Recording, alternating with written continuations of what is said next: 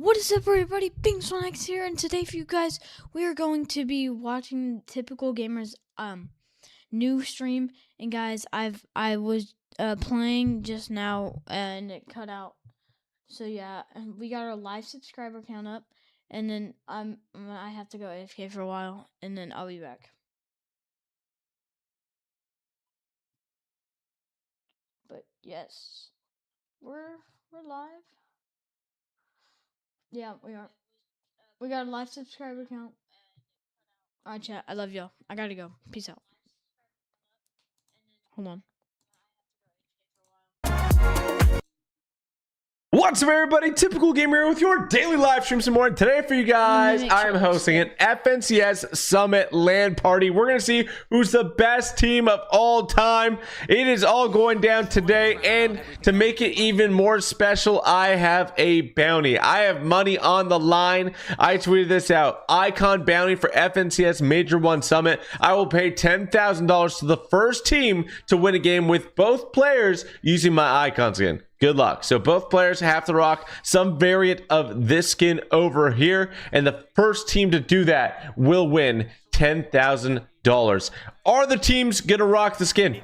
That is the question. How many people will be rocking the Typical Gamer icon skin? Will I finally win an FNCS? It's all going down today, ladies and gentlemen. It is all going down, ladies. It is all going down today. It is early in the morning for me. I had to wake up at 7 a.m. I went to bed at like 3 a.m. Let's get it. Let's go. Come on. Come on. I can't believe you've done this to me, Zeke. First of all, only limiting me. We got the bounty on.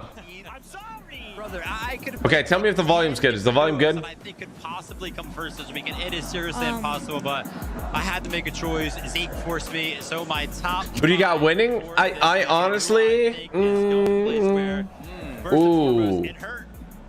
It hurt not only put an EU team up there in first place. I honestly think, listen up, guys. I think that Acorn and Bolts have a really good shot. I also think Cold and Rapid are up there. I'm gonna throw in Peterbot and Pollo. Parents of children who play Roblox. If your child was sexually exploited, abused, or all right, and then I think I'm gonna put Vino in there. He woke up. He was like, dude, I think I'll put Vino in there. Yeah. He still played incredibly well day of. If we have Vico, who is an experienced person kind of coming into an environment like this. Okay, audio good now? Reset and still play well. I think they have to be a shoe-in for top 5. And then obviously I'm kind of rounding out my predictions with some NA teams, Cold and Rapid. I'll move my head left or right depending on how things are.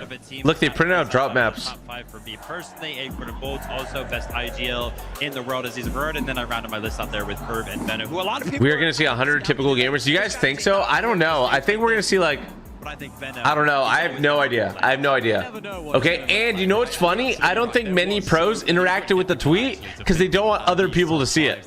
I think that's what it is. Speaking of Vico right there being nervous coming into I actually think that's what it is. What were they doing? They were like dancing. What they were doing, they're still doing it right now. Of course, I spoke to Vico yesterday. He likes to sing a little bit going into it, likes to calm. What do you guys think? Would you, I mean, if you guys were competing, would you like retweet it or something? Like, you don't want people to know about it, right?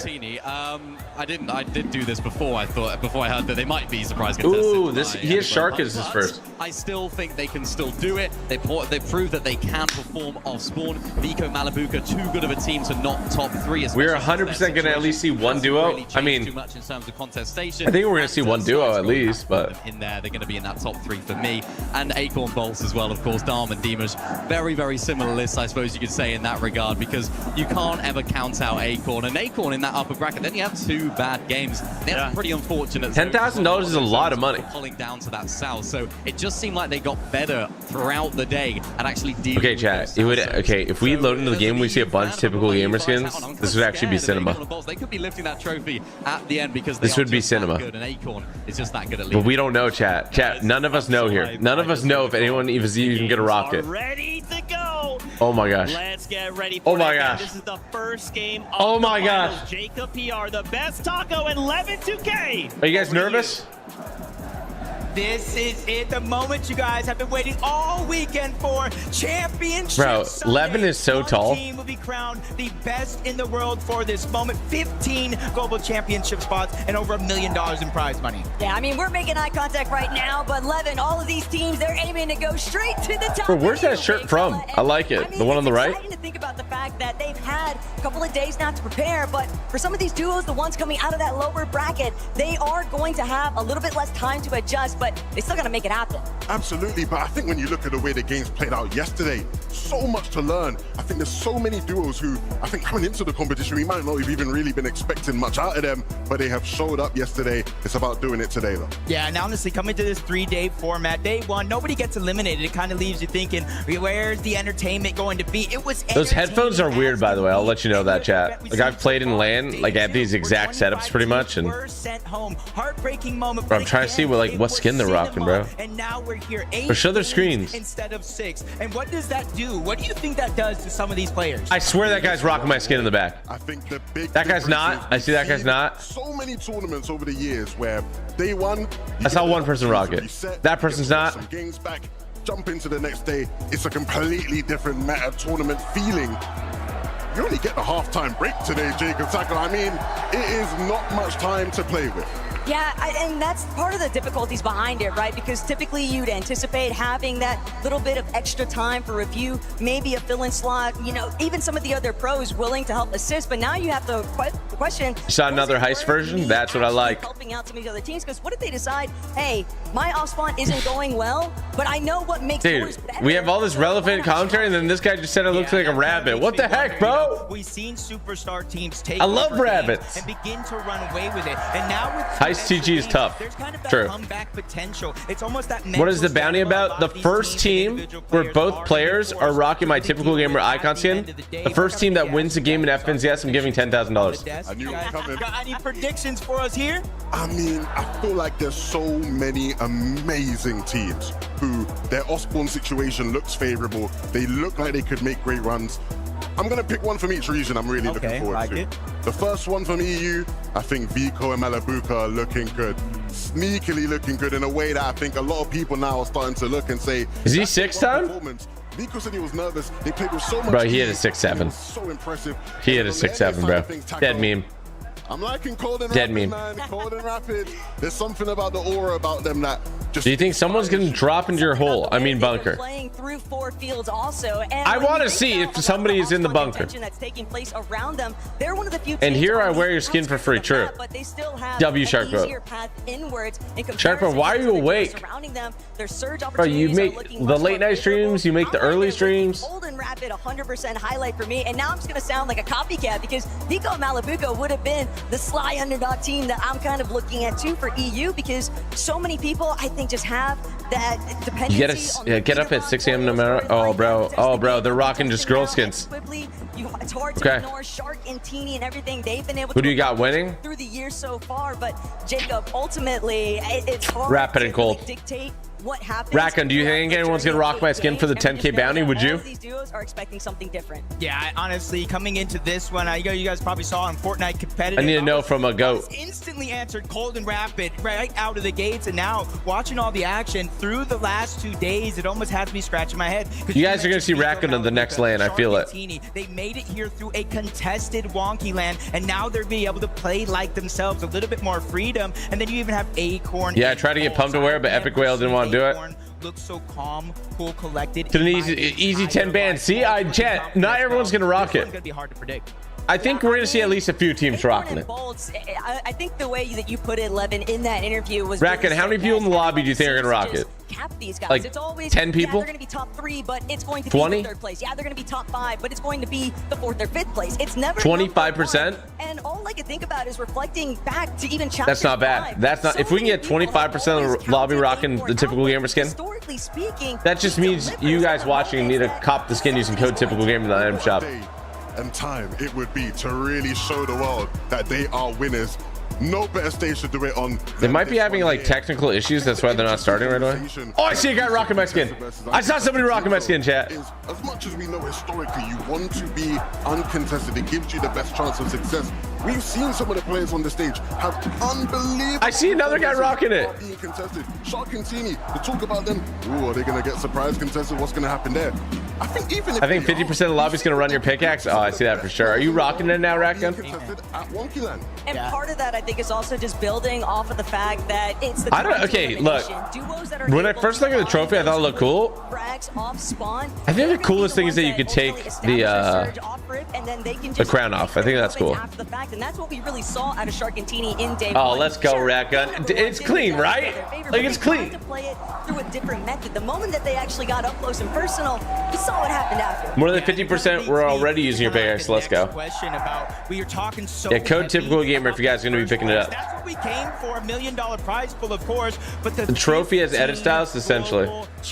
Rocking with the headphones and glasses. Bang. Wait, do you rock the heist version?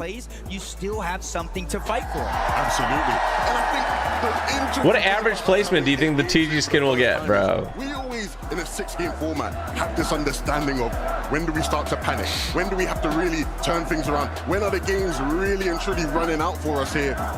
Parents of children who play Roblox.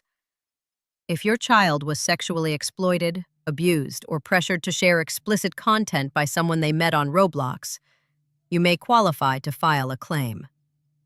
Estimated compensation varies depending on what happened and how it affected your child. For cases involving exposure to sexual materials, estimated compensation may range from $25,000 to $50,000. If your child was coerced into sending explicit content and is receiving ongoing mental health treatment, estimated compensation may range from $50,000 to $300,000.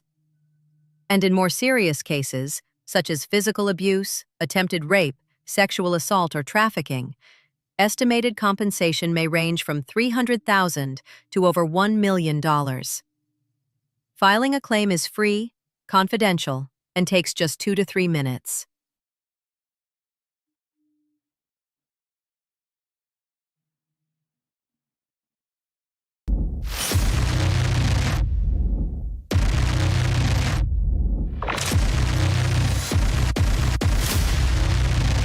A lot of MMA fighters are feeling some type of way about Conor Ben getting that $14 million contract.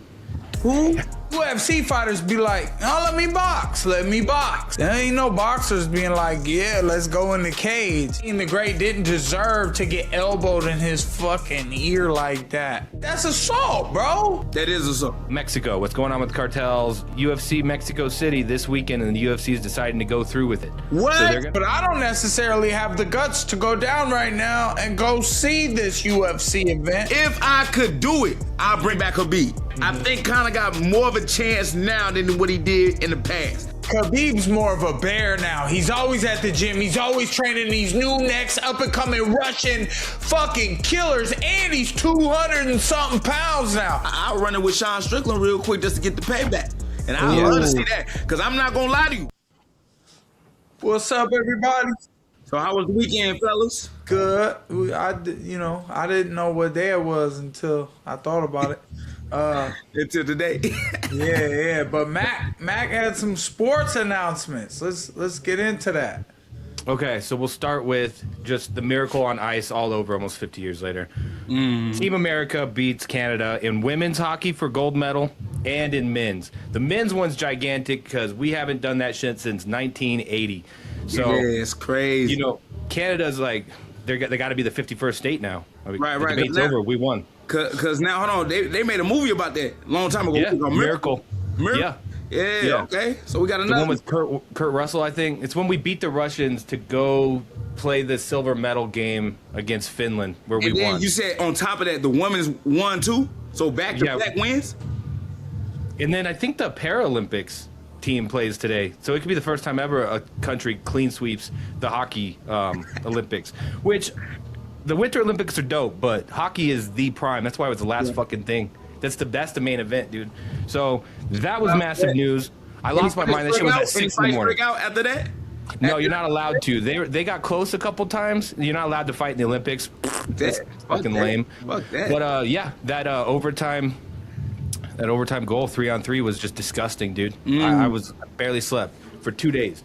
Anyway, during the fight card, Buckley, huge announcement, bro. Main event, got a whole introduction package, whole breakdown thing. Hey, what's up, dude? They didn't threw Buck back in the Apex, nigga. That's crazy. Hey, but hey, at least it's a main event. You know what I'm saying? So I can't be mad at that. But no, man, I feel good. I feel like the announcement that they made, man, with me versus Sean Brady, I think that's a good matchup for me stylistically. Also, it gets to really kind of show people what I've been working on, whether I've been working on my wrestling game, or if I just said, F it, man, I'm just going to be a striker from now on. So it's a good challenge, you know what I'm saying, that I got to go up against with Sean Brady. Because, you know, Sean Brady still, you know, he ain't no joke. You know, even though he got embarrassed by, you know what I'm saying, the Transformer, you know, and got overwhelmed, I really feel like he gonna try to come back and get a dominant win himself. And then as well with my loss that I had with Kamaru Usman getting held down for 4 rounds, right? But I showed that one little round that, you know what I'm saying, I got a little wrestling defense. I'm finna show that in the first round with Sean Brady. Are you excited to go 5 rounds again? Am I excited to go 5 rounds? Of course. Be honest with you, bro, I like to work. I like to take my time, too. You know what I'm saying? No need to rush it. No need to, you know, try to get them out of the first, right? Like, look. It's been a minute since I fought in the first place. Almost come around like 6 months plus, right? So, with that being said, I'm finna get in there and take my time with Buddy. Do you think that favors him going into those later rounds with his grappling? You know he's going to try to make it a grappling battle. You talking about Brady? Big body ass? Nah, that boy gonna get tired, fatigued. Nah, if anything, he gonna have to rush to get the fight to the ground. If it's anything, but I don't see him having a 5-round tank, especially with the pressure that I put on. And that's 100%. Go ahead, Mac. No, I was gonna say, like, to the rankings, you're 9, he's 6. You think this puts you in the top 5 with a dominant win? It should. Damn, I'm over here cut myself, man. They should have at least put you at 5, 100%. But no, this should put me up there. But regardless, though, you know, I don't be focusing on the numbers. You know, the numbers really don't mean anything, as we seen of late, right? You could be number 2, number 1, right? You think you up next to fight for that title, and then you still get somebody that was number 9 and number 8. You know what I'm saying? Just ask Brady. So with all that being said, my main focus is on my performance, right? Going out there, knocking somebody's head off, man, and going ahead and get on that mic and demand what I want, you know? Because I ain't gonna lie to y'all, bro. My biggest thing, what I want after that, I want to get on the White House card, you know? But right now, my main focus is to focus on Sean Brady, and then once I get that win, then we go after what we want. Fuck yeah. Did you guys see Derek Lewis went up 3 spots in the rankings? Speaking of, like, how dog shit rankings are. Derek Lewis got knocked out by Waldo Cortez. He went up 3 rankings spots. It is kind of wild. I ain't gonna lie to you. And I like Derek Lewis, but that's kind of wild. Yeah, I love Derek. Yeah. That's kind of wild. That's wild. That's wild. I mean, the heavyweight division is thin, though.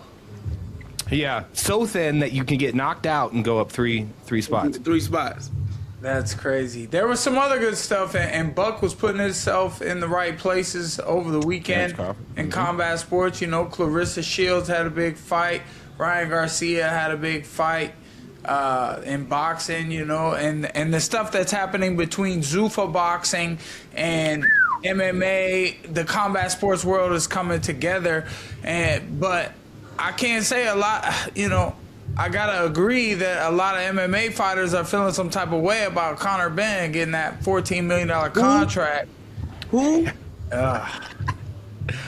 Who does this person Where did he come from? But like, what's his record though? I didn't look him up. I should have looked up what's Conor Benn's record. He's good. Is he 20-0 to be getting $14 million? Good though. Yeah, that's what I agree. That was good though, bro. Like, I agree. Like, you know what I mean? And you know, like with whoever they could have got for that $15 million, they could have picked up Deontay. You know what I'm saying? Ooh, they could have picked up Shakur. They could have picked up, you know what I'm saying? Whoever, anybody else. But a Conor Benn, though, that's what you got. Conor Benn's probably more exciting than Shakur. Shakur is just chess. He's all chess. He's good. He's unbeatable so far. He just... Well, this one was a personal fuck you to, like, Eddie Hearn. Like, watching the Eddie Hearn crash out after this, you know, and he was saying, like, I tried to text him, and he said, nah, we can't talk. You could see, like, almost him getting choked up, like, oh, fuck, this is real. I think this just shows, because now there's rumors. That's all it was. Dana White was just trying to... He was throwing him that? He was like, I'm going to pay whatever just to piss off Eddie Hearn. Because, like, Eddie Hearn had done a lot of personal things for, like, for Conor Benn. Yeah. He's always kind of had his back like that, so he feels betrayed. And then now there's rumors that Tyson Fury, Andy Ruiz maybe. Like, dude, I think that's just the beginning of it. But then the interesting part is going to see UFC fighters and other, you know, just fighters in general seeing the discrepancy in pay. And it's like, well, what the fuck? I don't know. Like, we saw the Joaquin just gave his little spill on it, and then Sean O'Malley was talking about it the other day. Like, is this going to cause a rift between the UFC roster and the brass? Right, but look, some fighters get that money, like Sean O'Malley. Look, on me, I can't speak for other fighters, you know what I'm saying, and what they feel. But my thing is, it's just like, where does Zuffa money coming from where they able to drop a bag for a one-fight contract deal? So he can run right back to Eddie if he want to, right? As soon as they drop that bag, that $15 million, and that fight ain't gonna be shit, to be honest with you. Like, you know what I'm saying, low-key, in the boxing ring, it ain't gonna be shit. And then he just go back to Eddie Hearns. Like, it's just like, y'all just up the bag that y'all could have spent on one of us, right? And y'all could have broke that up and divvied up on 3 fighters. You know what I'm saying? Gave me a little file, gave Sean, you know what I'm saying? No, they said that, like, the top 3 fighters. They said, like, Islam Makhachev, Hamzat Chimaev, and Alex Pereira, in 1 year, between those 3 guys, they got that. That's fucking wild. So, I mean, I wanted to know though. I mean, look, I ain't pocket watching. I ain't window shopping. I ain't worried about that stuff because I be grateful to get the shit that I be getting, and other motherfuckers be hating on me, and I be like, damn, I'm not hating on the next guy who's getting his bag. Go ahead with your bad self, Conor Ben. Maybe we gonna find out who you are, or you be a highlight reel. Either way, it works out. But I saw videos of Buckley in there with T-Bud. I was wondering if there was any verbalizing or words. I'll give you the whole breakdown. Hey, y'all get the exclusive. Y'all be the first one to hear about it. You know what I'm saying? Gotta be respectful, though. He's that guy. You know that. I gotta be respectful, man. That's still the GOAT in boxing. It was never any type of animosity anywhere in what I was saying anyway when I was talking about, like, if we got in the streets, I'd get busy with y'all, you know what I'm saying? And I could potentially put y'all out of here, right? But with all that being said, all I'm talking about, let's get work in. Let's get some sparring in. Let's get some training in, right? And me working with Terrence Crawford is only going to make me good. It's only going to make me better. But just on top of all of that, right? You know what I mean? I headed out to Houston, and I went to see those boys fight. Like you said, prelims was ass. I ain't gonna lie, them boys crashed on the prelims. But main card came around, you know what I'm saying? Got a couple people that got sent to the king. You know what I'm saying? Unfortunately, my boy, Jeff Neal, you know what I'm saying? The boy got hit so hard, knocked the snot booger out his nose. I'm like, golly, you know? Who else? You know, you had Dan Egate, you know what I'm saying? That by Costa, that spinning heel kick was nasty. You know what I'm saying? It was right on the money, too. And he aimed it at the chest where it's supposed to be, so if anybody ducked, you hit that chin. So shout out to Costa for that one. And as well, what was another good Sean look, Strickland, man? Yeah, Sean Strickland got his little win as well over Anthony Hernandez, you know what I'm saying? The little ICE agent out there, you know what I'm saying? Getting Hernandez back over the border. So listen, when it came down to that, when I got done with that, I went straight down to Detroit pretty much to watch the fights. I had a little layover, couldn't get, you know what I'm saying, in time to make it to the fight, but I heard about the after party, right? So I definitely had to pop out to that, you know what I mean? And when I'm talking about you had Boosie out there, you had Jack Funny out there, you know what I'm saying? Obviously Clarissa out there because she just won the fight, and then you had Bud, right? And I'm talking about big impact, you know what I'm saying? A lot of good people out there, you know. It looked like a fucking paid in full scene, you know what I'm saying? Everybody with the fur coats, you know what I mean? Big wads of money, the jewelry on, you know what I'm saying? So it's everybody living their black, you know, excellent life, right? On Black History Month. And as soon as I get in, right, I end up going to the right spot at the right time where pretty much Clarissa could see me and where Bud can see me. But I ain't gonna lie. They treated me like I was little bro, you know what I'm saying? Like I was nobody, like I was just a fan outside, you hear me? And it just is what it is. But at the end of the day, I did engage with Clarissa, you know what I'm saying? Gave her a little pound on her fist, whatever, and it was just what it was. And then Bud, he seen me, I seen him. He nodded his head, you know what I'm saying? I nodded mine, I was like, what's good, whatever. But I can't make no conversation with him because we got security in the middle and everything, right? It ain't like I could just jump over the gate, you know what I'm saying, and try to get to him. Because, look, I'm going to end up like Mike Perry, nigga, with them kids. They gonna stump buddy out, nigga. Shit, I can't do that. They do things a little different in the hood, bro. I'm gonna just say that right now. So with all that being said, we had that little interaction, but nothing came of it. I went up out of there, and I was more inspired by the moment because I was able to be in there and just be a ghost, right? Then nobody really know. I had like 3 dudes that knew who I was, right? But everybody was a boxing fanatic, you know what I'm saying? Everybody in the boxing game, you know? So I feel like there's some room to grow where I'm at in order to kind of engage with that audience as well and kind of get, you know, people to watch me fight in the UFC. So that's my little story for me.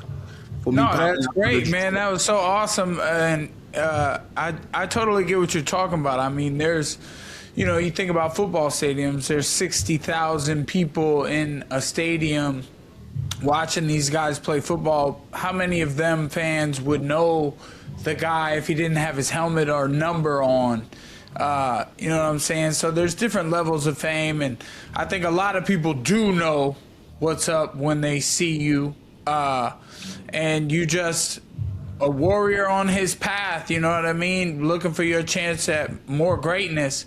So that's all we can do. You know, I try to be like that and aspire, and you know, that's cool, man, that you had yourself just happen to be in the right places around those people, around that type of greatness. Clarissa Shields been doing her thing. She's the GOAT, the greatest woman of all time. So shout out to them.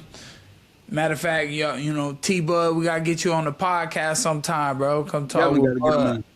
He wrestled and stuff, so maybe he knows a little bit about it. His son just won his son. state champ. That's You know? right. And he's standing in the crowd recording it, cheering him on like any other dad out there, bro. Love that shit. That's right. But UFC fighters be like, oh, let me box. Let me box. I'll box. I'll put the gloves on. You know what I'm saying? But there ain't no boxers being like, yeah, let's go in the cage. Right. And we all know why. We all know why. And I keep telling people, I'm not trying to do this for the clout. I'm not just trying to do this for like trying to impact to get Bud back out to the ring. Like literally, I'm just trying to get working, right? And you know Bud's still training. You know Bud's still working in the gym. Like I'm just trying to get me a couple rounds in, right? Get a collab. Yeah, absolutely. I would feel like you would deserve a collab or something there, and something that's going to benefit your career and you trying to get faces on, you know, the battles you're going through. And you're always very positive in your outlook on everything. So you just keep grinding. That's all you could ever do, right? We just got to keep grinding. I'm just keep showing up, dog. Showing up and showing up. Let's chat about this real quick. Well, there's a couple things. Okay, Dean the Great. I didn't know who this guy was besides after I was reminded I had watched a boxing match with him before. Dude's on like a humiliation kink ritual like over the last week. He gets slapped in the face by some guy. I don't know the other guy. Larry. I know Tiki. And then the next day, Tiki, it wasn't a punch, elbows the shit out of him. What do you guys think about that whole mess? Yeah, so the dude that you talking about, Larry Wills, the bodybuilder. Right. Yeah, the huge dude, gigantic dude who slapped him the day before. I ain't gonna lie, it was like the zestiest slap, but the hardest slap I've ever seen. It was like he just like he got slapped by Superman because that shit was impactful, dog. So I can only imagine if he just really just winged that motherfucker, right? He probably would have knocked his ass out. But hey, bro, you know, regardless, man, shout out to Dean. You know, he's a little influencer dude. Actually, I follow him. Never got to meet him, whatever, but you know, he always, you know, gave me some good advice on my gram, and that, you know what I'm saying, I would do the same thing just in the DMs type stuff. But you know, he doing what he's supposed to be doing. He engaged, you know. About that though. The way he went about it, and the way that he went about it in the first place with homeboy Larry, now I would never done that. You know what I'm saying? But if you feeling some type of way because buddy done picked you up and twirled you around, I can't be mad at you for trying to shoot your shot, right? No, hold on. Okay, but I would say that Tiki though. Nah, that I couldn't have let that one slide though. You know what I'm saying? That was outrageous. That was outrageous what the dude. He's doing it for clicks and views, where he's just talking trash to people, but like trying to pick up a man's wife who, you know, and that situation is kind of coming out on Instagram. Like I'm seeing them with Clavicular as well, and Clavicular is talking about like it's like a psychiatric meeting between the three of them, and he's like breaking down the relationship and the way the treatments of the girl.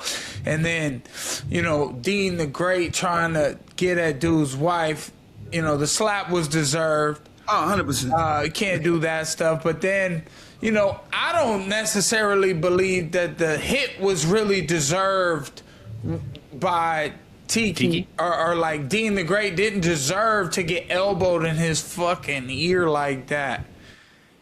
He was talking shit for clicks. And it was actually, you know what? I thought Tiki misunderstood him when he goes, we're going to go to the car or we're going to see about another clip. No, I think Tiki was thinking he going to the car to get the clip or some shit. No, I think he just said he's gonna fucking dude. He's but pressing. That wasn't deserving of a hit when you really hear what he said. Dean the Great was like, "I don't really like you at all," and fucking right. Well, I'll make another clip off of that, like a video clip, just talking shit to you, and then you elbow me in my that's assault, bro. That is assault, bro. It's assault. It's assault. So he got a AP from Rampage and something else. In a briefcase? Yeah, the briefcase. Yeah. So Rampage is one of the goats. Rampage is one of the goats. He out here settling things. And then Dean the Great gets on a podcast and he talked mad shit to Sean O'Malley. Hey, look though, hold on, Mike. Come on, bro. That's clout. He grabbing it. It's clout. But hold up though. I know. Hold up. Regardless of clout, I do believe Dean would get busy with these motherfuckers though. You know what I'm saying? Now he just happened to get his ass whooped. But don't change the fact that Buddy down to get down. You know what I'm saying? Yeah. He just trying to push his name and get himself to different places. But unfortunately, he just taking the L's back to back. It's crazy. You know what I'm saying? Like, you got to pick your battles better. And which he did. Because even on that Sean O'Malley call out, who was that dude that was on the couch talking that shit? Somebody was on the couch with him talking. You know what I'm saying? And he said, matter of fact, you acting real disrespectful. Get your ass up.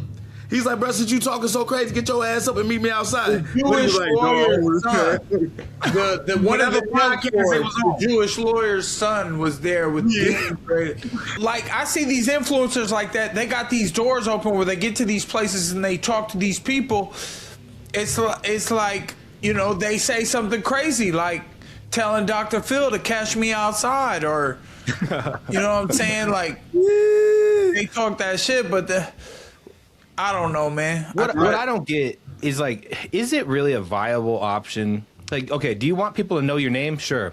Like, that's one way to do it. But, like, doesn't that fuck up your image, your credibility? If you're just getting clapped around all the time. Morality, humility, to be famous and be a good person, like these movie actors we see.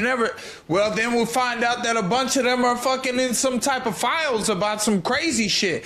But then mostly you see these movie actors and it's like, oh, these people are people to aspire to. They treat people well. They get back to communities. Turkeys on Thanksgiving, like Denzel Washington in American Gangster.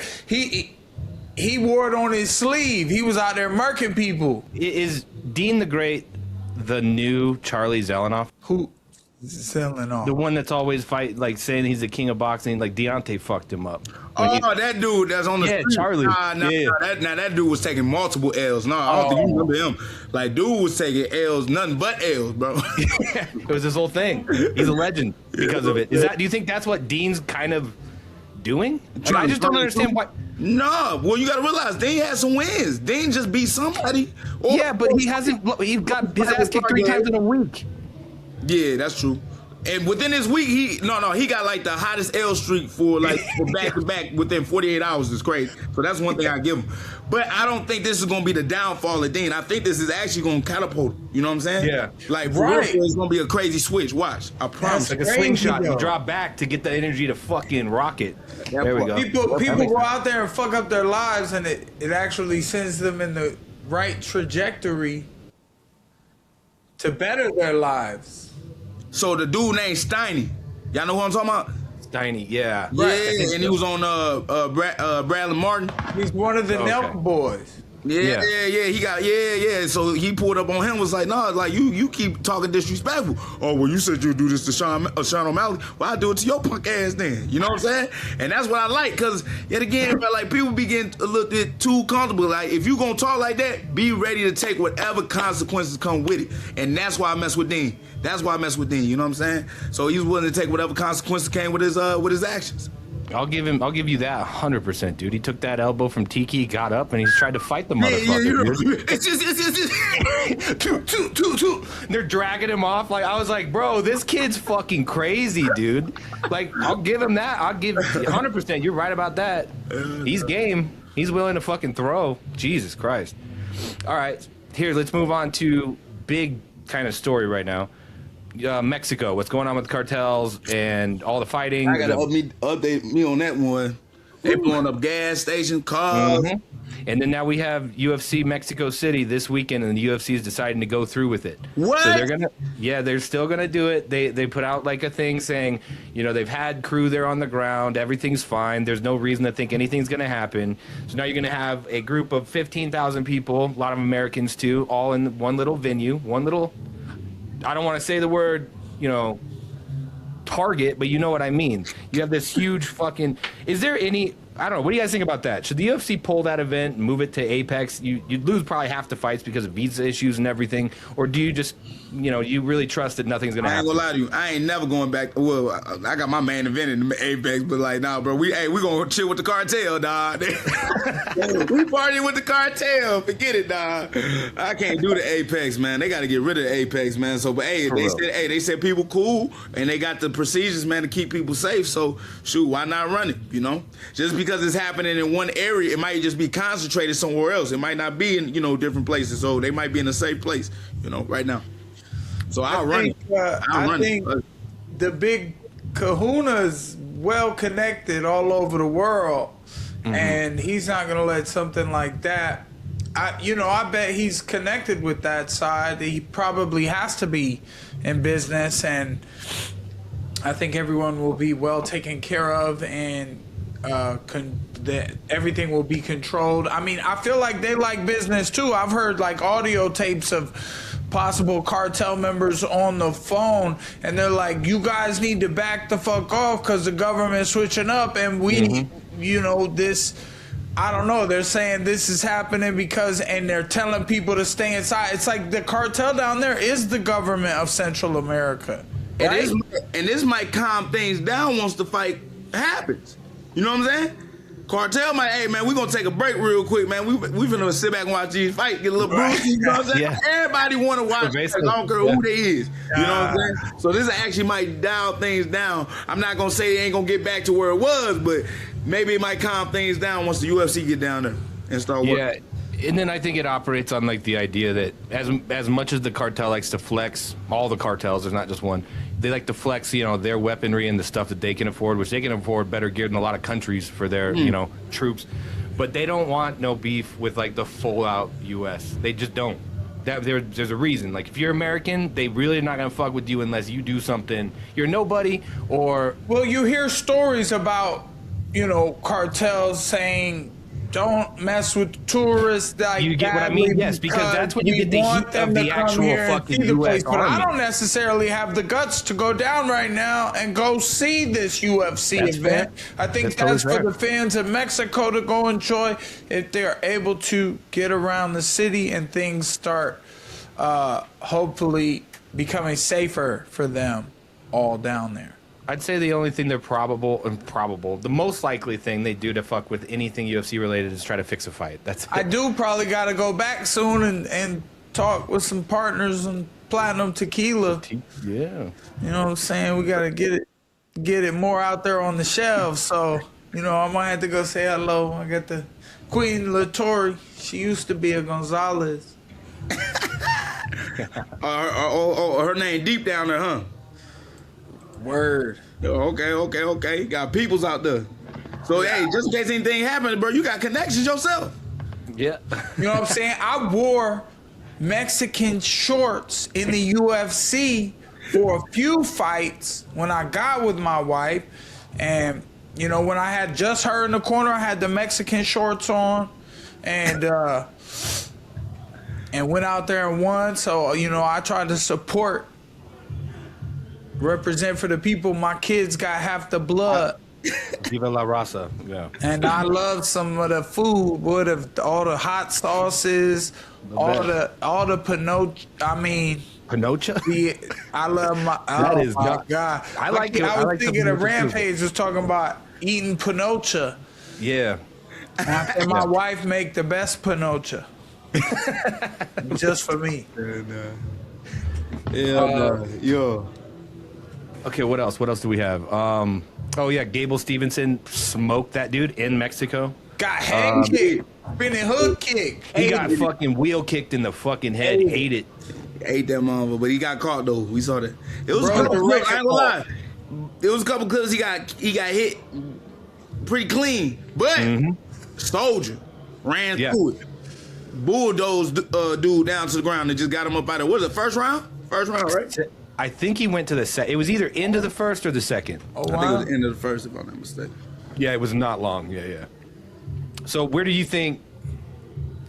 Where does he go from here? How many fights away from UFC is he? And then during the fight, Greg Jackson, as he's getting hit with those shots you guys are talking about landing, they're literally saying, "Keep your hands up." Like this is clearly something that they're used to seeing from him. But yeah, how many fights away from the UFC do you think he is? Probably like 2, 3. How many he got right now? 3. 3? Yeah, 6. Be 6-0, 7-0. Yeah, he be in there. Sounds good. I don't Any know. thoughts on that one, Mike? Olympic gold medalist Brock Lesnar came over with like 2 pro MMA fights, no? Didn't he? That different time. Or he yeah. came straight over, but he was already super famous. Yeah, massively famous. Yeah. Man, you look at the Overeem versus Brock Lesnar weigh-in, and it's like what happened to the heavyweight division I used to love. I heard CM Punk want to fight me at bare knuckle. Are you? That's a felony, bro. They make that fight. That's a felony. I'm joking. That's the type of fight I want, man. But no, I mean, just speaking about the heavyweight division, like and what you were just even speaking about Derek Lewis being able to jump up 3 spots after getting knocked out is crazy, right? But they need somebody like Gable Stevenson right now, you know? Now, hopefully he doing his due diligence, what I know he is, because he working with the GOAT himself, John Jones, right? But if they do it right, bro, we might have another champion, like a great champion on his way coming to the UFC, bro. You know what I'm saying? I can definitely see it, bro, because just his wrestling alone is going to be able to stop guys, right? You know what I mean? I don't see nobody comparing themselves, especially in the grappling, but his striking is good, bro, and he ain't afraid to throw them hands, you know? So, yeah, I see my man being a problem once he get there. Last little thing for both of you on Gable. So when he did wrestle, he kept letting him up. Like he wanted to obviously work on his hands in like a live scenario, like a real fight. Do you think that's the right option? I think it is. This might be a stupid question, but you saw him literally not use his ground game on purpose, and that's what got him wheel kicked in the head. Like, what do you think about a fighter that has such pure elite level grappling, fucking around on the feet? Like that's good for them ultimately, do you think?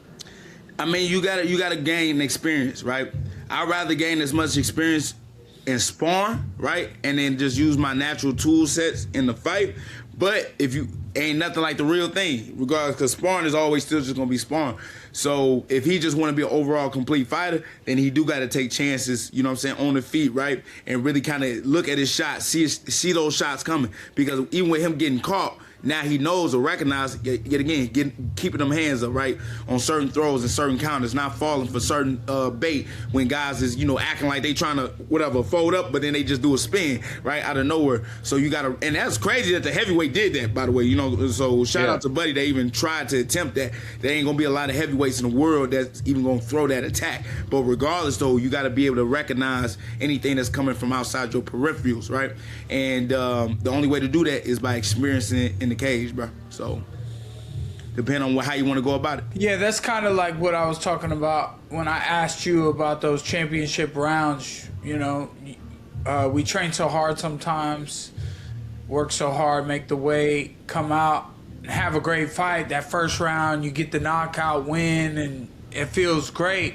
I never got to experience, a fight over 15 minutes, 16 minutes.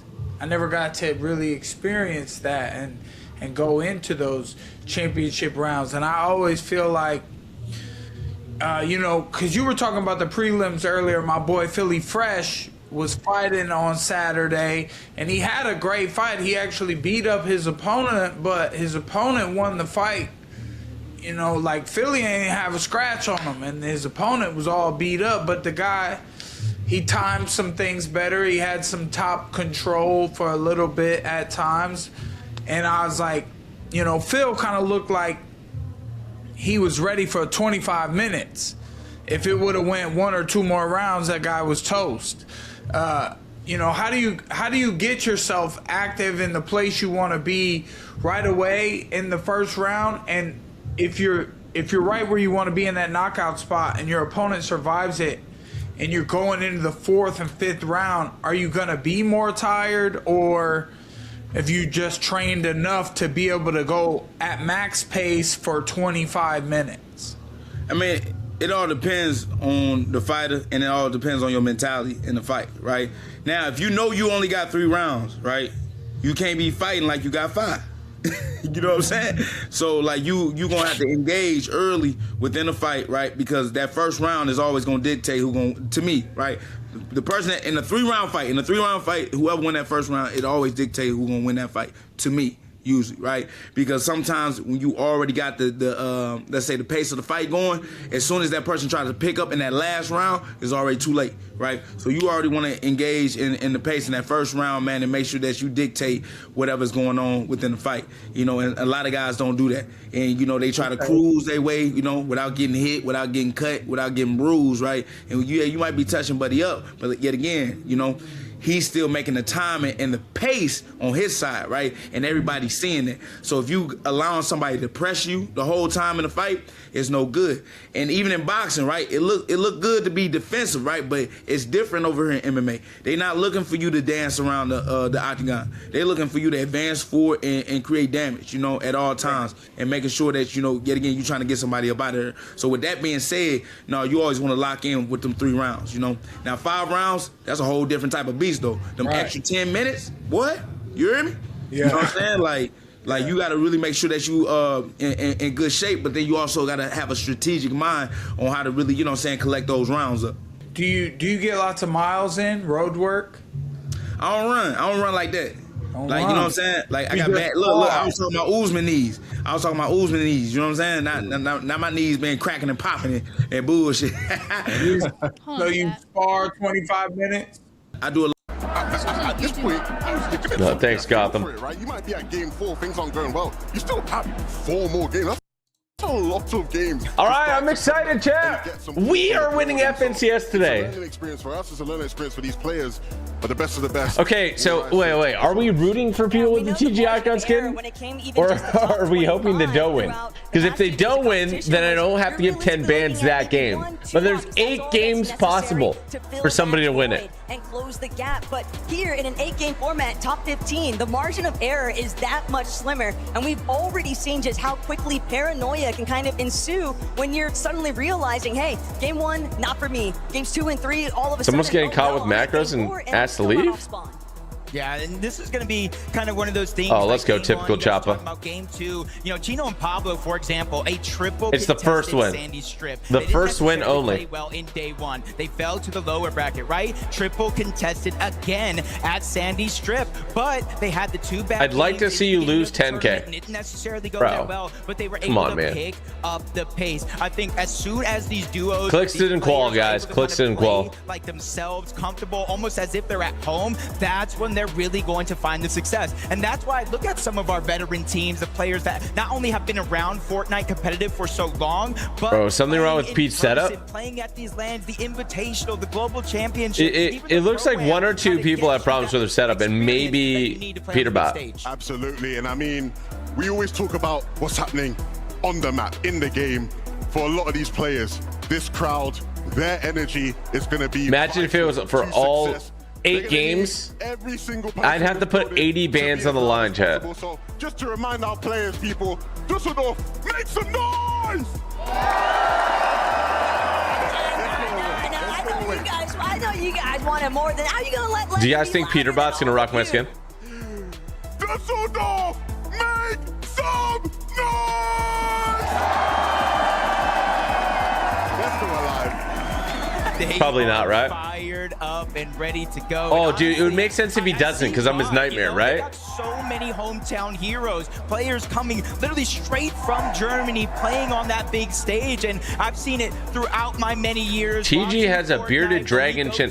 What does that mean? Their fandom is what does that mean? Of this world. I know everybody remembers the Global Championship, and this event here is going to be one to remember as well. Absolutely. I mean, for so many of these players, game after game, it is just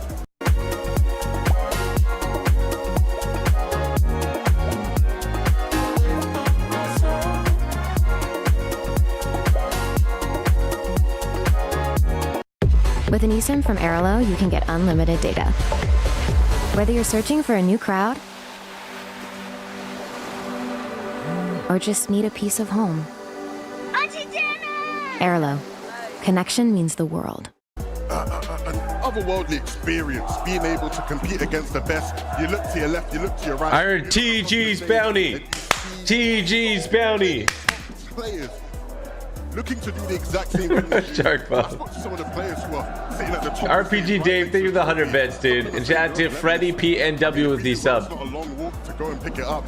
You don't want to watch another duo walk past. TD's bounty. TD's bounty. Look everybody in their eyes as you rise that trophy and put. Oh, let's go, Alex. He says, I love your icon skin. I haven't taken it off since I got it using code Typical Gamer. Let's go.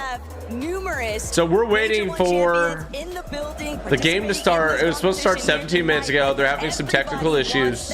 Moment of pride, the ultimate celebration, because you're not only confirming the trophy, but why did you decide on so much money? So guys, we had to like balance, okay? So like these pro players are playing for tens of thousands of dollars, especially if they're in like the top 5 to top 10. Like I had to think, what was an amount of money that would get people to actually use the skin versus using whatever they're used to, right? I think $10,000 across 2 people is the number. I believe, but I don't know. Nobody's ever done this, and we're about to find out. Being a part of it all, they hear you showing your passion and giving that energy, and this is that moment you guys have all been waiting for. This is Championship Sunday, 8 games of full Fortnite competitive action where only one team will be able to plant their flag at the top. Should I order food, chat? And call themselves one of the best teams in the world. Let's get into the game. Oh my gosh. Oh my gosh. Oh my gosh, chat. We're winning FNCS today, chat. Let's go. Come on. We're winning. Come on. Come on. Come on. You've had your introduction. Come on. These players have now had all weekend, and they're finally chat, ready. I want to count at least 10 people. Exactly at least 10 people rocking the skin. Plan to get the party started.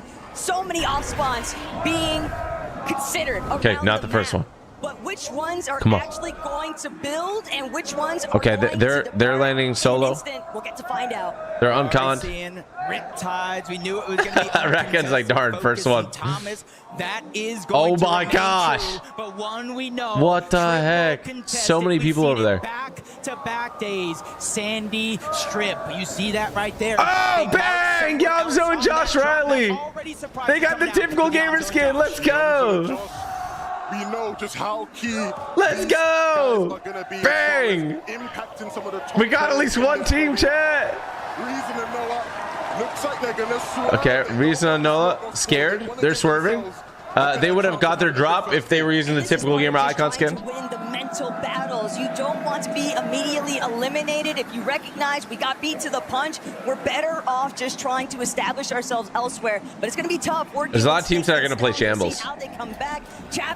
Okay, they're rocking. What is this skin called again? The Dune skin. Dude, Dune skin and the old Icebreaker, bro. L. Yep, we're already seeing a couple eliminations right off of the board, and it looks like Flixie was able to get that force bomb. Resigns is the first one that goes down. Flixie already starting off hot here. How we looking? Quinn, we got one team so far that I've seen out of like 4. At Living Spaces, we offer the Nora twin bunk bed for just $820, so you can upgrade your kids' room at a great price. We developed the entire Nora collection with lots of options for everyone to enjoy. Find the Nora collection only at Living Spaces. Living Spaces. I'm looking to go out and finish him within the 3 rounds. I get to enjoy the fucking anxiety to be in that arena and walk out and go fight this man.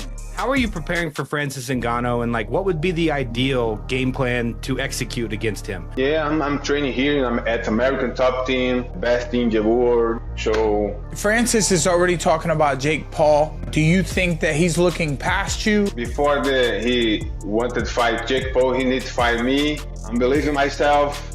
I'm gonna get the W. And Jake Paul, I'm coming for you. You were on a 4-fight win streak and you left the UFC. You know why? My last fight was in 2024. They decided to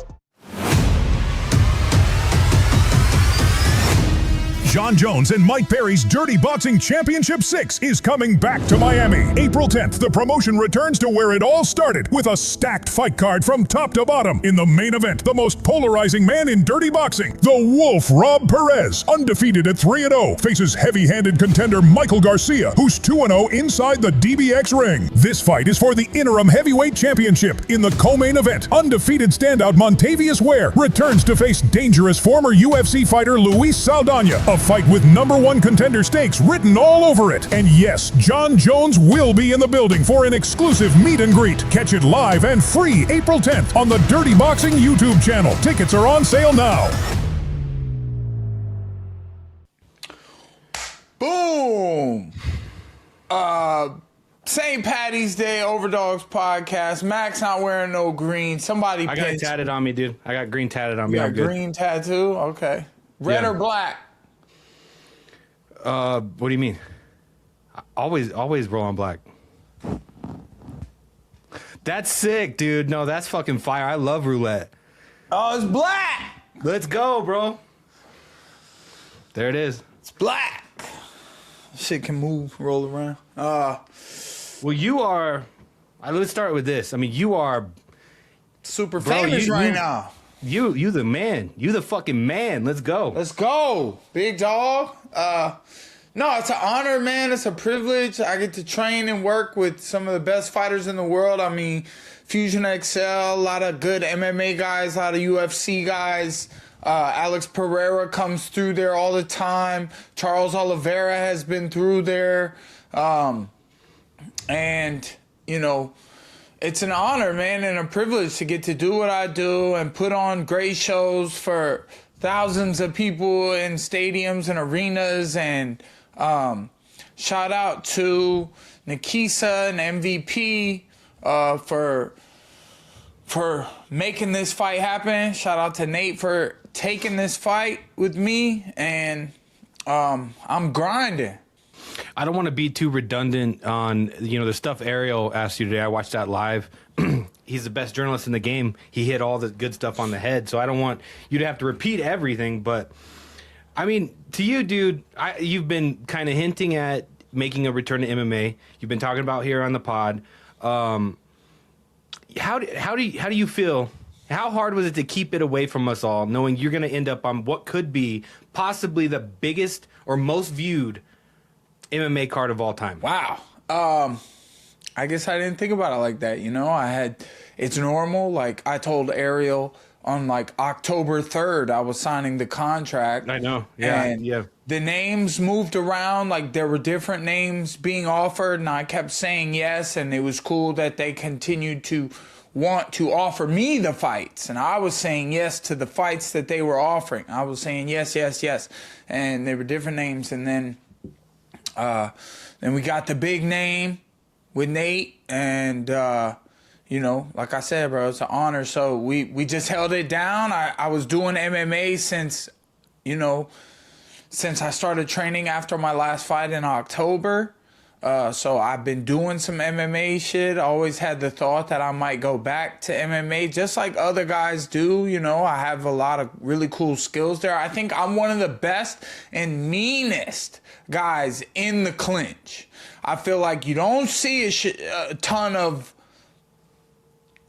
just vicious clinch work, just guys just elbowing and kneeing and throwing combo elbows. I know we see the like spinning elbows and stuff now. Protez is maybe really mean in the clinch. He's getting it, but he's a lengthy striker as well. He works range and distance. Nate's not a big time kicker, so no. I don't think he's gonna be throwing head kicks, but I'll be prepared. And I'm having a lot of fun training. I put my gi back on. I'm finna get my brown belt. I might get my brown belt before the fight. Yeah, you said if you win, no matter how you win, you're demanding you get your fucking brown belt. Yeah, for real. I told Coach, I don't care if I knock him out, bro. Give me the belt, bro. Do it. I've been a purple belt for like 10 years. I swear I've been a purple belt for like 10 years. I just like the color. You know what I mean? I just kind of stayed there. But I've always been a black belt with these hands since the UFC days, So But there was another good point. There was another good point that I want you would expand on. So all five fights, are 5 rounds. This is your first All 5-round three MMA fights fight. are 5 rounds. The MMA fights. Yes. So, and then you said something about like Cardio King Nate Diaz. How are you preparing your cardio I didn't for 5 call rounds? him Cardio King, buddy. I said crazy cardio. Okay. All right. Whatever it was. All right. Yeah. Okay. That said, how are you preparing for crazy cardio, Nate Diaz? Yeah. You know, I'm looking to go out and finish him within the 3 rounds. I have some ideas and plans and some stuff I'm going to utilize and use, and I have some great skill sets in areas that I think I can do some damage, and there are lots of ways to have the fight ended or to win the fight. There are lots of ways to get the job done. Pressure, platinum pressure, which meeting a Diaz pressure, I think that's a fight in the center of the ring. And is it an octagon? Is it a pentagon? What is it? Have they said? I think the picture is a pentagon. And I just want to say that I thought I said yes to 3 5-minute rounds, but then they announced all triple headliner, 5 5-minute rounds. Okay, cool. But I did 2 10-minute rounds of jiu-jitsu last night in gi with black belts. And I also did, I did like 10 or 15 minutes on the mitts today. And then I did 20 minutes. I did 3 5s MMA. Then I did a round of jiu-jitsu after. So that was like 40 minutes, 45 minutes of high intensity workout. So I think a lot of it is like mental excitement that just makes me want, like, I'm excited driving to the gym. I'm excited preparing and training to go back to MMA. Like I said on Ariel, was like, the UFC Pride days when guys used to go back and forth, and the OGs that we watched, that I watched, Rampage, Vanderlei, Miracle, Chuck, those guys go back and forth and just fighting everybody and anybody. So I'm happy to see the people who are really excited about it. And I don't know if I saw comments before our fight announcement, but the fact that after it's announced, tons of people are like, "Oh yeah, this. Now I'm excited. That's cool." I got in trouble. Kind of not. I didn't mean to talk shit. Like, people think I don't like Francis Ngannou. I like him just fine, but I just wish he would have stayed in the UFC. I don't wish he would have taken pennies. Yeah, you tell that to Francis's face. Oh, I like you just fine. No. Let me finish. See, like, you're putting words in my mouth. I just feel like he was he had a run at maybe being the GOAT of UFC heavyweight. He was right there. I wish the UFC would cop out more pay. I wish they could have come to a deal. I feel like he's not fighting. I don't know, man. Brendan Ferreira, we have Philip Lins coming on here in a second. But when this fight got announced, you and Diaz, the people that are kind of like, this fight card's okay. I mean, people are going to fucking watch it for sure. But now this is this is a super sick fight. That kind of ties together for the hardcore fans. Like, this makes it almost legitimizes. Do you understand what I'm saying? I'm not trying to be a dick or put down the Ngannou or the Rousey fight, but this for hardcore fans kind of ties it together, puts a bow on it, where it's like, okay, well, now I'm fucking sold. Does that put any pressure on you? Because you're always gonna go out there and fucking put down, throw down. I already gotta fight Nate Diaz in LA. What are you talking about pressure? Yeah, I get to enjoy the fucking anxiety to be in that arena and walk out and go fight this man. And I like how I called it the MMA extravaganza, because that's what it is. We got to see, there's lots of details. I got to talk to Felipe Lins about, is it Philip or Felipe? Dude, you guys fucked me up on that. I said it, I thought you guys corrected me. It's one of the two. Philippe, I can spell it. It might be Philippe. It might be. Philippe Lins. So I got to talk to him. It's like, because things get misconstrued. And I'm like, is it 3 rounds or 5 rounds? It's 3. Oh, it's 5. I'm hearing it's 5. Okay, that's all. That's all I needed to know. All right, it's 170 pounds, +1, I'm being told. But if there's a belt thing, you know, I'm aiming for 169, 170. And, you know, what are the rules? PFL doesn't have elbows. Are we doing exact UFC rule set? Are we? No, because we're doing MVP. So they're making their own MMA rule set. Well, what are the rules? What do we have to do? Are there face stomps? I don't know. These are good questions, right? This was a very good. Yeah, see, like you brought up on the graphic here, it has 1, 2, 3. It is a 6-sided pyramid. It's not an 8. And then five round professional MMA bout. It does not say anything about elbows. It's 6-sided. Yes, it's 6-sided, not 8. Hey Siri, what is a 6-sided shape? That's a 6-sided shape is called a hexagon. This answer hexagon. We're fighting in a hexagon. Look at that. Yeah. So it's Look now at a that. pentagon. So you fought in a triangle, a hexagon, a square, and a fucking what's next? A fucking rhombus? Dog, like, a squared circle. Actually. A squared circle? You fought in them all. You fought. This motherfucker fights in every shape you put in front of him. Whatever shape you want this motherfucker to fight in. Ah, that's so tight, bro. Oh, that's tight, man. Shout out to all the people sharing my hype video. Oh, dude, I'm so fucking. Look, it's a pleasure to be able to do this podcast with you. Thank you know, you run into these massive man. fights, dude. Like, I saw that news the other day and I went, holy fuck, this motherfucker. He's been low-key working on his wrestling. He's been Nate Diaz, bro, on Netflix. Yeah. Did you party when you got to know you got to announce it? Oh, Is it game last mode? night? No, I mean it announced yesterday, and there was some excitement. I was at the gym and I was waiting to do my collabs, and they said 12 o'clock, and I'm like 12:01. I'm like refreshing, and then I see the picture. I'm like, oh, it's here. Yes. I saw it 2 minutes after it dropped. I saw Perry collabed, and I was like, oh, this shit. Here we go, bro. I think I made him mad with that comment on Ariel when I was like, I don't know what to say. Apparently, I opened the door. I think when I mentioned, you know, about, cause I'm gonna have a couple people with me, but like I be rolling solo. I be dolo on these things, and like, you know, if I'm with just my wife, like I'll back her into a corner and she's behind me, and I'm protecting. You know what I mean? And then, but. You know, I may have upset him or his boys when I said, you know, I don't roll 20 deep, bro. I'm not sharing blunts. I'm not sharing blunts, bro. I know.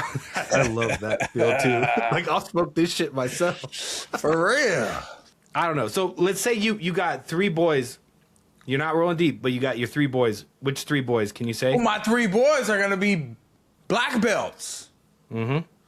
Or, you know, and my boxing coach. So Mac Malley, and then you are okay. Not a Taekwondo black belt since they were 12. Okay, a newly or a couple years given black belt who worked for 10 years plus to get that mug. Fair. Okay, guys who good on the ground. So I got some tricks, but don't get me wrong. I mean, I ain't trying to just. Because I'm probably going to end up taking Nate down. The fight's going to go in a scramble in the center. We're going to throw some shots. And then it's like, technically, it could be pointless to just stand there and just take his. But maybe I'd be down for something like that. But if we're in there and I get better body position, trip his leg, I take him down, end up half guard, side control, or guard. I got to be prepared for that area. Watch out, arm bars, triangles, fucking Kimuras, guillotines. I got to look out and just kind of stay in a fighting position. I can say that because he's going to know that has to be my game plan. I want to hit him. That's how I win MMA fights. I land punches and Johnny Bones told me to trick to MMA, the secret is ground and pound. So I'm going to have to be ready to land some ground and pound. Okay, so some people think, no, I've seen like comments about it. Like it isn't a narrative or anything yet, but I think it could catch on. This is more like a BMF fight than we've seen in a while. It's almost like, so I know you didn't shit on the Charles Oliveira Max Holloway one. Nothing but respect on that. But this is almost like the new BMF fight right here. Now, didn't what they if he post comes out and he tries to grapple you? Something about that though? That it is I think like some a people BMF? have mentioned that. I'm not saying I came up with it, but yeah. It is like a BMF style title. It is. Or something. It I absolutely wonder is. if there will be a belt or a necklace or something. A necklace? Give me a fire ass Cuban, though. Give me a Charizard with a Charizard hanging off of it. Yeah. Well, what if he comes out shooting takedowns? He don't want to strike.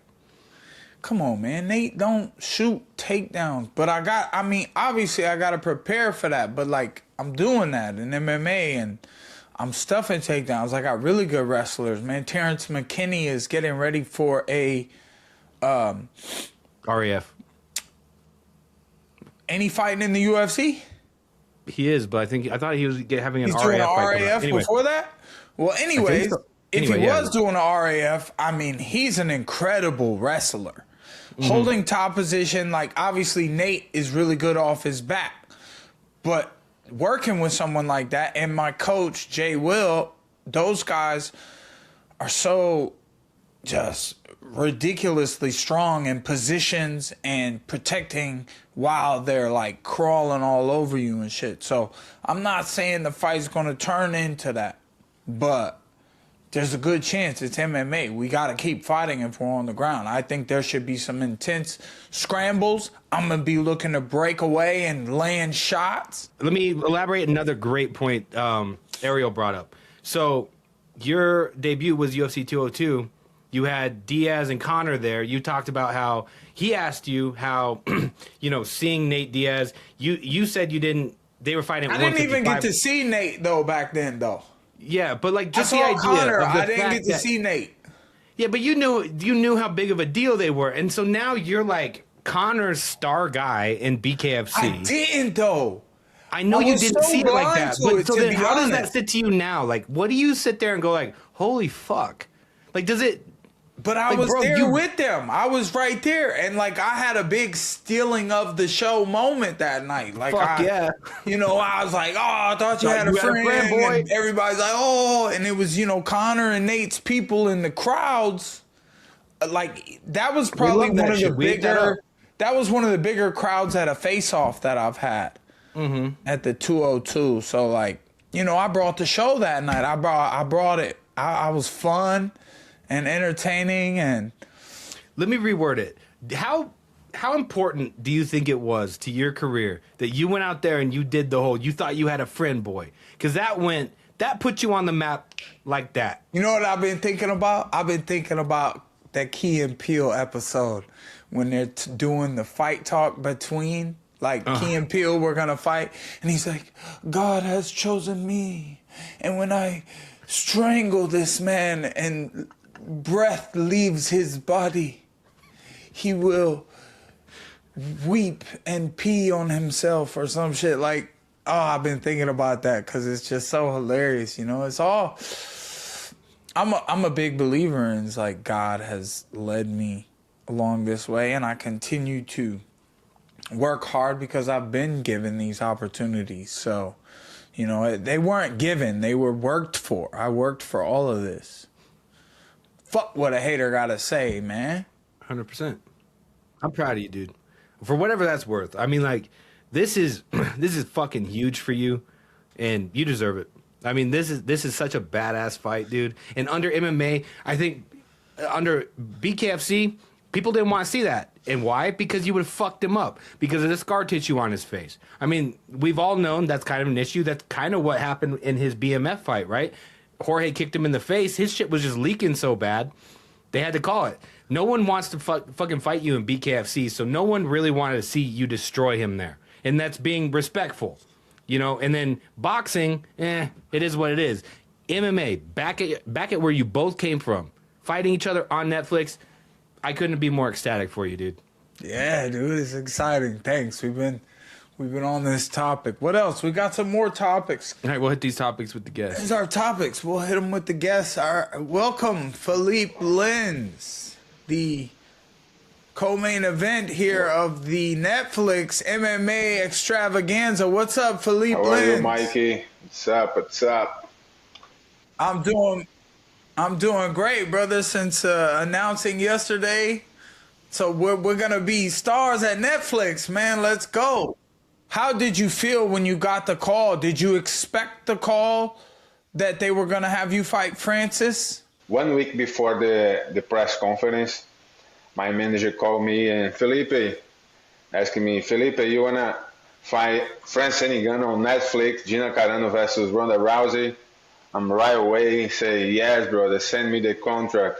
This make me excited. It's a big challenger. And you know, we are, as a fighter, we move on big challenges. Big challenges our field. So was right away. Send me the contract. Awesome. Well, I mean, everybody loves Francis's, history, knockouts, and you've got wins in the PFL. You were on a 4-fight win streak, and you left the UFC. Why did you leave the UFC? Bro, the UFC, my last fight was in 2024, and was my last fight on the contract. They decided to doesn't renew my contract. They didn't, and was like that. I'm about the UFC. I'm always grateful what they did to me. They gave me a great opportunity. I'll always be grateful to the UFC what they did to me. But they decided not to renew my contract. Was it an option and you just had better offers, bigger money outside of? No. I wanted that time. I wanted to stay in the UFC, but they didn't renew my contract. Yeah, sometimes they do that with guys who are still winning. It's weird sometimes, but they're mainly the experts, I would say. So, after winning $1 million in the PFL and Francis also winning that, Francis is already talking about Jake Paul, fighting Jake Paul now. Do you think that he's looking past you, and is that a mistake? First of all, first thing first, before he wanted to fight Jake Paul, he need to fight me. He need to win the fight. But I'm ready for this fight. I'm gonna do whatever I need to do in the final of that fight. This fight, I'm gonna have my hands up in the final of the fight, for sure. I'm ready for this big challenge. Fight Francis Ngannou is gonna be my biggest challenge I'm gonna face it on my entire MMA career. It's the most important fight at my entire MMA career also. I know he's dangerous, his size, his power, but I'm an experienced fighter, and I know win fights. I'm being a heavyweight before, and if I put in all my skills on the right way at this fight, I'm gonna win for sure. So because you fought UFC has elbows. You fought PFL doesn't have elbows. Do you know anything about the rule sets that we're going to be competing in on May 16th in the MVP? It's about the rules? Yes, is it same is this going to be just like UFC? I doesn't ask about this yet, but I think it's going to be, elbow is going to be allowed. And I saw on Instagram, you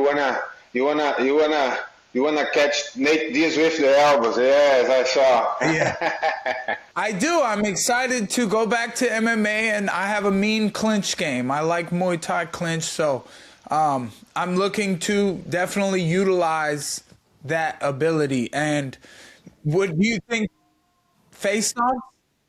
I think it's gonna be the same rules of the UFC. No face stomps then?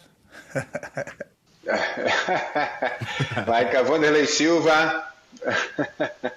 Do you remember Vanderlei Silva with Sakuraba? Yeah, that would be fun. Mac, please jump in here. Tiro de meta is when you kick the head of your opponent in the ground. Oh yeah, like head stomper. Yeah, soccer kick. Soccer Yeah. kick. Do you remember Vanderlei Silva did a lot in Pride? The guys from Shootbox did also. So you would be up for that? I think it's too dangerous, bro. Right now, it's too dangerous. Yeah. I like the rules right now. I like it. we need to take care of our health. Yeah. We have a kids to take care, to support, you know what I mean? Yes, this is true. It's true. Just don't get kicked in the head. And about you? About me? It's good for you? Oh, I would totally. Oh my gosh. The king of violence, Mike Perry. Were you excited to see me and Nate on the card? Yeah, for sure, bro. I'm very excited. When they announce you guys fight, oh my gosh, every announcement they make this even bigger. So I'm excited for your fight, bro, for sure.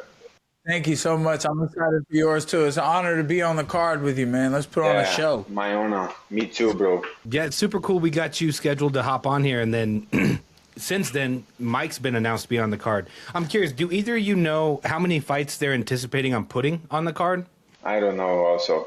I don't know about how many fights. But my fight's going to be 5 rounds. Mike Perry is going to be 5, yeah? Round, there's going to be 5 rounds. I think not going to be too much fights, you know, because the main event, I don't know. I think so. It's going to be not too much fights. But the number exactly, I don't know. Okay.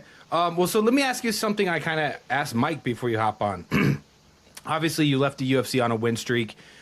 You won the PFL belt outside of the UFC. Now you've come back, and now how do you feel? What pressure do you feel ending up on what could possibly be the most viewed combat or MMA card of all time, simply because of Netflix's platform? I mean, and the fights are huge. I mean, you guys have these star lineup, your 3 fights, biggest promotion you could possibly be under. Does that bring added pressure? And how does it excite you and motivate you? I'm an experienced fighter, so I'm feeling that pressure since I started in MMA. And like I said, big challenges coming. I'm moving from big challengers. Big challenges is my fuel. I make the pressure my fuel to work hard every day, you know what I mean? To be ready for the fight, to put in a show for the fans. Things like that, bro. I'm experienced fighter. Pressure's coming, but I'm feel right now at my age, I'm feeling comfortable about the pressure, you know what I mean? Are there any fights you've seen from, and obviously you can't give away too much game plan, but like, how are you preparing for Francis Ngannou, and like, what would be the ideal game plan to execute against him? We've seen him lose before. I mean, we saw a stalemate with Derek Lewis. We've seen Stipe beat him on the ground, but then his ground game seemed to get better. How are you watching his past tape, and how are you putting together a game plan for this, and how do you ideally see it going? Fight Francis Ngannou, like I said, it's going to be the biggest challenge of my entire MMA career that I'm going to face it. The most important fight of my MMA career. I know his power. I know his size. He's getting better at the ground game. His last 2 fights, he's taken down his opponent and ground and pound him and finished the fight. He's using more his fight IQ. But like I said, also I'm an experienced fighter. If I use all my skills, my footwork, my speed, and my fight IQ in the right way on this fight, I gonna win this. I gonna win this. I believe, bro. I believe in myself. I'm a guy with a lot of faith in God. They every day I'm feeling, every training, I'm feeling ready for this big challenger. Yeah, I'm training here. I'm at American Top Team, the best team in the world, the best coach in the world, the best training partners in the world. So I'm in a good hands. You know what I mean? To be ready for this challenge. Let me ask both of you this: if you both win, and you know these are going to be huge paychecks coming from Netflix, Again, huge platform. Is there someone both of you have to call Bro, out? at their press conference, Jake Paul asked us the winner of my fight against me and against Francis is going to be his next fight. So I'm believing myself. I'm going to get the W, and Jake Paul, I'm coming for you. Jake is crazy, man. Jumping into MMA against two experienced heavyweights. Yeah, he's getting better every fight. He's getting better. I'm fighting him. Gotta respect he's made the call out, so we have a deal. Yeah, things change in this game for sure. But we got some fun watch and react videos that we can do with you, Felipe. Let's get your opinion on these little funny viral videos that we got clips of. Oh gosh. We got a dwarf fight. Yeah, I saw fights like that in the circles in Brazil. They put into these guys to fight there. The same size. Oh my gosh. There looks to be a little weight discrepancy, but look at him, man. He's so emotionally happy over his opportunity to fight in the ring. I mean, that's so cool, man. He came out, put on a show. That punch reminds me of Prates versus Leon Edwards. It's the same thing. Caught him right in the air like that. Sure, Mac. You go with that one. Mac's a Taekwondo black belt. He thinks it's the same thing as a jiu-jitsu black belt. Yeah. Exact same thing. He has no idea. We got another one. I like the dwarf fights. That was cool. Oh my gosh. What is this? Having your wife in your corner is the best base for MMA. So this guy's getting beat up in front of his wife, and she's screaming at him. His mom think he's not grew up yet. They're trying. And his wife. Oh my gosh. Oh. So he's getting beat up, and then boom, he yells at him. He breaks his arm. Look at that. Oh, that's nice. That's nice. You know who really? It's good for him because he lost his fight. He's beating the cage, and his wife is gonna beat him in the house, in the home. You know what I mean? That's good for him. Hell yeah. Oh, that was a good one. That was hilarious. I think, man, I don't know. There was probably somebody before Sam Alvey, but I feel like Sam Alvey. He was kind of the originator to have of it. his wife in the corner and be working. Yeah, I saw you in the UFC. You bring your girlfriend, the wife. I was the first to only have my pregnant girlfriend. She was pregnant, and it was just her. And then the second time I brought her out, she's been in my corner like 11 times now. She provides so much. She's actually like my nutritionist. She preps my meals. She makes sure I'm eating healthy. She asks me about and makes sure, I'm drinking water or getting all the vitamins that I need. So she definitely earns her spot. She makes sure I get my ass up and go to training. She doesn't let me slack, which can be a little annoying sometimes when you're at home and you want to just not go. And your wife's like, you better go. This is good, brother. This is good because your wife know you better than everyone. You know what I mean? And you know me better than myself. Sometimes, yes, yeah. So I like it. And I remember when she goes with you at the. I remember what was in the Apex. I remember. And I won. Yes. So, is there a lucky lady in your life, Felipe? Yeah, right now I have a lucky lady in my life right now. That's good, man. That's great. Many blessings. My little baby born with 10 years older. Oh, 10 months. She born last year. So congrats. Thank you. Lot to fight for, huh? I have another girl with 13 years old with my ex-wife. So I have right now. I have three women in my life. I 2 daughters and my wife. Don't walk yourself into trouble here today on this pod. No, it's all love for sure, man. I can see I have that. a lot of work to do to take care of 3 women. You know what I mean?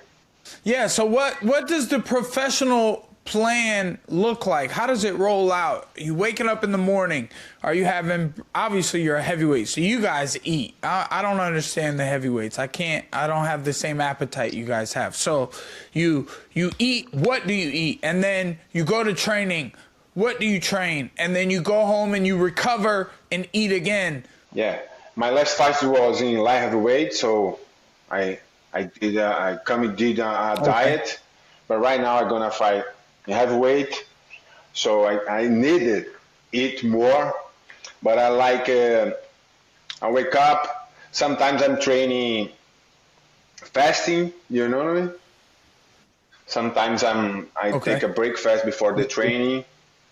Depends of the training. If it's gonna be the training that I'm gonna make two power, 2 straight, break fast. If not, I'm going fasting and training.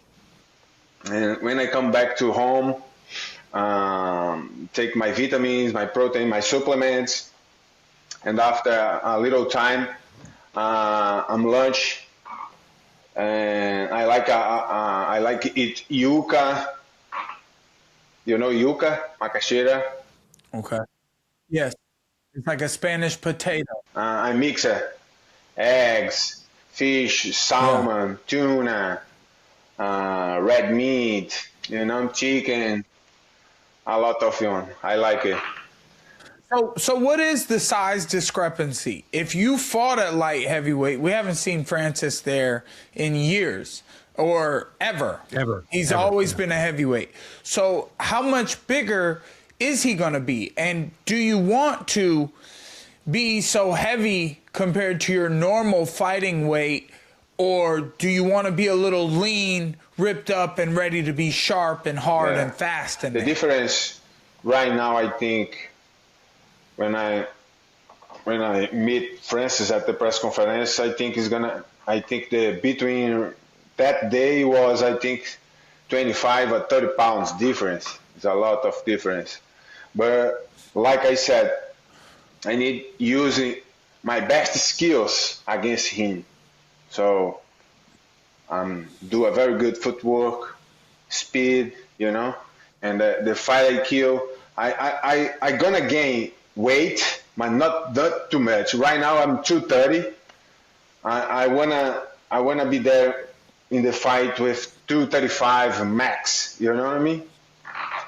I not wanna be too heavy because my style, what I wanna do, my strategy at this fight. I wanna be ready to fight him 5 rounds. You know what I mean? But I'm a type of fight always looking for finish my opponents. But I need to be smart, you know what I mean? So are you predominantly a mixed martial artist as far as you'll mix it up, or do you like kickboxing, landing the points and winning the rounds, or getting top position, maybe landing ground and pound, looking for submissions? What's your go-to? Depends the strategy, depends the opponent, you know what I mean? But I'm a type of guy like I have a old school blood in my veins, you know what I mean? I like your style. I am aggressive. I am knockout. I like knockout my opponents, bro. I like it. Make an exciting fight. Tough task. I believe that, brother. I look forward to seeing it. I got one here. Okay, so you've worked with Dana obviously before. We've already went over. You left the UFC on a 4-fight winning streak.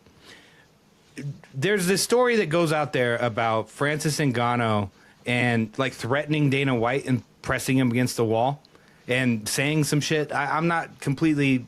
I don't remember the full details, but what do you think about that? Not getting you to try to talk shit necessarily, but I'm curious what you think about that accusation.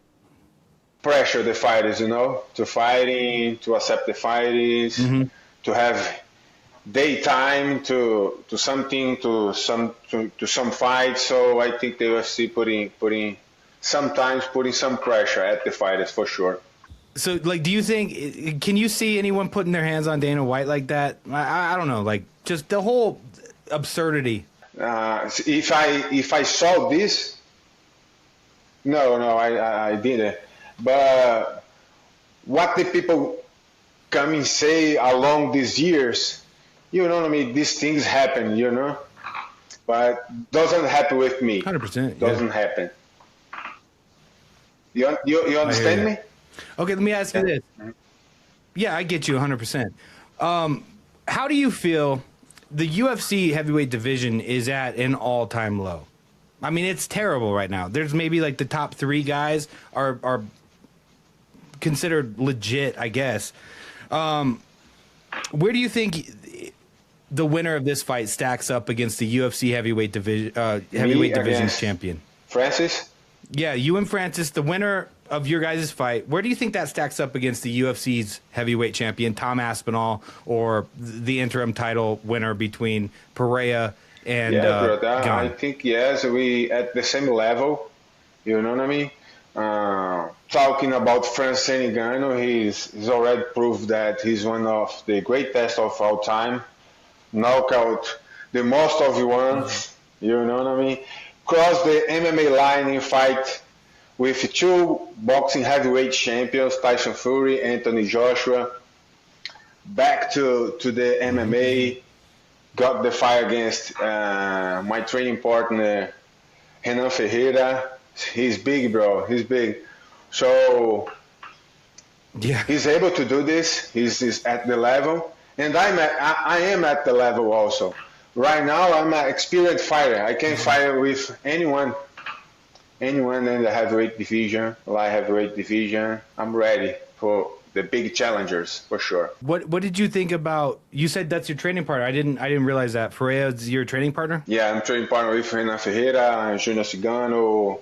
Have a lot of training partners here in America Top Team. One guy helped me a lot, Saeed. Legend. Have a lot of trainers, brother. A lot of great partners here. What did you think about the Ferreira and Ngannou fight? Ngannou, the people think that fight, they do a kickboxing fight or something. Francis Ngannou try to knock out Ferreira, or Renan try to knock out Francis Ngannou. But Francis Ngannou use more his fight IQ, you know what I mean? He's more smart guy right now. Do you see any weaknesses in Francis? I think sometimes he's frustrating. Is that I'm saying? Frustrating. He's frustrated. Yeah. Sometimes when he not that fight against Stipe, the first fight, I feeling he's frustrating. You know what I mean? Is a door on his game that I can use it. It was a class performance by Stipe that night. The first time he fought him, he moved for 25 minutes. He boxed at range. He got takedowns when he needed it to slow Francis down. But that's interesting because Francis, we haven't seen Francis struggle in a fight since then, really, besides, the big Joshua fight. But that was just a different game. So, I guess it's hard to say what an opponent like Francis Ngannou's weaknesses are. It's very hard to see. I can see that. But it's a long time we see he's losing a fight, you know what I mean? In the MMA fight. Yeah. Mm-hmm. Yep. Yes, it's hard to see any weakness on his game. But fight is a fight. I'm an experienced fighter.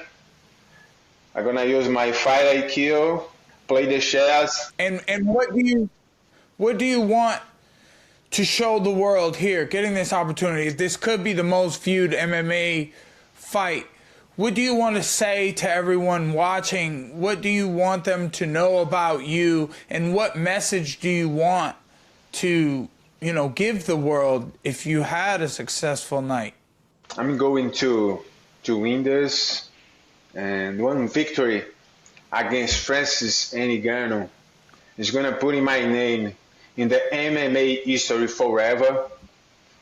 It's gonna be a masterpiece. I'm gonna do whatever I need to do to get ready for this fight. I'm gonna put in a show that day, May 16, live on Netflix. I'm gonna put in a show for everybody, and I'm gonna shock the world. Let me stack on top of that. So Ariel asked Mike this earlier about this might be the biggest paycheck Mike has ever gotten. You've won the PFL tournament? Is this the biggest paycheck you're ever getting in a fight? The PFL was my big jest. Nice. In 2018. Okay. But after PFL, this is gonna be the big jest paycheck I'm gonna receive. It's a good contract. So let's say with a win, we don't really know where Netflix is going with this. Are they going to keep putting on events? This goes for both of you. If you both win, can you see yourself ever going back to the UFC?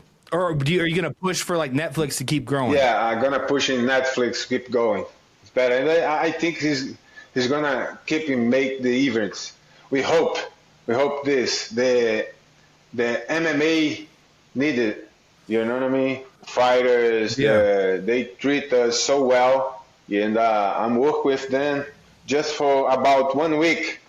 So I'm excited for this, and let's push into MVP, make a MMA events. There you go. Yeah, I'm for it.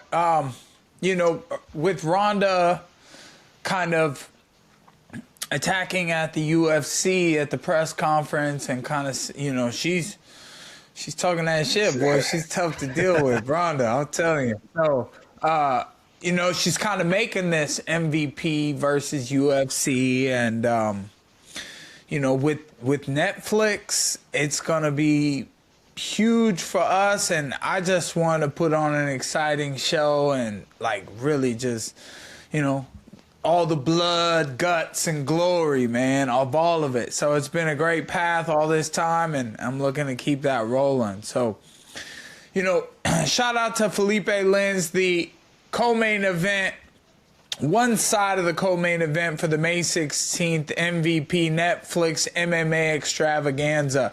That's a mouthful, but shout out to you for your time today, man. If there's anything you want to let anybody know, please, the floor is yours. And thank you, guys. Appreciate your time.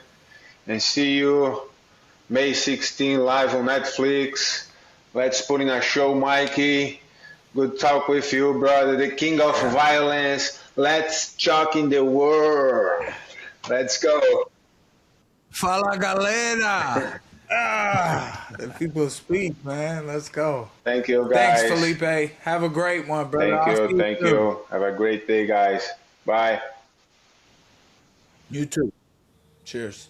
St. Patty's Day, I need to get me some beers or something. Yeah. I need a beer. Yeah, I forgot too. There's plenty of time to not drink before the fight. Look, you got a little necklace on there. Wait, we got to hit one question. I got to hit one question. Who wins, Ronda or Gina? Before we go. I'll tell you what, man.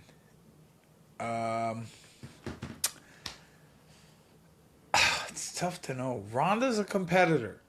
Yeah, she's we an haven't angry seen woman. Gina doing. I mean, Ronda was in the ring the other night doing her show at the WWE. I saw it at WWE or something. Or was it Raw? Or was that same Raw. thing? Yeah. Which WWE owns UFC or UFC owns WWE? TKO. Yeah, I don't watch it. Yeah.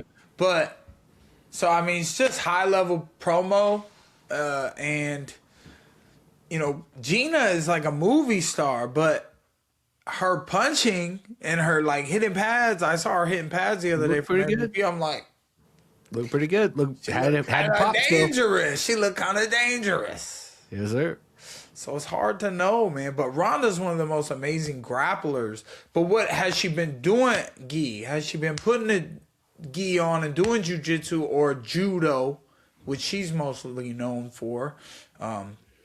Her Olympic level judo. So has she done that? Is that always going to be a part of, her wrestling and grappling and fighting experience? Yeah, I mean, guess we're gonna find out the same night we find out what. I don't think that stuff dies, man, because I've been getting on the mats and I'm like, damn, I'm still good at this shit. I'm really good at the Well, it'd be ground. like you fucking not sparring for a long time and then coming back like you're still gonna. It's like riding a bike.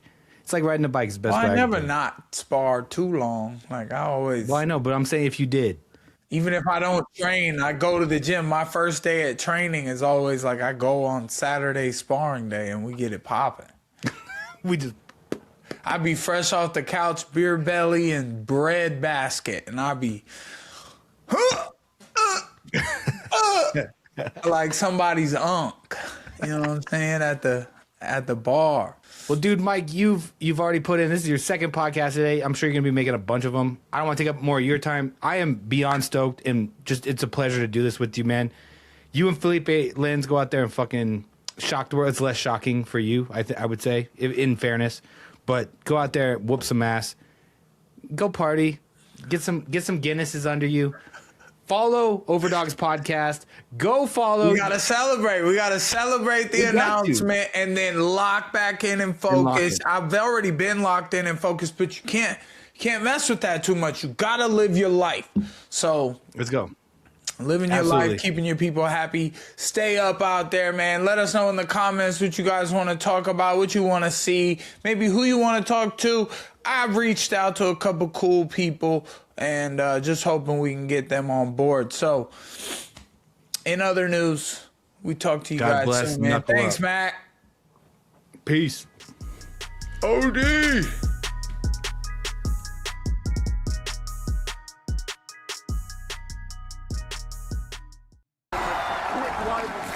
Or 3. 1K out of 3. One team out of 3.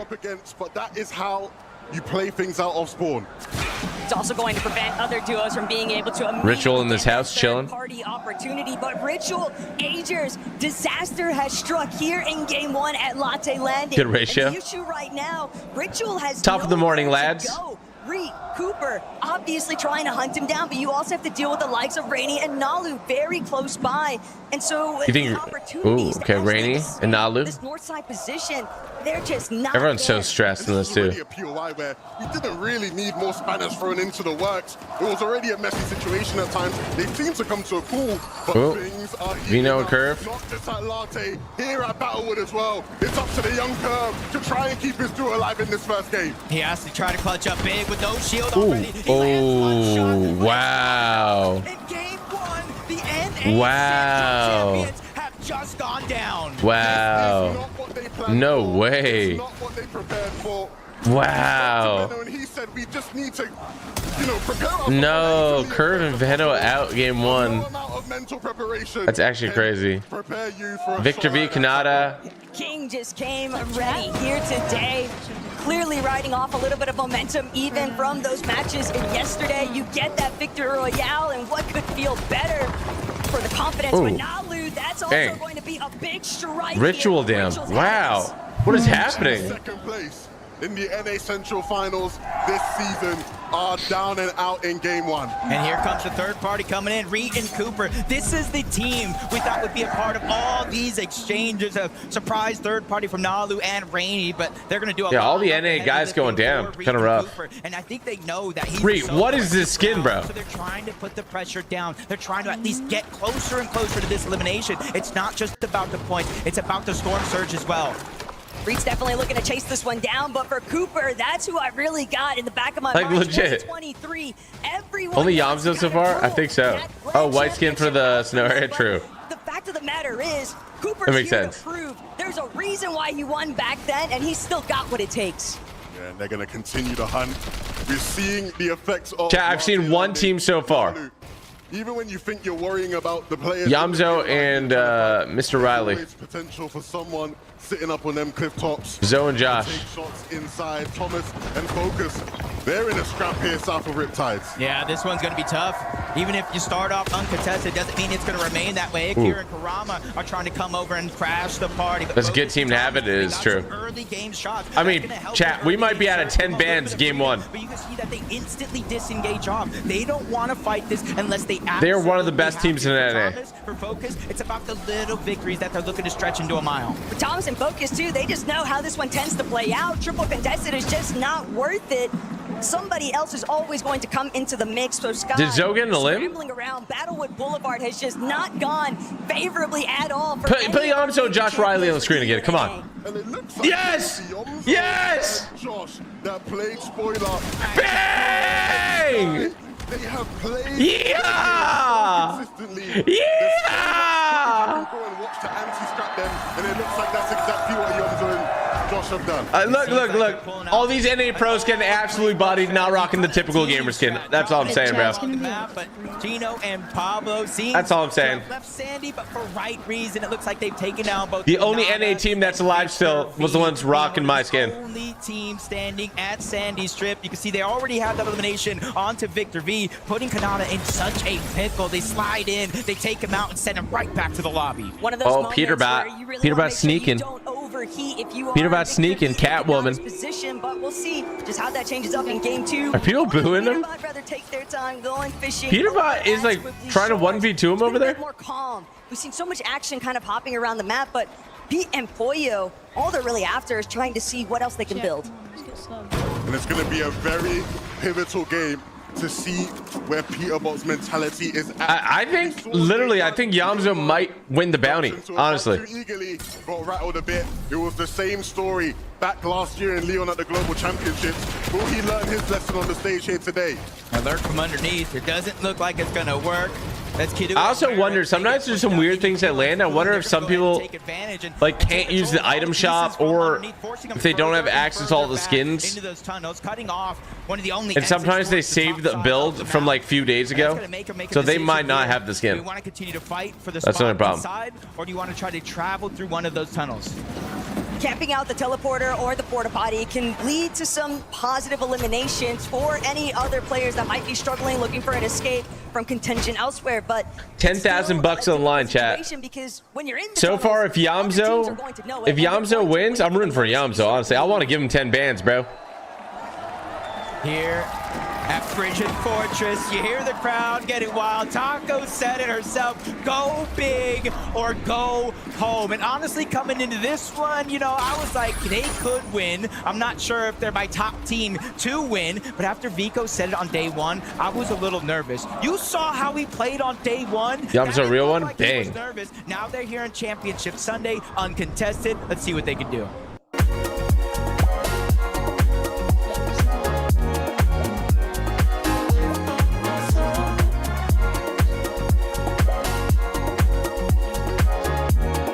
Selling a car is a big deal.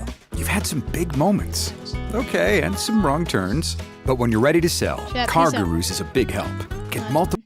The key with this duo is Yamzo is a fellow Canadian, true. We gotta give him all the gas. If they can piece things together and bring that synergy, it's going to be a scary sight for the lobby. With Kira and Kurama, they didn't get what they were after. Trying to see they get some elims onto Focus and Thomas over by Riptide. So okay, they're just trying to farm. Do you think there's a language barrier too? That was a duo that helped out Akira and Kurama making it here in the first place. So it comes as no surprise that maybe some of those strategies. Should we have tweeted it in Japanese? Absolutely. And German? When you're a successful Sky and Scroll have been, Teamy looking for success of his own here. Kind of looking at the this is a crazy lurk on him. Where is Shark even at? It's almost like that Peter Box-esque situation. Should have tweeted in Australian. Maybe he's just trying to get damage. Pete is using the stealth icebreaker, my man. Opportunity here as he turns the corner. One shot onto Demas, and that's what you call a little success. You get the damage and you just keep it moving. Look at Shark over here. Dude, Shark's rocking Shark does not have the skin. They have to give everybody every skin, right? I think so. For Demas and Dom, some pesky little fly on the wall situation. Shark will be more than chuffed with that 45 tag. But I think it was a great way that Shark and Teeny split the responsibility of approach. You let Teeny do all the sneaking around, and you got the bird's eye view off that Surge Tower, so you know that you don't have to worry about actually. I wonder, do you think Yamso's the only team? Minori and Darkos, though, outskirts of the map. Liam and Jace, they had ample opportunity to showcase exactly what kind of fighting capabilities they were able. What do you guys think? Do you think Yamso's the only team? Has anybody seen anybody else? These are some big teams coming into play here on the global stage. Nobody wants 10 bans, chat. Nobody wants 10 bans. Each other quite a bit today. Both of their destinies potentially tied hand in hand. Someone check replays. For Liam and Jace in particular, this is going to be. I've seen a bunch of people with your pickaxe. W.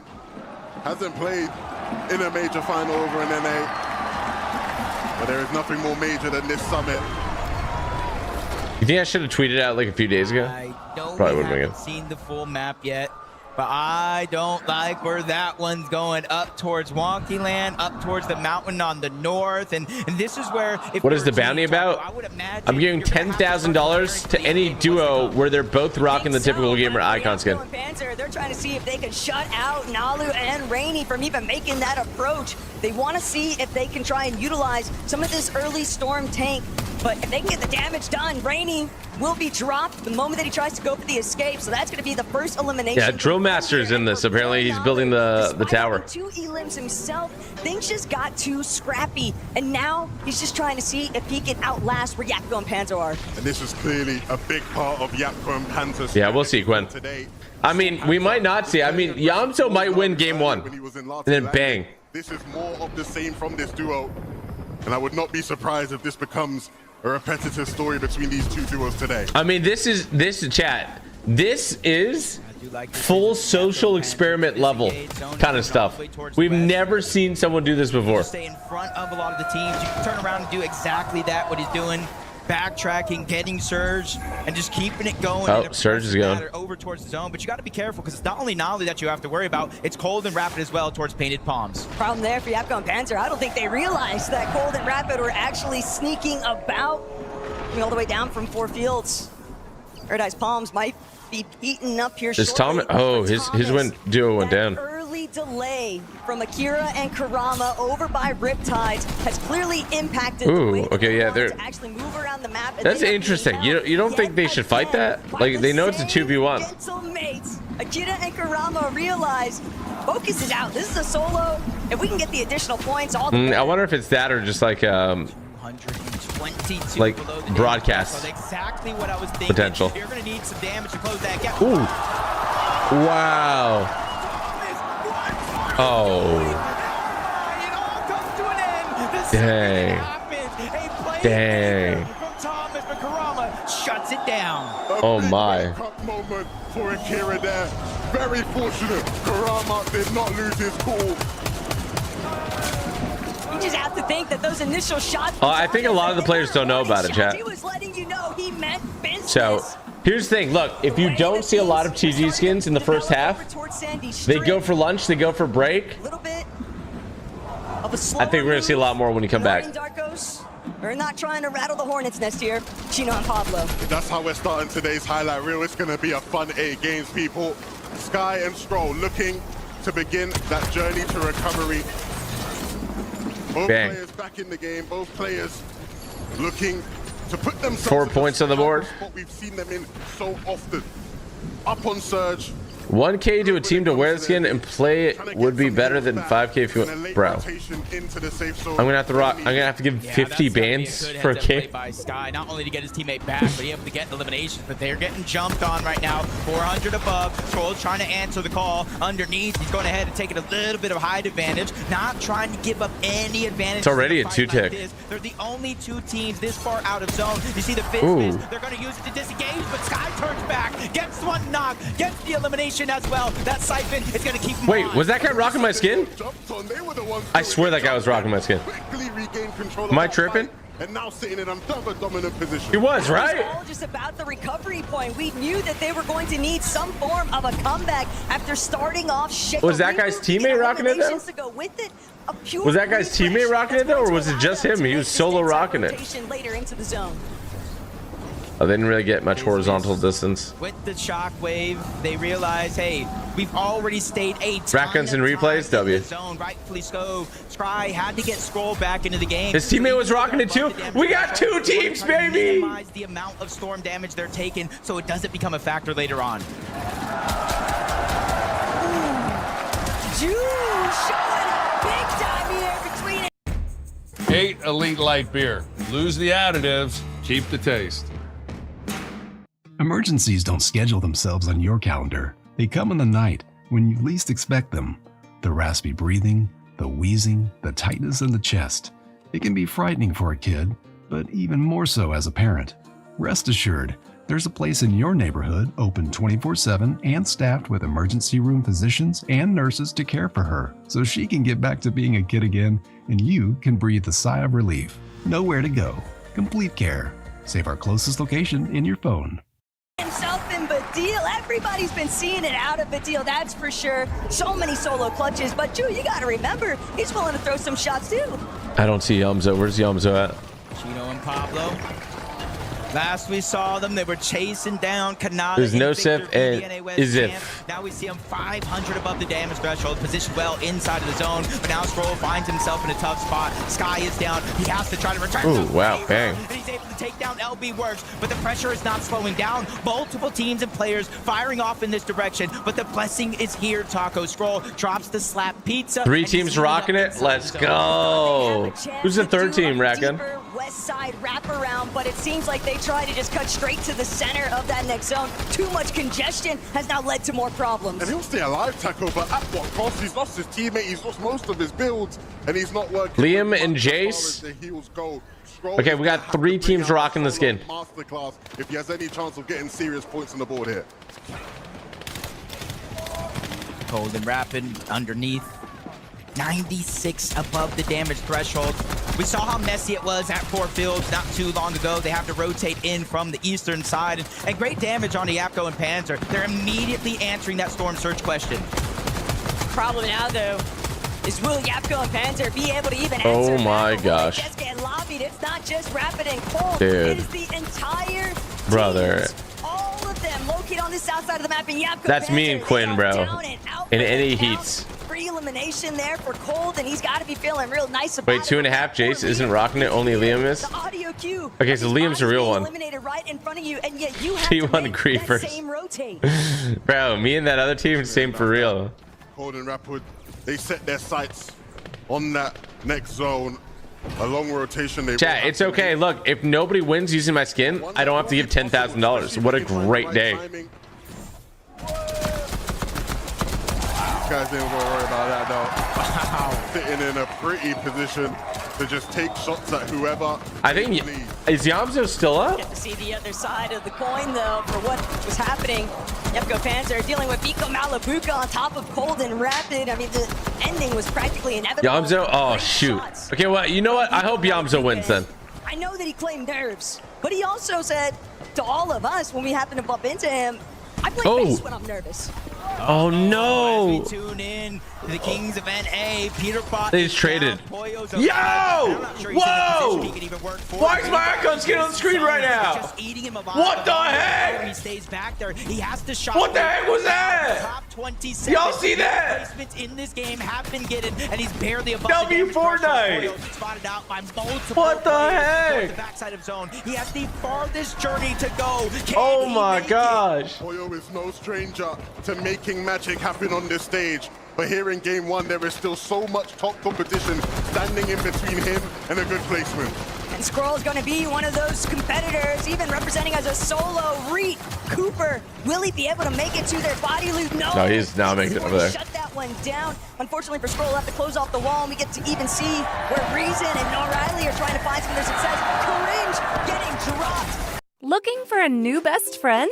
At Petito, we understand that a puppy is more than just a pet. It's family. Our team is dedicated to connecting you with happy, healthy puppies from responsible breeders who share our passion for quality care. With locations across the Dallas-Fort Worth area, finding your furry best friend has never been easier. Complete your family with a puppy whose personality is just the right fit for you, right here at Petito. Visit us today and bring home your new best friend.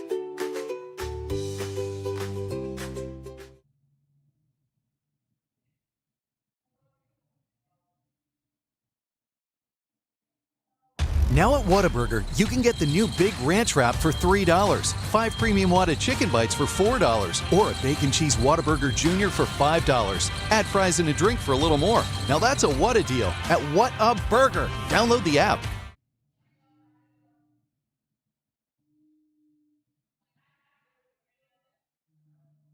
Not realizing that that layer was already occupied. Okay, who's gonna win? Are getting comfortable already in game one, and they're not going to stop. You see them moving towards the front side of things. We got 44 people up, 25 teams. Really are feeling it.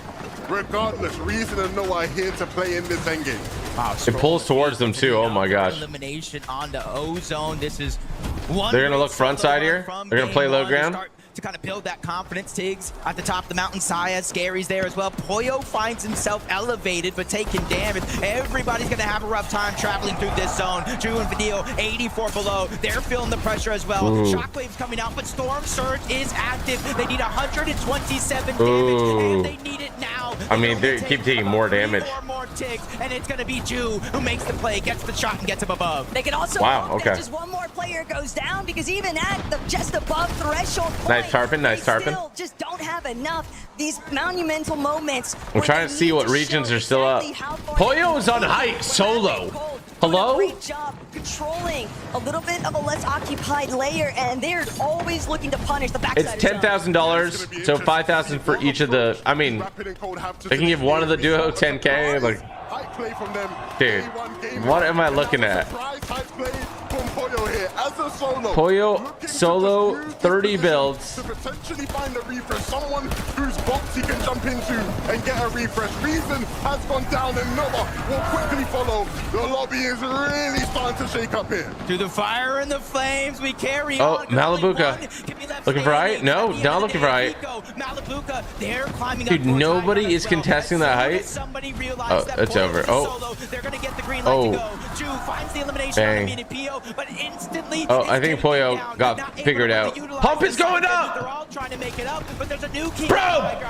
If Pump wins, you gotta just slime him, Rat Gun. He could have won 10 bands extra. That breath of relief. He'll utilize a lot of his heals, but now He could have won 10 bands extra. As long as ever, they've been hanging out on that secondary height for a while here, but from the front side position, Teeny and Shark have decided height is theirs for the taking. Looking back now, they've already overcome. Uncontested has never. Ooh, oh my gosh, Shark might win.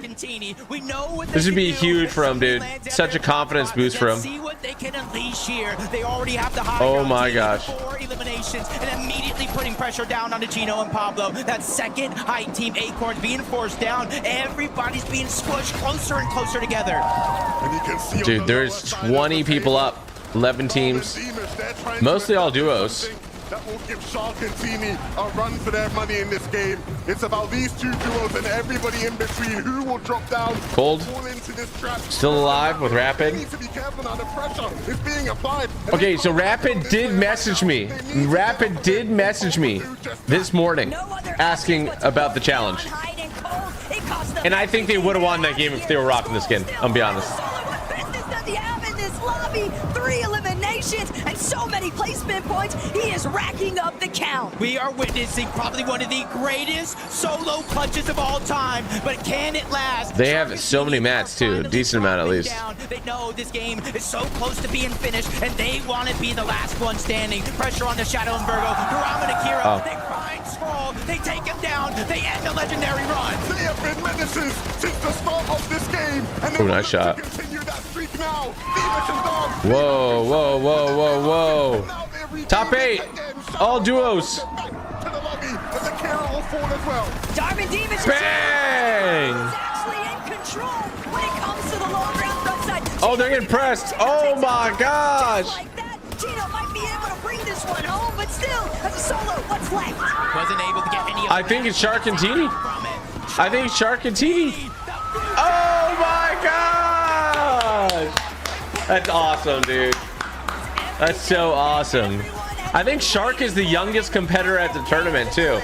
On the first game Is this Shark's first land? Exactly what you hope for. Everybody Is this his first land? young Shark will step up on the stage and I love that, dude. I love that. What does he have to say about it, though, Frankie? Dude, he's got potential to be like the craziest player of all time. Grand final, how does it feel? Normal. It just feels like a normal day for you. Teeny, I know you've experienced. He was born with no nerves, and he's 14. It's amazing. It's easy. It's amazing. It's easy. Bro. You've got the timing exactly right. Show me their hands. They're gonna be like, they gotta be shaking or something. It maybe looked too messy. No, it looked perfectly clean. The game was full on easy mode. We pulled every zone, and yeah, just won the game. Did you get lucky though when the zone pulled down the mountain? Yeah, we did. We got lucky with zones. Do you need to get lucky again though in order to win more? No. Okay then. Bang. Shark, I'll just ask you one more thing. Is there anything you'd like to say to this crowd here in Düsseldorf? We will win this. You'll win this, okay? I think Düsseldorf heard you loud and clear. We're gonna head to a break when we come back. All right, Shark, put on the skin. Come on, win the 10 bands, brother. All right, well, shout out to Shark. He asked me for my icon bundle. I gave it to him early. So he definitely could have won that bounty. I know he has the skin.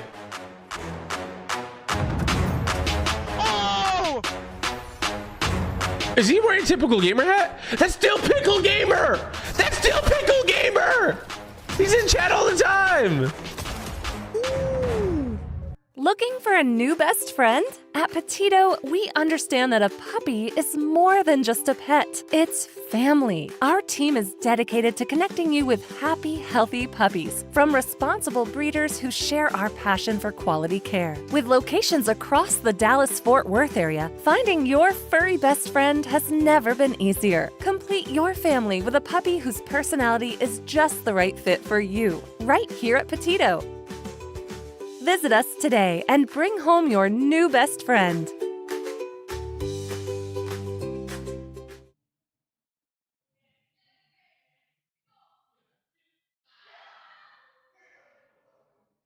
Now at Whataburger, you can get the new Big Ranch Wrap for $3, 5 premium Whata chicken bites for $4, or a bacon cheese Whataburger Junior for $5. Add fries and a drink for a little more. Now that's a Whata deal at Whataburger. Download the app.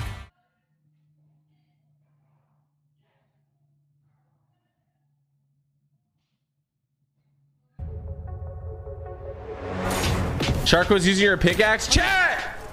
Chat! The team that won that game was using my pickaxe. Let's go! Woo! Best pickaxe of all time.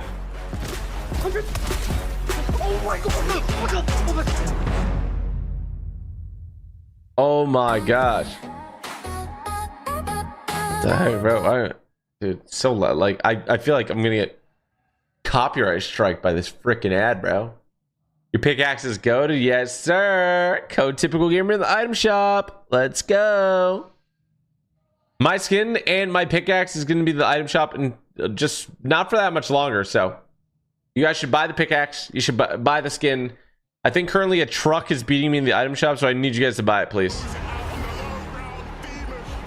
Let me see. Can I if I search up like Fortnite item shop, let me see. Fortnite item shop. Ooh, Typical Gamer right at the top. Look at that. Okay. Does it show the best sellers? Bro, please don't be the truck. Dude, chat! The truck is beating me, please, chat! Indigo Kuno first. I respect that. Rose and Ruin Bundle. Lovely ladies. Why is the GMC Sierra 2500 AT4X beating me in the item shop, bro? Chat, please. Go cop the Typical Gamer bundle. Code Typical Gamer in the item shop. Dude. No, dude, I'm getting beaten by a truck and I'm putting up 10 bands, bro.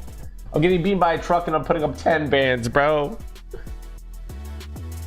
Come on, bro. He took out the pickaxe when the Victory Royale screen hit. That's a W for you. Guys, we need a 4K. We need a 4K resolution shot of that. I need to tweet it out. I need to tweet it out. Somebody send me the photo on Twitter.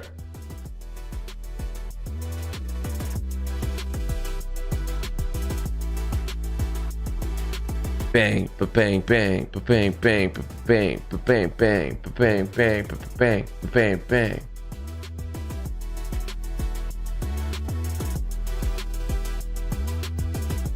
It may be over anyway, but somebody has to contest Shark. Bro, we're in game 1 of 8. Nothing is over yet. Nothing is over yet. Now at Whataburger, you can get the new Big Ranch Wrap for $3, 5 premium Whata chicken bites for $4, or a bacon cheese Whataburger Jr. for $5. Add fries and a drink for a little more. Now that's a Whata deal at Whataburger. Download the app.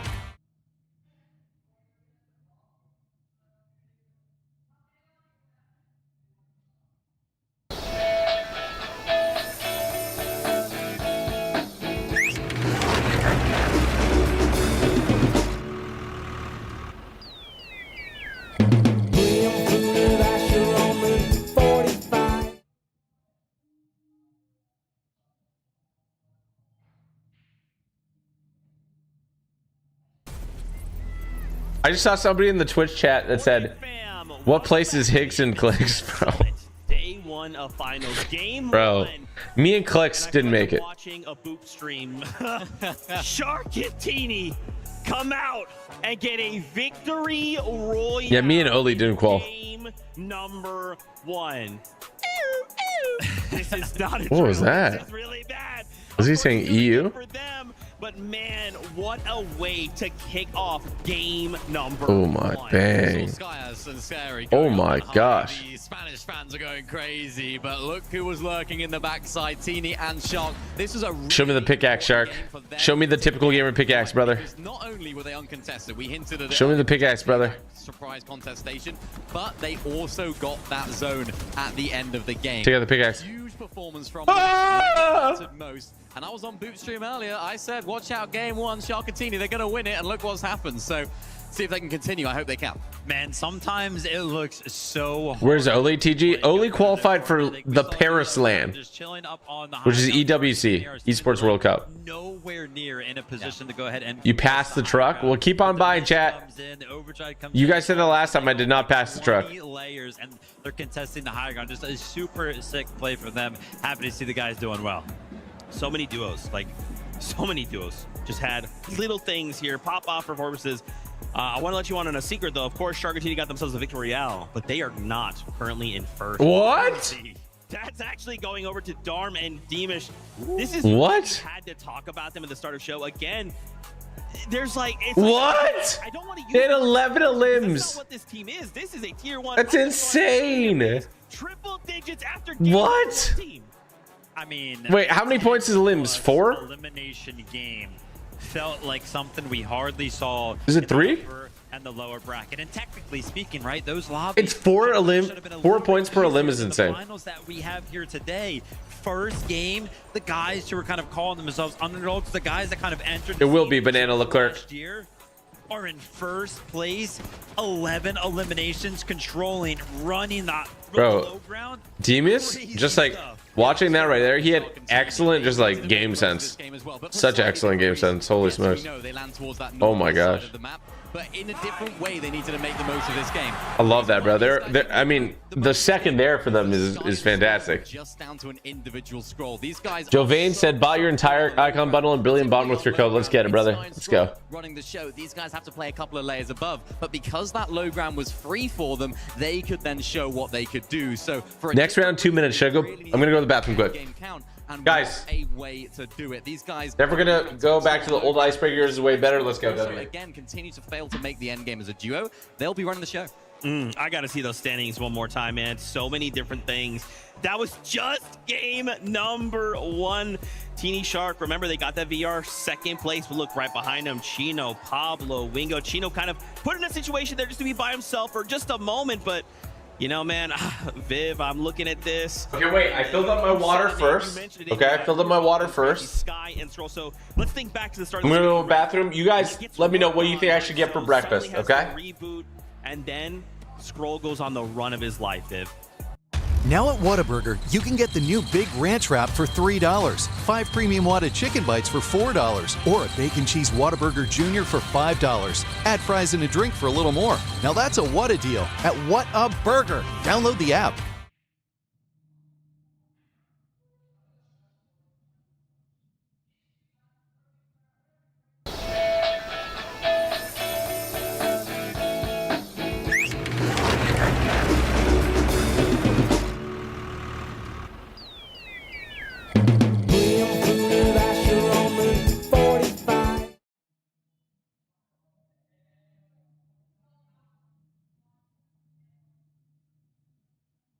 What a roller coaster of emotions for all of the Sky and Scroll fans out there. Yeah, the reboot was absolutely clutch, right? We know Sky was kind of left to his demises as a solo, but potentially the most MVP move of the game was him going ahead and rebooting Scroll, because like you mentioned, Zeke, after he was left as a solo, it just didn't stop it. This is an incredible performance. I was kind of mentioning after the reboot came in and these guys were a duo, I was like, man, if they do well this game after how bad the early game has gone, just go ahead and wrap it up, because it feels like these guys are just going to win the competition, because this by no means should have been a good game for them. I think the way to sum up that is, you know the meme where it's like, it's so over, we're so back, it's so over, we're so back. That was like the way that game was going down off spawn. We're so it's over. Okay, it's all right. We got the reboot. Loaded tater tots, steak and eggs. Scroll is solo clutching down to 1 HP. McDonald's. Oh no, it's so over. Oh no, he's Bubble waffle, spaghetti.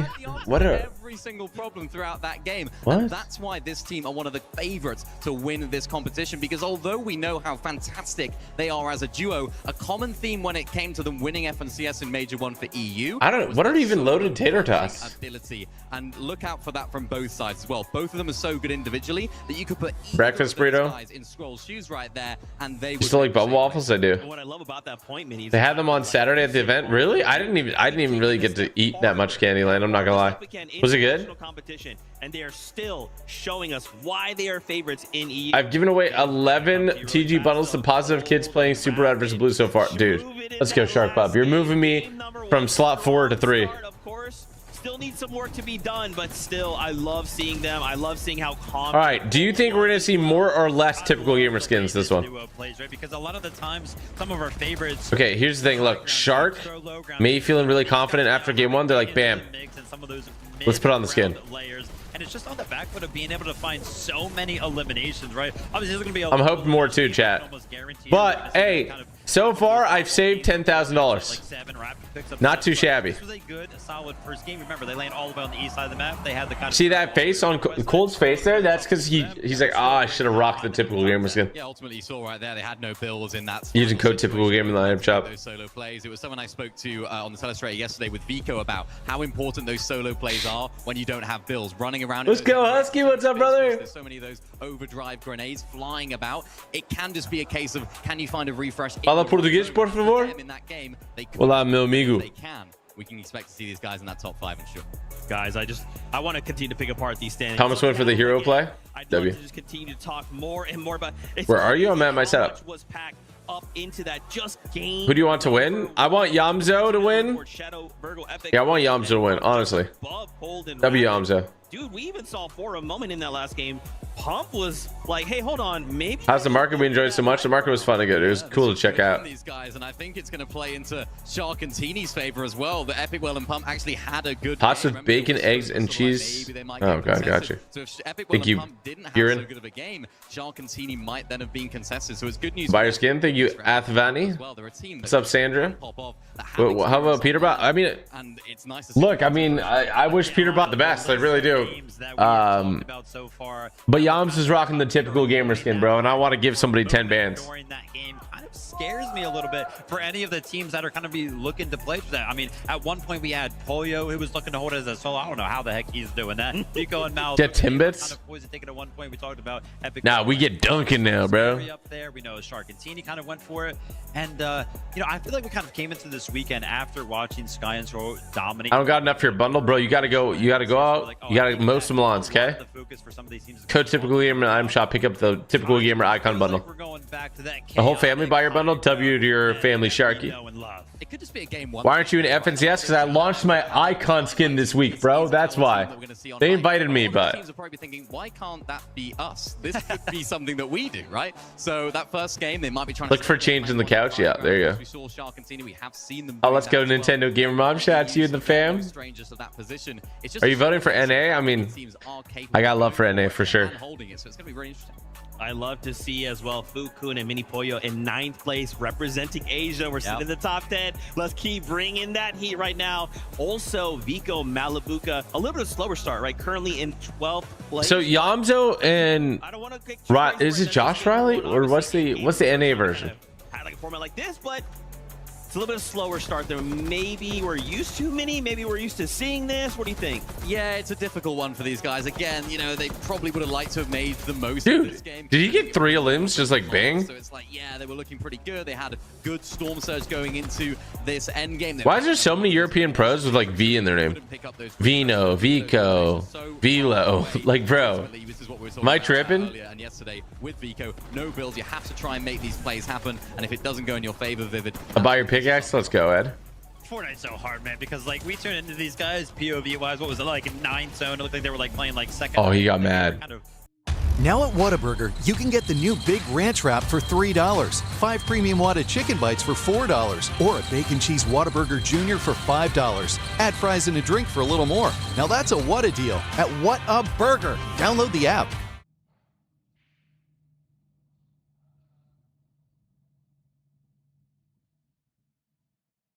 Itadori, お前の力が必要だ。ここは選ばれたんだ。殺し合いの場にね。ごめんね。虎杖君、まだ死ぬわけにはいかねえんだ。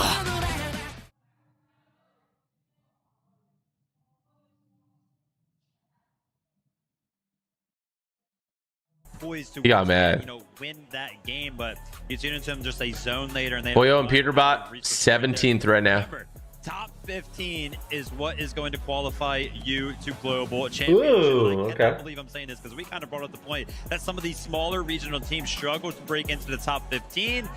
We talked about top 10. Looking down here at 11th place, we got Alex and Reckless also. Wow. In the mix. So happy to see these guys there. Of course, they just Could have been Oli there. in that low bracket. They were that 19th team. Love your pickaxe. That maintenance just came out. Let's go. To Alex yesterday night in the hotel, and I was saying, you just about made it through. How are you feeling about tomorrow? You've done it so much. And he was like, yeah, we got some strats cooking. We got some things under wraps. We haven't shown all of Game 2. yet. And Come being on. the face of OCE, like he likes to talk about, he needs to make these plays happen. And of course, looks like they're working out so far. Yeah, man, that's a strong start. Even in 14th place, right? We saw a little bit of Scary as well as Sayaz. They were kind of starting to compete for the high ground. Didn't quite go their way, but again, that's just game number 1. Even got a little couple moments there with Akira and Karama. Dude, there's just so many names packed up into a I see a cutie suit. lobby. After game number 1, how are we feeling? Let's go. Be ruthless. Feeling good. I mean, what kind of flies under the radar for this duo specifically a lot of the times, double controller. Kind of rare in Fortnite nowadays, right? It's kind of That's really rare. What the heck? or at least, you know, not so common for controller players to Oh, find themselves shoot. any Did he try to sort of fall? competitive, but we always see those breakthrough performances. Karama and Akira picking up a top 4. That's crazy. Double controller? Kind of good about that, and I feel good about it too. They're in 4th place. Double controller. So we got Euro. Shoot. Much better than that as well. If the zone was a little bit easier for them, also expected to be contested. So I have to keep an eye on whether or not they're actually going to be able to play all 8 of these games out. Yeah, French favorites, these guys. I mean, a lot of the French fans, you can see them on the screen. You can hear them most certainly as well in the crowd. They are a team that a lot of French fans are having their eyes on, and it's going to be interesting to see if they Are French fans just insane? looking to be contested. Versus like, Not sure what happened in that off-spawn contest in game 1, but like where's the crazy German fans at? You know? it's good news as well for Shadow and Virgo, who I mentioned at the beginning of the show. If these guys of Akira Karama don't do so well down there at the south, we have seen them landing to that south. Guys, the Typical Gamer icon skin is the only skin you'll ever need. Go cop it in the item shop. Code Typical Gamer. I Bang. love that. Rounding out the top 10, Acorn and Bolts. We interviewed him at the start of the show. Confidence. I'm gonna see what I can order to eat too. Top 10 after game number 1 is very impressive. Obviously, we still got 7 games to go. Don't get crazy, but there's still a lot of job or work to be done, rather. But I like seeing them in that top 10. Yeah, I would imagine Acorn right now is probably kicking himself because, again, we kind of talked about all of the teams that land up north. They should be loving a zone like that. We know Acorn land just north of Wonky Lane, so it should have been a pretty similar game to kind of like Shark and Team's performance right there for them because they didn't necessarily have to move far at all. So 10th place, again, probably kicking himself for that, but we know Acorn I mean, here's the thing. Shark got first place, but like, he actually lost out on 10,000. You know, if you was just rocking my skin, you would have got 10,000 as well. Maybe it's sort of like a little bit of an asterisk. Yeah, we won Major 1 Summit instead. Maybe they were saving it for the Summit. So really great start from those guys. I'm not too concerned if they do get some South zones as well. They have that massive launch pad that's at their drop spot as well. So I'm sure there would have been lots of pros rocking your skin. WK. This is a team we expect to see in plenty of these episodes. I love that. Can we just double back for a moment? This 8-game format, obviously being in a situation where the first time in possibly a while, possibly ever, we're seeing 8 games. So many let's go, Mr. 6 games.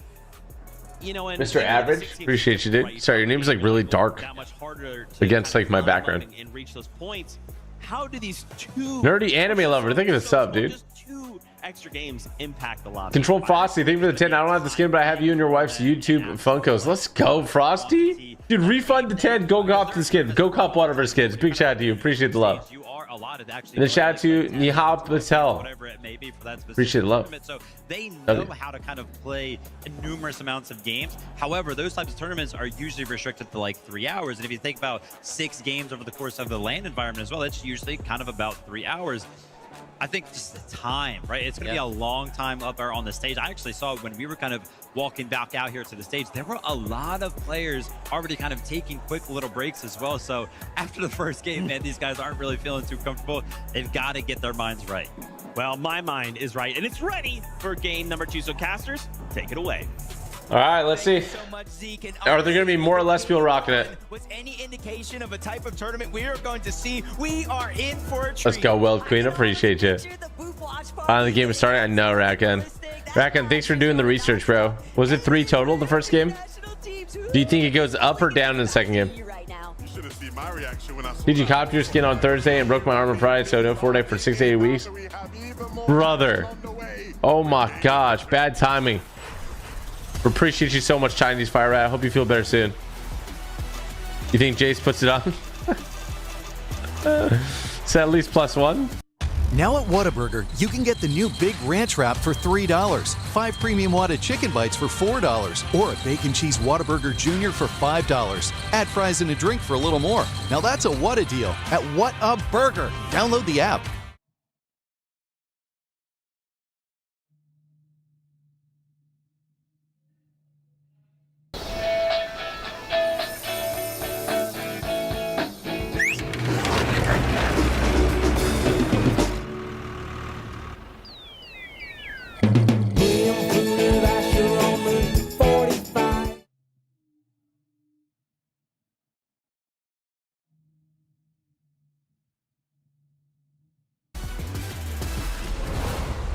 Insane solo clutches, huge elimination games like Darman Deem has just had.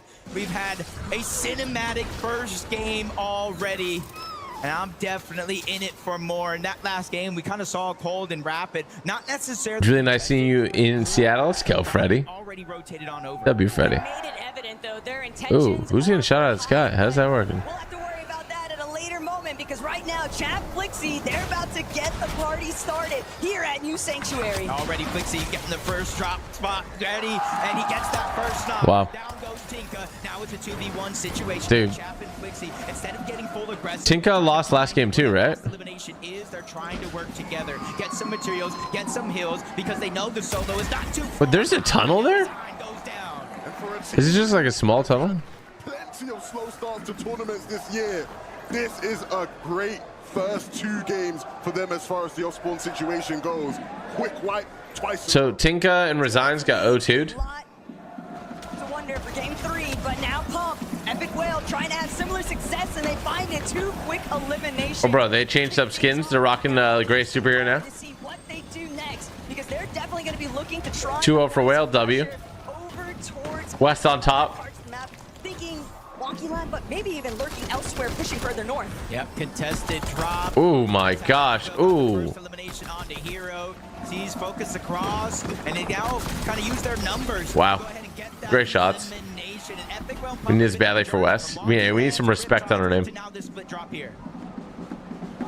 And as we tune into Cooper and Reek, you will notice 2 eliminations between them. They took down the Asian duo, Rainy Nalu landed on them, and will be regretting that as they all watch I thought Reed was he's using it in the practice room. Maybe he's trying to get like his like footing first, you know.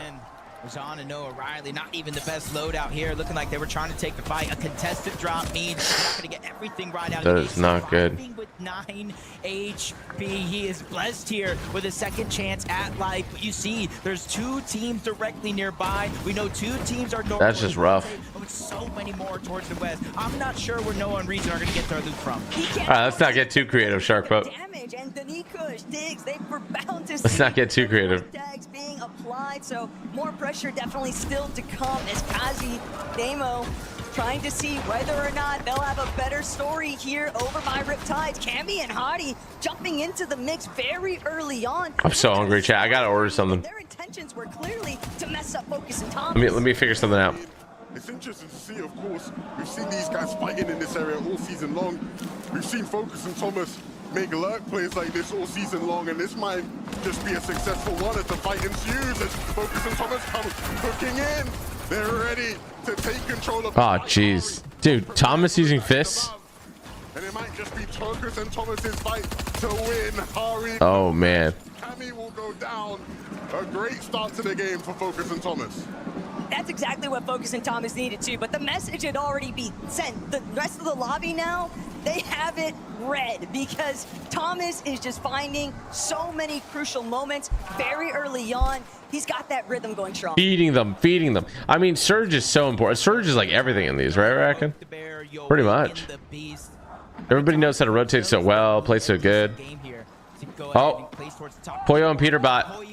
Poyo's down. By himself, 1v2. We've seen the exact opposite in the last game. Poyo was able to kind of clutch up decent placement, 28 points. Peterbot now with the pressure on. One of the greatest. Oh, Peterbot editing like me for real, bro. Still is one of the best, but he's getting pressure from all. Still is one of the best. They're not giving him premium gas. They're not giving Peter premium gas. HP, even with a full jug and some splashes, he's still outnumbered. And now we will learn which version of Peterbot.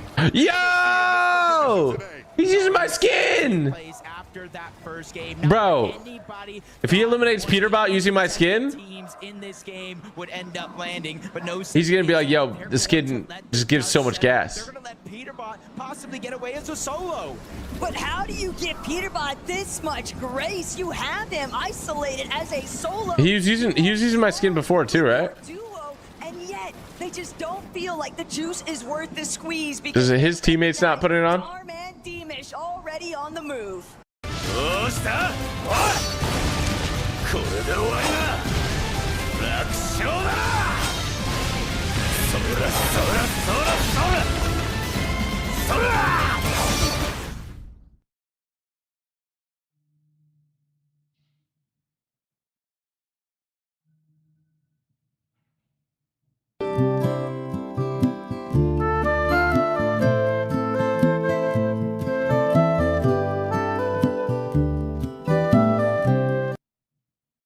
And we always talking. Wait, so are they like swapping who's wearing it, Raccoon? Or like, But even here, Izzy and Nosif or were they both rocking it before? They know what he can do when you give him enough time and space.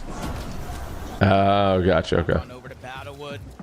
Kind of saw the ending portions of this fight in game one. Venom and Curve were sent back to the lobby early. Akira and Karama, they used that as a confidence boost to propel themselves for the rest of the game. And I don't think Venom and Curve will get lurked on and make that same mistake too many times. We heard it live from Benno himself just the other day, though. Most of what he intends to do in a finals lobby, he hasn't brought to light yet. Ooh, shivers. Only time will tell. Okay, I'm trying to figure out what to eat. Raccoon, what do I order, bro? Many of their plans kind of ruined just having to constantly engage with these teams south of the map. A team who doesn't need to do much as far as adaptation goes. They've been successful all season long playing their game. Ooh, I actually got it. I might know what to order. Breakfast burrito, breakfast burrito, breakfast burrito, breakfast burrito. I like that it's handheld. I can grab it with 2 hands. Nice and... Never mind. Hopefully as a duo, Jacob, but if needed, we know they can do it alone. Yeah, that's going to be the big thing. Is a lot of players will probably find themselves in a situation where things didn't necessarily go. Why are you guys saying sus, dude? It's really about how you answer the call. Quinn, the burritos aren't the same in Vancouver as they are in LA. Yeah, true. Yeah, you guys have a twisted perspective. They have more time to work with. You would think so, but You can grab with 2 hands, yeah. wouldn't be surprised to see make their way on over towards this Fort Fields direction. Chino and Pablo. How has that triple contest at Sandy Strip actually broken out? And that's why we see Colt in this Surge Tower, honestly on the lookout, because he's fully aware of the fact that the dust hasn't settled yet over by Sandy. He can see Chino's Surge base in the distance. And the great thing is they won't have to move for much of this game. The zone Everyone's just hard stuck. Look at this. They are prime position to continue and have another. Okay, so I saw the stat like day 1 that the first 3 games, I believe, every team who won, their drop spot was like right beside where the storm ended. How much do you guys think that's going to happen here? With one game already under their belt, you're seeing teams kind of play a little bit more passive. Did Peter go down? I'm not sure. I think Pete needs to lock in. He needs to rock the typical gamer skin.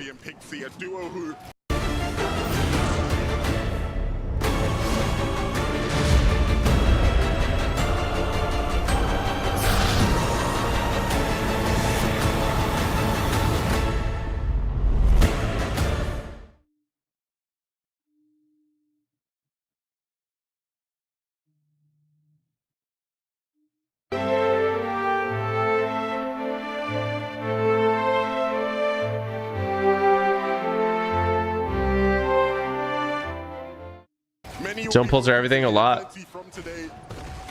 Just a moment ago, it looked like they were trying to set up a little lurk play. But this is a team who understands how to play within the congestion. We've seen them do it all throughout the season. Look who's back fighting. A bit of a rematch between Focus, Thomas, Kurama, Akira potentially.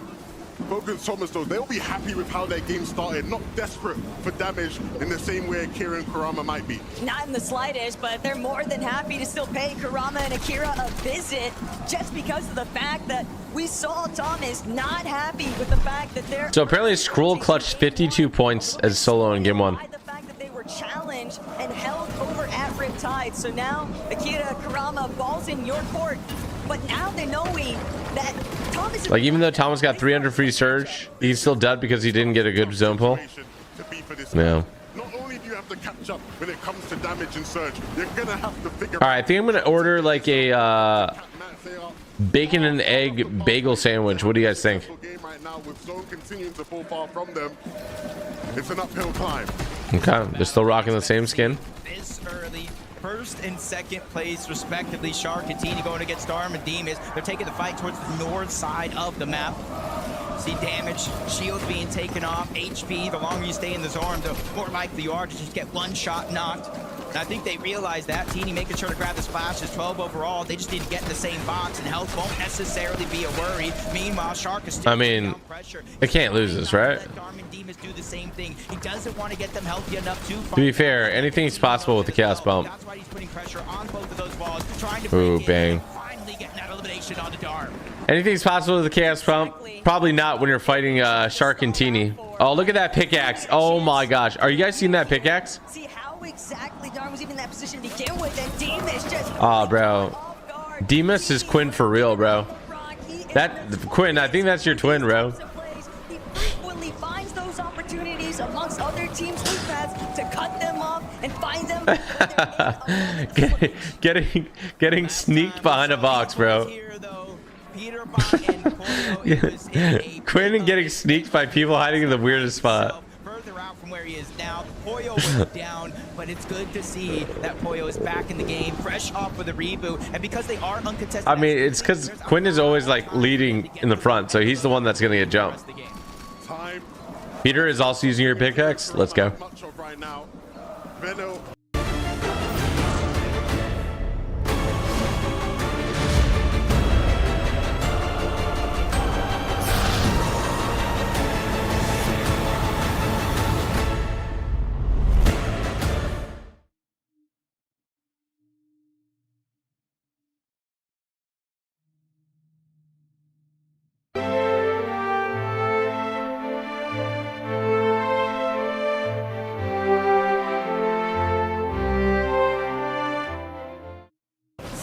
I know. I mean, if you know ball knowledge, you're using the new pickaxe. What they want, and that is a fight. They want for the team, yeah. Forge. To make good of this game, we saw just how quickly things can turn for you when you are potentially fighting people off spawn. You have to make every second count. Let's go. Let's go. Into later zones. The only thing that might threaten them here in this matchup, if they don't run into QNDX and Phantom, Seems like only people that bought the skin have it. Oh, interesting. Later on, but scenic views elsewhere, Chap, Flixie. Well, I gifted the skin to Yamzo, so. Well, like, can they still buy it? Like in between the tournament? Yeah, for Flixie and Chap, honestly, their journey to get here. He's got to be rocking the big X, right? Uncontested throughout the course of the tournament. I thought that Quinn, I thought they put every skin on these accounts. Kind of beat them off the spawn, forced them out of the POI. But Chap and Flixie, they went ahead and made the We need some intel. adjustments in order to qualify. I think there's something else at play that's like they don't have all the skins, something like that. Only every skin you own. Okay, I'm getting different answers from different people.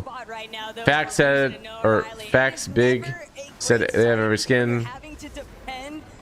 Who are rocking the new FNCS pickaxe? Really? Oh yeah, look at them.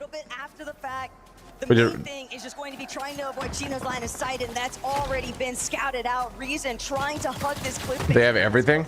as possible, but no. Yeah, no excuses then. He'll be here trying to stop some face. He's first up, gets an opening shot. Okay, so what does Riley mean, guys? Can you, like, what does it mean? At least it's a start, but that one is going to set them back just a little bit. Hobby going ahead and firing back, letting them know you will not pass, or at least You would have fist into their box, brother. but it's getting rougher and rougher. Sandy Strip, this part of the zone is so stacked that it's going to be hard, even if you get the eliminations to stay alive, but they're being persistent. I mean, they're gonna go down here. But Noah Riley goes down. 2v1 Yeah. situation, and Reason will follow him. They gotta try. Tried to do his best to hold things out, but it was a grim situation to begin with. Do you remember me from the Seattle event? You bought the bundle on my phone? Of course I did, dude. Of course I remember you. We got on video, brother. We had to run it back a few times because the mobile app wasn't working that well. 80 up is crazy. Right now with the loadout. Yeah, and they're in a great position to enter the zone without much resistance. Okay, not only that. Wait, Mango. Not only that, I have to add you. Can you type your username in the chat? And he's feeling it right now. The deal was bigging him up, and rightfully so. Sometimes you just gotta believe in. See, bro, tell me my memory isn't good, bro. Tell me my memory isn't good. Mango, tell everybody how good my memory is, bro. Even though they're almost 300 above the damage threshold, they now become Bobby sprayed, focused out. Chino taking a little bit more damage, but they're able to breathe here in this moment. Still 256 above. But look at what's surrounding them. Swizzy, Pixie, Victor V, Kanata, Malabuka, and Vico. There is nowhere. Bro, it doesn't pop up. Mango! You have to be quick with your shots because the damage application. Can you let me know, Mango? What is this? It could just be your demise. Yeah, they had to invest. You remember from Random Duos? Of course, Davey. I remember we went down at prison, right? Was it at the prison in the OG map, Davey? Won't be surviving this though. Type it without the exclamation mark. Sometimes being below that damage threshold. Oh gosh, which one is it? Is it? Are you behind you, GGs? Or Riff Kid, or what? Not necessarily a strange Let me know. position to see him in, especially where the zone has been going, but they need to be careful. Right next door, Peterbot and Pollo, and they are below the damage threshold. That means anybody Oh, can Peterbot and Pollo. point in time because they need an elimination. Still not enough damage to where one tag wouldn't make the difference. Behind you? That's the Okay. best part. Question is, how aggressive do they want to take it? How confident are they feeling? I got you, bro. See, I got you. Okay, so here's why I'm adding him, chat. During the meet and greet, he came up to me. He's like, boom, first of all, I have your code in. Can you buy the bundle on my phone? I want you to buy it. So I bought my bundle on his phone using code Typical Gamer. And then he's like this. And then he took off his hat and he's like, and he like did my emote. He mixed it around and he pulled it out and it was his Fortnite username. I'm like, bro, I gotta add you. I gotta add you. Solid strategy. They're close to the zone. They're trying to out-heal it. They're hoping, praying even more teams have to rotate on by, and there goes that first find. Diminished. He's going to go down. He got creative with it, bro. He did. He got creative with it. Tag, but they're still below 13-2. It's not looking good so far, but they're so patient. They realize they cannot get desperate. Was he wearing 3 hats? No, I don't think he was the guy wearing 3 hats. No. I remember the guy wearing 3 hats, though. They ended up losing a good chunk of their surge along the way. Mornings can feel pretty stacked. Stacked in your favor. It starts with a fresh baked bagel, stacked with the freshest ingredients. And that's how you breakfast at Einstein Bros Bagels. Now we're baking.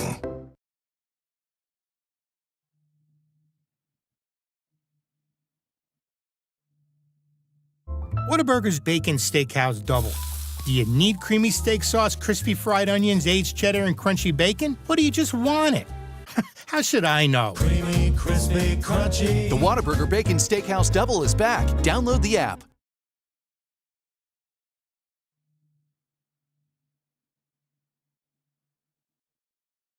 And when you find yourself net even, it makes every single moment matter even more so because you're just constantly teeter-tottering between the two, above and below. Yeah, look, they're opting to try and out-heal just to keep themselves in the game longer, to maybe extend that. I think I did Aiden catch.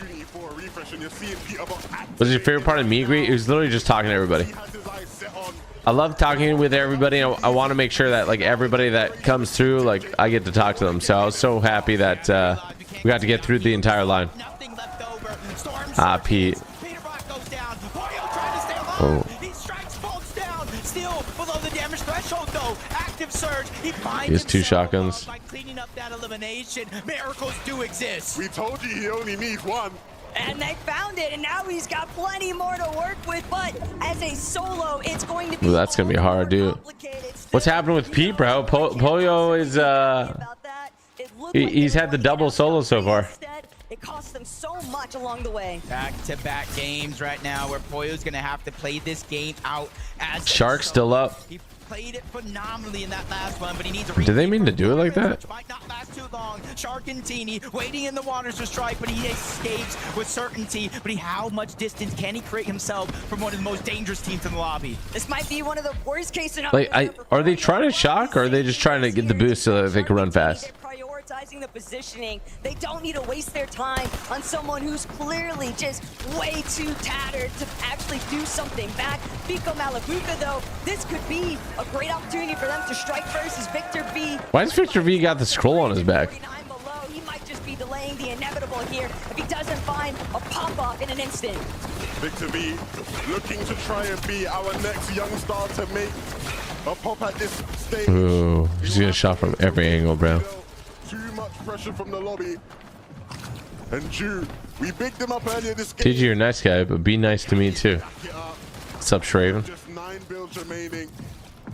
And a very, very... Why don't you play competitive anymore? I literally have played every competitive tournament this season, bro. Why don't you watch me play competitive anymore, you fake? You're so much more exposed. You fake! To hide behind from the territory just surrounding Sandy Strip, and with that in mind, Knicks or Spurs?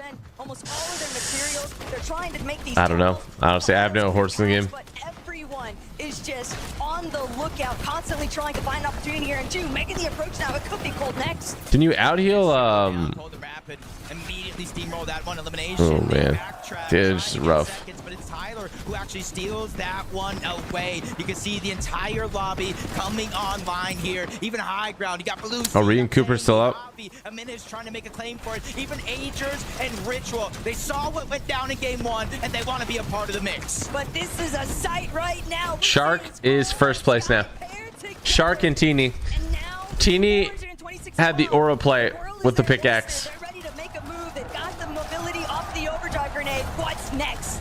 Trying to move forward, using the gauntlets to try to move past, but you see Chino, Pablo, they go down. Belusi and Zangi, they go ahead and exclusively be one of the only teams above. It's Pico and Malabuca take down Karama, and this is one of the most dangerous parts of the game if you're not ready. But high ground has to be careful. Agers and Ritual, they're towards the backside of zone. They could pop off at any moment with just one shockwave. Okay, they don't have the typical gamer skin on. We're good. I think to this one. It just depends if anybody down there has it. Oh, Alex and Reckless are still up. To potentially make a play in the back. They will just move towards the front side, maybe just waiting for that next zone, that next opportunity. They certainly have the resources to deal with it, and the chop will come out. But all the while on the lower tier, Shark Wow, and dude. Teeny are starting to really find some Are Shark and Teeny gonna play endgame, like high endgame, like super endgame, or are they like mobile like that, where they're like, we're just gonna play mid ground? They have so many materials. Oh my gosh! And Reckless that actually look up and try to contest the high ground. Wow. OCE on height. OCE on height. OCE on height. What? Ritual up top. Here up top, but they're forced to drop the chop. Oh my gosh! Ritual on top. Now with a surprise come up here on height. Jacob called them out. They were waiting in the wings, waiting for that opportunity. And as soon as they sensed some weakness, they went up and took it. But now it's about delivering and closing this game out, as there are still so many duels. Come on, Ritual! You got Thomas trying to move forward, reunite with Focus, which is a necessity because he has 0 builds. My husband and I live in the Fort Worth area, and we were looking for a chiropractor, and we found Dr. Judd and Dr. Pam Kendall, and they've been fantastic to work with. They've done acupuncture on me and my husband and adjusted us both and our children, and they're just fantastic doctors that really care about their patients. I love how they don't call their patients just patients, but their patient family, and it just really creates a family environment here at the practice. If you're looking for a chiropractor in the Fort Worth area, I highly recommend them.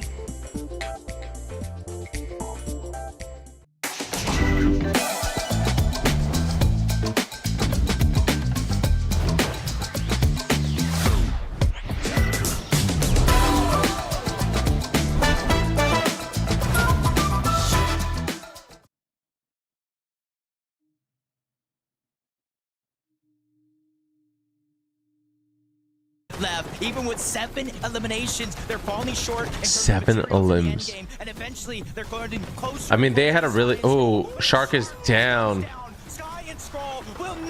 Oh my gosh. Oh my gosh. Oh, Skrull trying to get height. He's not gonna go for it again. He's ready to make a move. Oh, Reed is still up. Any team from coming up. Wow, this is like an NA endgame here. Oh, Reed's down. Dude, let's go. Come on, Ritual! By himself, but down below you have to be careful. Vico and Malabuka, they are the ones that are. Oh, they're gonna go for height now. They're gonna go for height. No, I don't think they are. Maybe though. Oh, I heard a shock. Yep, they are. They have no more shocks though. They have no more shocks. But can Vico get some more? Yeah, with Malabuka going down.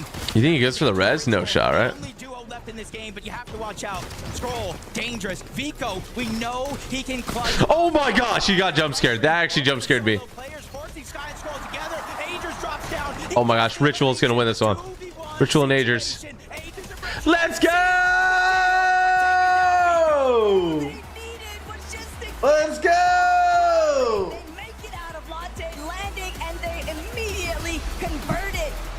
Ritual is such a nice guy, dude. I'm so happy he won. Let's go, dude. I love that. Let's go. The Ritual has the best music taste of any pro. Guys, that end game was sheer perfection. What do you think was the reason you were able to get to such a great end game? I just think we're the best duo, and we were triple con the first game and the second one, so it's the first game we got to play.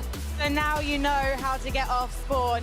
Ritual, it was interesting seeing you manage to take. Dude, Ritual playing in a long sleeve jacket mid to low ground is crazy. How did height feel right today?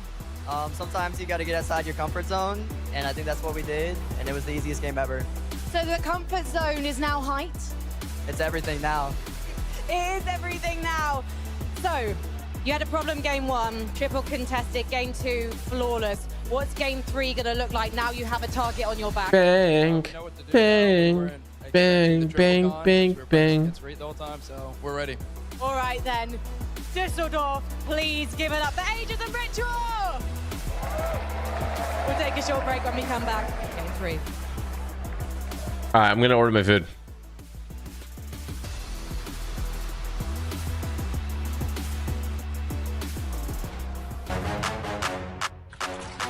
We got 3 minutes. Oh, bro, we're gonna get Dill Pickle Gamer here. Ready? He's wearing a typical gamer hat. You ready for the chat? You ready? Look at that. Look at that typical gamer hat, bro. Dill Pickle Gamer. W. You guys make sure to tell him that I saw his clip, okay? Get 2 sandwiches. You know you need it. Are you kidding me? Bro, I don't need 2. I mean, maybe I should get 2 sandwiches. Chat, should I get 2 sandwiches? 100. I got here. I'm popping in that bit. Low key. It's like not a bad idea, right? Bro, okay, guys. So in Seattle, I went to get burgers at Dick's. And I kept getting like double Dick's burgers, like 2 at a time. Legit. Like I would get like a deluxe and like a single cheeseburger.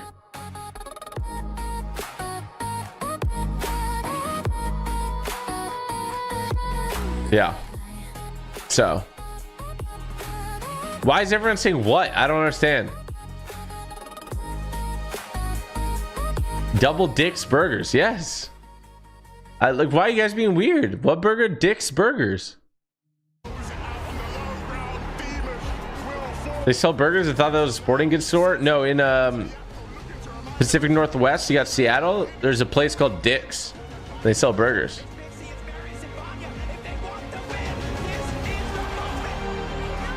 No, not Richard Burgers. It's Dick's Burgers. Dick's Burgers slap. They're really good, Husky. So the deluxe has like nutmeg or like cinnamon in it. It's really good.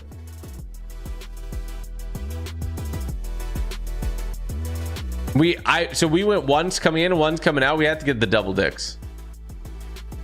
Legit. We had to get the double Dicks.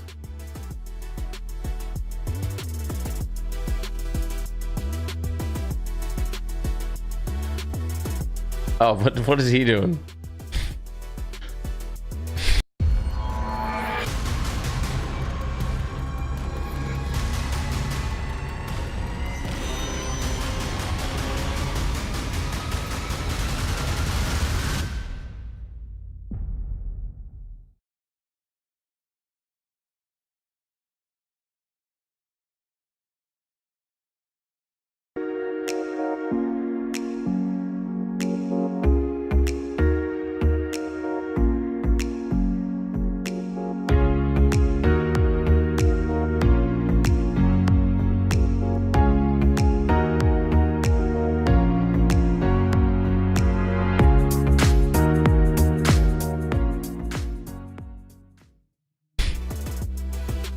I like guys, can I not speak English to you guys?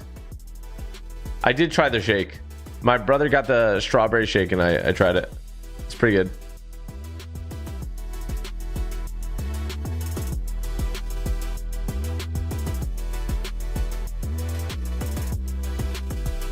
I don't know if there's a thing as too much Dicks. Like, it's really good. Like, I could keep eating it.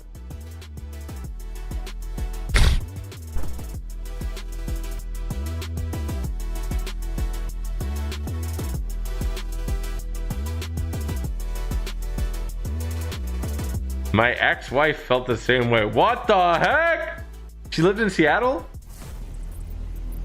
Let me search. Oh, this is actually a risky search. Welcome back to the FNCS Summit. Putting my NA this is Dick's Burgers. Look. Mask on for just a moment. What's up? That's where I went. NA on top of game number 2. That's right. Ah! Okay, took it off there. Unbiased. This is their burgers. Crazy It's stuff. pretty good. It's like a Seattle In-N-Out. Yes, ages in ritual get a beer. Okay, back off. Anyway, sorry about that. Sorry you had to see that. Congratulations to. It's like really good. I like it a lot. When it matters, right? Finding and like the location looks so cool. Like this is the sign. The high ground of all things, and I love hearing from. Look, see, they got double Dicks. It is now. High ground is right now. Zeke, I don't need a mask. I feel like the slightest increase in how big my smile is after an NA team wins a game should be telling enough. I mean, incredible game from the boys here, and we were kind of watching this one fizzle out, and it's like, you know, we kind of tune into them. They're on the high ground, they're chilling. Agers, man, ends the game. What was it? 8 eliminations? Ritual. You're gonna get me in trouble going with your cheekiness, bro. Like, I actually ate there twice.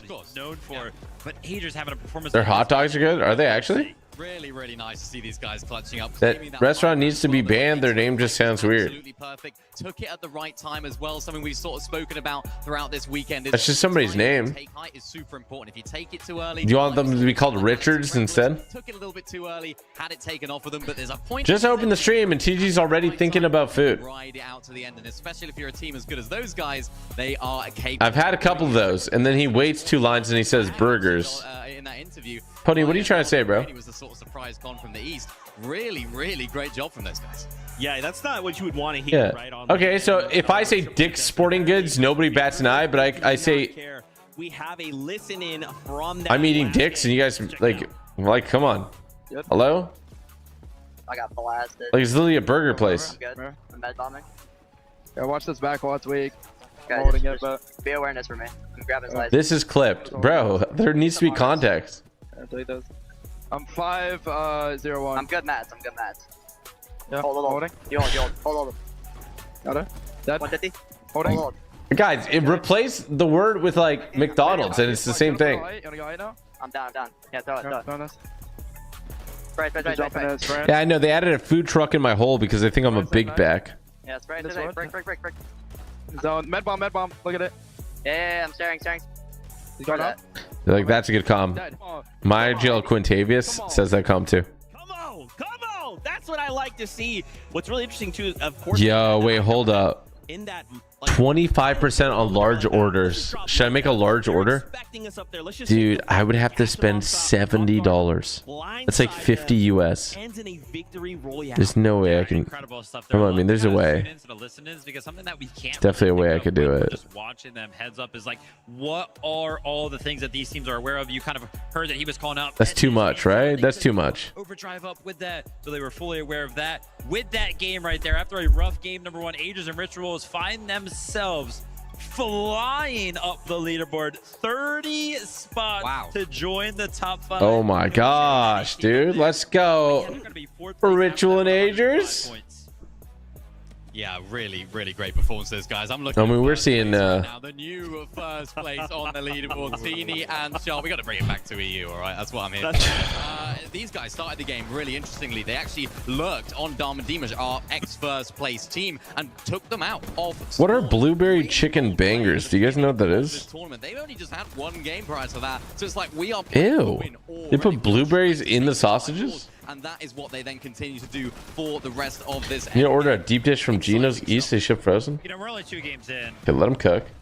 But it starts to feel scary. Let's go Shark up. Kind of makes the point, hey, listen, you know, Shark and Teeny game number 1.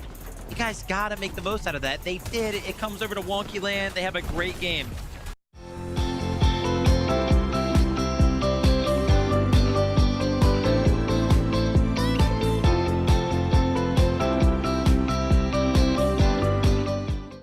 It starts with a warm, fresh out of the oven bagel that's stacked up with cage-free eggs and the freshest ingredients, then finished with a signature sauce. And that's how you breakfast at Einstein Bros Bagels. Now we're baking. This was nowhere near Wonky Land, man, right? They had to rotate across the map, but they still did very, very well. I'm like salivating looking at this stuff. When I start to take a look at wait, how good some of these teams just are at playing Fortnite, and not to mention this change in strategy as well, like you mentioned, looks really good early in the game. So they look prepared. I wasn't prepared to see this many teams up in that leaderboard as dominant as EU. We got our one up there, right? But blueberry breakfast sausage is amazing. Did you see the season 3 loading screen reveal? I think you'll like it. I did see it, Bonnie. Climbing 11 spots. Remember, we kind of talked. So I think we're entering another peak season for sure. Slower. They said second game, let's kick it into high gear. You know when I'm not sure when the pro photos are coming through. I'll let you guys know whenever I get word on it. Later on in this. What's the 10K bounty about? Okay, so if you guys are just tuning in, I am offering $10,000 to a team playing in FNCS Major 1 Summit. Okay, it's an icon bounty for FNCS Major 1 Summit. I will pay $10,000 to the first team to win a game with both players using my icon skin. So Ritual could have won $10,000 with this teammate. Shark could have won $10,000 with their teammate. if they were rocking my skin. A lot of players, when they're walking off for that break, Did anyone take you up on it yet? We've had 3 teams rocking the skin, but nobody's won yet using it. He was fired up. He was feeling good, and I hope he can. I think we'll get more in the second half. I do. The next game is ready, so casters, let's kick it back over to you. Dude, my eye keeps switching. 2 games down, 6 more to go. This is looking a little bit more like a marathon instead of a straight foot race. You would think so. Can we get the 2 in the front on a stool? They're looking to eliminate Levin's like so tall. Darn Deemish, targeted intentionally. They were in that first place position. Did Samara leave him unattended? Sharkantini might look to Yes. take over here in game 3. Okay, is this bad? Guys, if I get a breakfast sandwich and a Belgian waffle, is that too much? We're still in the beginning stretch of the entire. I'm like, I feel ravenous right now. I feel hungry as heck. The leaderboard isn't too impactful. There's 6 more games left to pick up those points, eliminations, victory royales, and close the gap. We're looking at who is the best in the world as of now and top 15 for the global championship. And we're already seeing one more of these hotly contested. Come on, we need this. We need this. We need West needs this. West needs this. West needs this. West needs this. Come on, West needs this. Epic Well and Pump did not come to muck about at all. They are ready to win this. Bro. Focus and Hero down below. It's a little bit of a mismatch, but oh shoot. Take the fight to Epic Well. Drops him down to just a little bit of HP. Pump finishes that elimination, and they go back to back. They each get their own, and they hold their ground. Oh, no shot. Wow. Thought we were watching a bang. competition for a moment there. No bang. any materials to work with. They were My left eye keeps twitching. I don't know what's wrong with it. They knew that they had to try and find those eliminations as fast as possible. All right. Next on our off-spawn tally. Wait. Resigns versus Chapin Flixie. I'm confused. This time around, they want to get the chance to actually play their game. Okay, wait, I'm confused. Didn't the other team win both off spawn so far? And they have no answers. They landed way further towards the east. But it would have felt so much better if they'd actually been able to connect and find at least one knock. That gives you the opportunity to actually push and pressure, because now you're dealing with 2 duos that don't have a lot to work with, and Leo and Romero were still around. Let's see what that OC duo can do in this game. Are you sleeping okay? I mean, like, not like last night, but. And Rainy, this time around, Ritual has gone down after winning that previous game. And so things here at Lalte still haven't been figured out as far as what the dynamic of the day is going to be. It is still a messy situation, Taco. For Reed and Cooper, it's just anything you can do, I can do better. They have a point to prove up against the likes of Rituals and Agers. And did Reed and Cooper take out one of them? But here in the lobby is the best chance to come out on top. Every single time Noah, Riley, and Razan just kind of pop up on the screen, I just hear the arena erupt. I've never seen so much energy outside of last year's Global Championship, really kind of giving it their all to their favorite teams. It's something that you love to see. And for Noah and Razan, they're just doing a good job here, not necessarily putting it all into just one contested fight. They're saying, hey, we might not get the best loot off spawn, but this is something we can gather as the game goes on. And already in game 3, major off-spawn switch-ups, Rainy and Nalu, the Asian team who had their struggles landing in the northeast of the map, trying to take fights in Latte that just weren't working, have now decided to land at Riptides. And I'm not sure at Riptides. Okay, I'm gonna order, chat. Let me order food real quick. Okay, wait. Should I order buttermilk pancakes or Belgian waffle? Which one? When they pounce, if they want to net any kind of eliminations here, Momsy, Skyjump, they've had so much difficulty just trying to find their footing in these first 3 games, and it's looking like things might go from bad to worse here if Momsy isn't careful. Yeah, this is a tight situation because they're fighting a 2v2. Oh, everyone's saying waffles. Team, or at least one of the 2 over from Wonky Land, disrupting this fight, third parting, causing a little bit of a distraction, landing some of those shots on a Skyjump and Momsy. I'm seeing everyone say waffles. Like, waffles is winning. Really, the kid said waffles? That's a big vote. They really struggled with Surge in that last game, but you have to pick your fights wisely. Dude, you don't want to put yourself in an even worse situation as the games continue. Traditionally, Skyjump and Momsy have been the team that just actually gets a third-party profit whenever they're challenging others on the map, but those opportunities just not presenting themselves here today. Other teams kind of fluctuate. Should I get like waffle fries, or should I get like fried herb potatoes with my sandwich? What are we thinking? To figure out who's going to actually come out from this position. Waffles don't travel as well as pancakes. Okay, okay. One of them is like that. Medium ammo. That's going to be Flixie. He's no longer going to be able to put pressure from up above. He does have the Chaos Reloader shotgun, so he can fight back. But that go ahead and controls, or at least changes a little bit. Bro, the reviews are like, I had this before. It's good, but like, why are the reviews so bad? Disengage and find a little bit of more resource. King and Tails. The breakfast tacos. Yesterday with their qualification into this final with a big win. Yo, low key. No, that's so, bro. I'm ruining the party. My eyes are bigger than my stomach right now. And now looking to make waves here again in game 3. Oh dear. What do we have here? Vidil and Ju. Ju taking Reason out. Friendly fire going on. It's like in those moments, you can just tell the crowd's not really sure whether to be happy or sad. Oh, there's something wrong with his setup. Ultimately, his audio. one can survive Bro. at the end of it. Also, he has 2 pizza boxes. Is that not insane? But will it be short-lived? Because Kanata, Victor V. All right, Quinn, Raccoon, what are our thoughts? Do you think second half we'll see a lot more people? Do you think when people think that they're not going to have a good chance of making top 10, they'll go for the dub or what?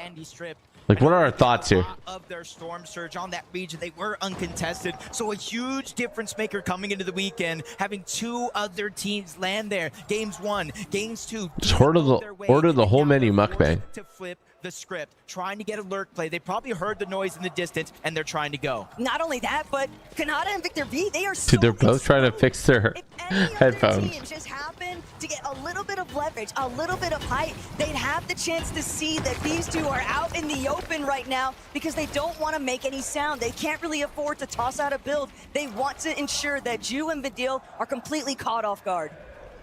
Vidil and Ju, though, from the way they're playing, seems like there's some sort of inkling something is being cooked up here. And I hope they... I mean, it looks like they got into a fight. Yeah. Stay on top of it, and they will. The jig is up.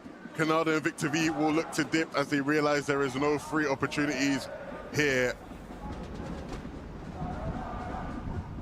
Curvin Veno, game 1. Didn't necessarily expect to get lurked on the south side of That's California for your Sharpo. California. A lot of their tactics have definitely revolved around their fighting potential. Both of these players are able to deliver some big blows and some big clutches, but at the same time, what is this? You can't factor out the Global Championship, pre-register for tickets. Every single match that goes by because everyone's looking for the perfect adaptation. Yo, super fan Emil, thank you so much for joining. Royce, thank you for all the roses. Oh my gosh, he's giving me 400 plus roses. Thank you, dude. You gotta do all that. CKS, I love Simon. Yeah, I saw that. They're gonna have to take what I don't know. I'm shaking right now, bro. I don't know what I'm gonna do. He left the side of it. They're gonna run away with it in this play. Kind of moving from the bottom up. There's a huge hide advantage. Soul and Bull Poutine. They can see it. But they might have spotted out bot, just kind of trying off to the side. This could be a chance for them to try to take a 2v1. Yeah, they've got to know that there's a solo. Sorry, chat. I'm still looking at food. Chicken and waffles? Ooh, low key. This will be a great 2v1 opportunity. Frick, they might dude. also just patiently wait for bot to return. No, they'll jump into the bush. They want that damage. They want that fight. They saw bot leave the hill and decided it was their time to strike. Yeah, at least bot came back, trying to draw back a little bit of that pressure. They did land some damage though, so that's the combo that's building for Thomas and Focus. 70 damage on. Connecting yet again, but the distracting third Focus is everything to a halt in this moment. Thomas Focus, they immediately box up on top, realizing we're in the zone. You still got to come to us, and now they have a moment here where there's a little bit of an advantage here in terms of positioning. Their prey just barely managed to escape. Thomas was trying to find that full Game 3. Tinka went down. Net itself in his favor, and Grilled chicken salad.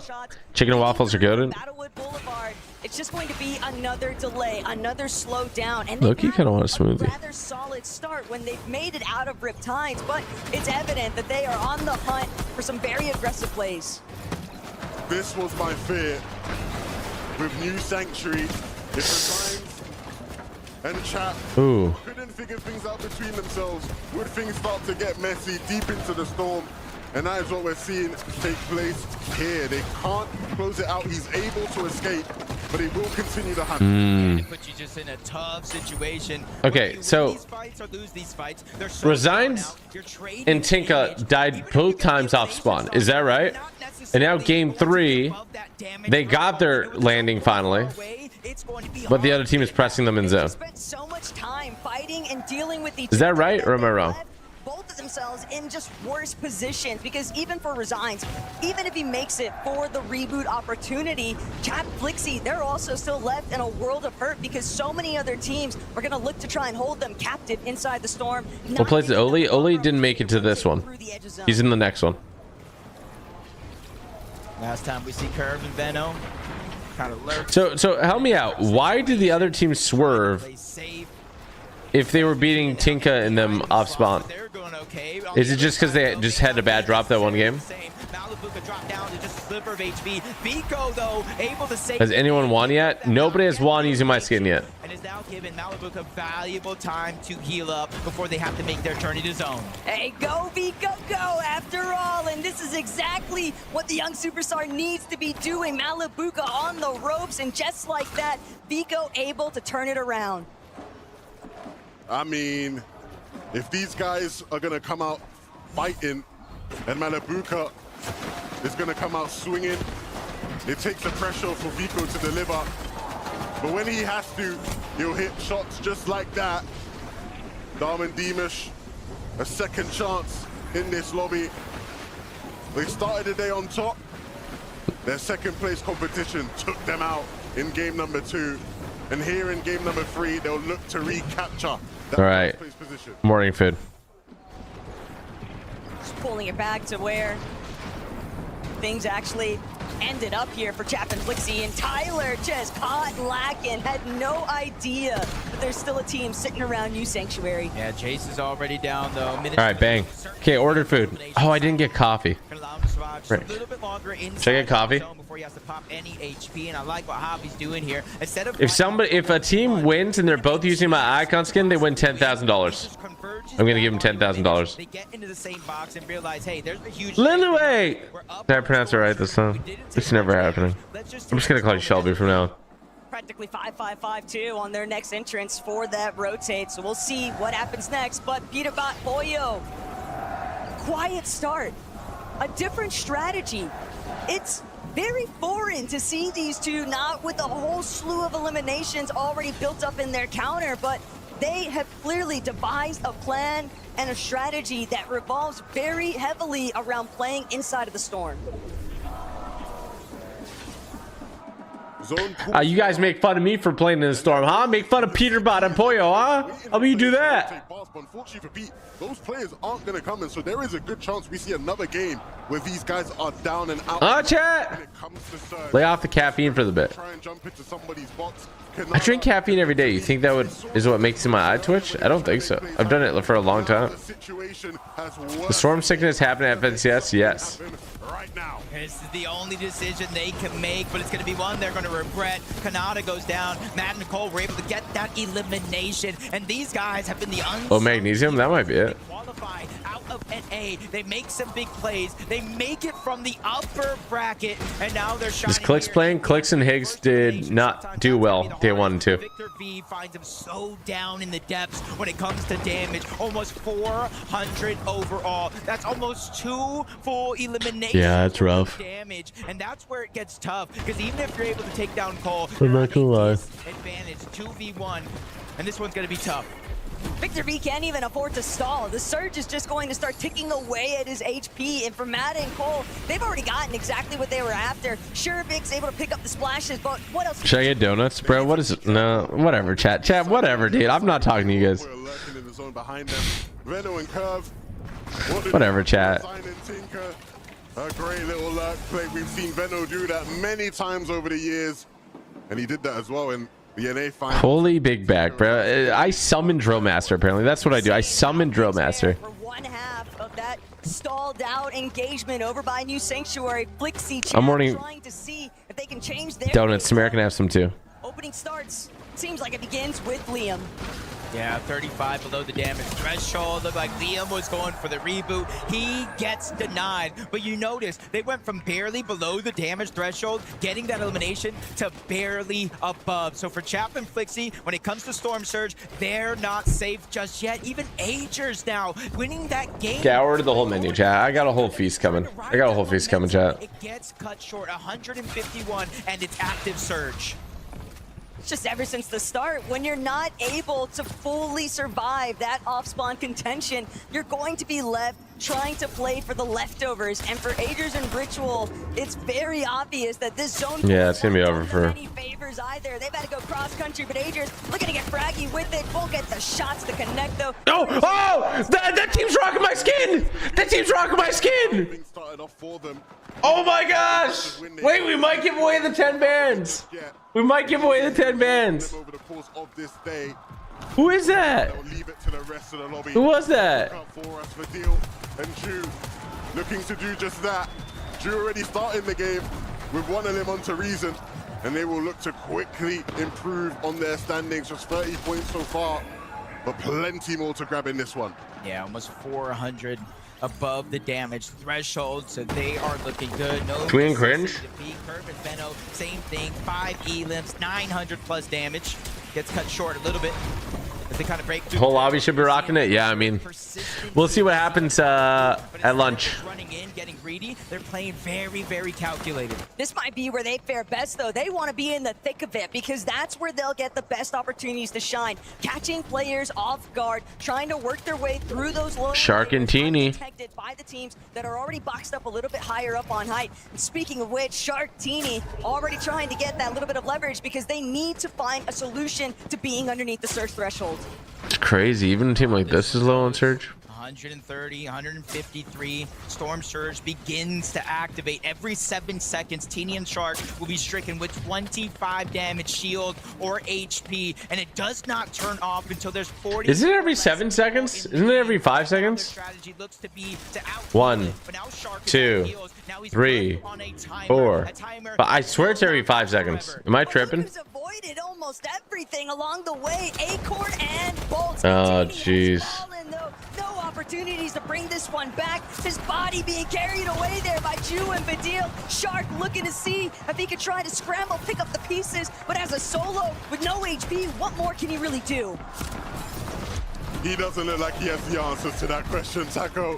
With just 1 HP. Ooh. Shark and Teeny Okay, rough third game. spot up for grabs. Bro, put the camera on Cringe and stuff. Go down early, you're kind of seeing how Teeny was able to go down, but Dio and Ju just caught him lacking, edit the wall, and get that elimination. Cringe and Twee. They're at bottom over here. Down as well. Venno's gonna get knocked. Curve trying to be a hero. One knock's already there, trying to get the second onto Sky, but he gets the. Wait, chat. We actually might be given 10 bans. Chat, we might be. I might lose $10,000 this game. He can't be the hero he needs, but there's still a knock right. Chat, I might lose $10,000 this game. Curve needs it to kick in now or never, but he can't afford to see if he can find another shot.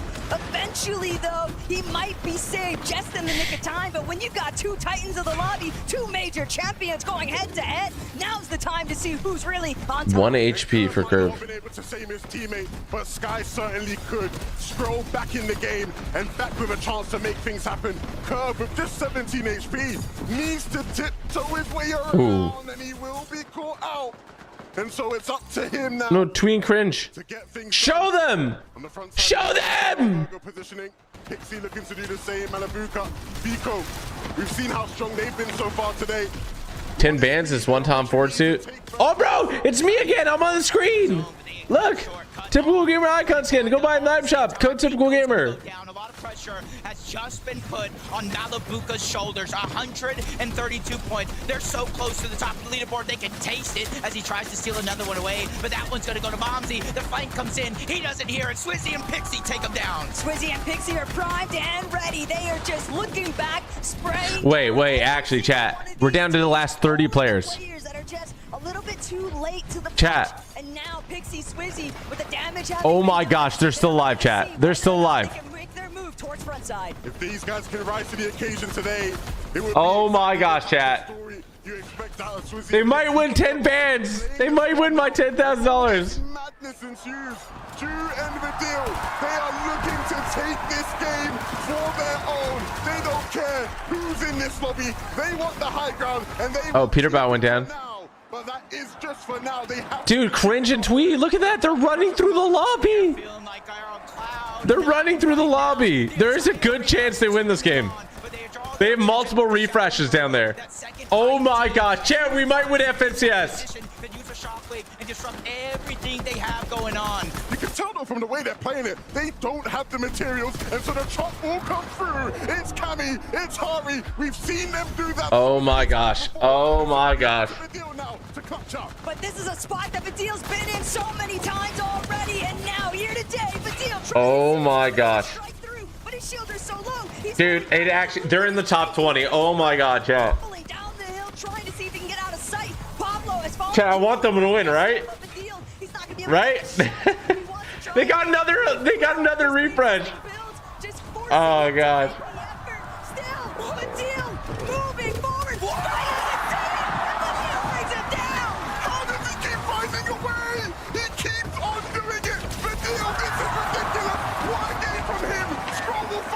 Oh my gosh. Wow, this guy has a lot of pizza. No! Cringe and Twee went down! They almost did it! They almost did it! Bro. L Fortnite broadcast, they didn't show him at all. Up in this game. Scroll, Solo, Pixie, Solo. Scroll's being the focus right now from up above, trying to expand, but he's running out of material. Dude, they almost won the game. They realize he's building out a they got top 10. Typical gamer made top 10 in FNCS. Let this opportunity slip from their fingers from one team to the next. Pixie gains their attention. Scroll goes up! But Scroll finds nothing. He realizes Cammy's in a metal box. Dude, Scroll is going crazy. Just in the nick of time. But Scroll is whoa! He was moving. Cammy had his back. They are one of the most dangerous teams coming into this event. He's still cranking. That is not a problem from them when it comes to big moments. Right. Oh my gosh. Cammy is one for certain that shows up when it matters most. Cammy, Hari, stand up. Düsseldorf, please give it up for Cammy and Hari. What an intense final moment, but you were so close together. How were the communications that you tried to take Solo Scroll down? I mean, it was the perfect game. We just chopped high like 3 times, killed like 4 people because of that, and it was an easy game. That's what everyone. Every game is easy, chat. Every game is easy, bro. Every game is easy, chat. Every pro thinks every game's easy, bro. It's just easy, bro. It's just so easy, bro. Yeah, it's just so stacked. So when you look at the lobby list, who do you think is your biggest competition right now? Darm and Dimash. Darm and Dimash, and is that because you're sat right next to them and they're also your friends from Poland? They look thrilled, don't they? If it could be you or Koala, you sound like you should be a commentator, bro. You who wins this now. I imagine you're British. So, Cammy, you know what it's like to be under pressure. You know what it's like to be on day 2 and in contention for the top. Safe travels, Quinn. Do you have to change things up so you don't get snaked out there? I mean, we're count, so like we just need to focus on that. Need to focus on winning off spawns and try to get some more good games. Well, we're going to take a short break while these guys focus up. Please, Düsseldorf, give it up for Cammy and Hari!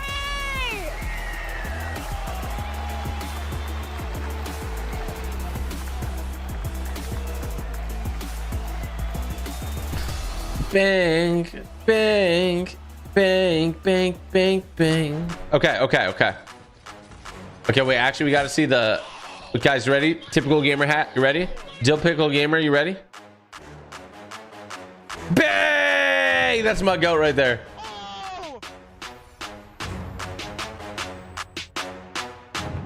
Tyipcal gamer. Okay, guys. Quinn had a great idea.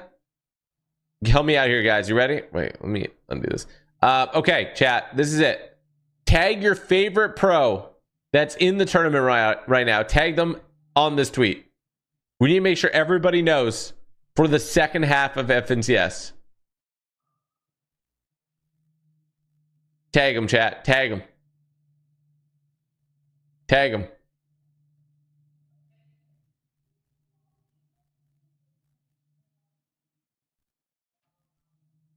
Tag them.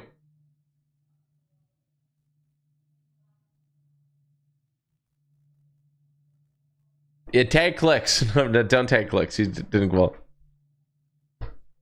You should tell Ozzy and facts about it. You can spread the word. I'm 99% sure they know about it. I don't want to like press them, you know?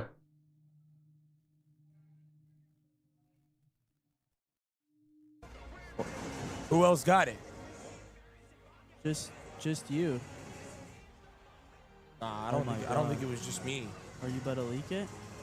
I don't know what it is. I can see what it is. Are you gonna? Yeah, but like, what does it mean, bro? Chat. I don't know. I don't know what this means.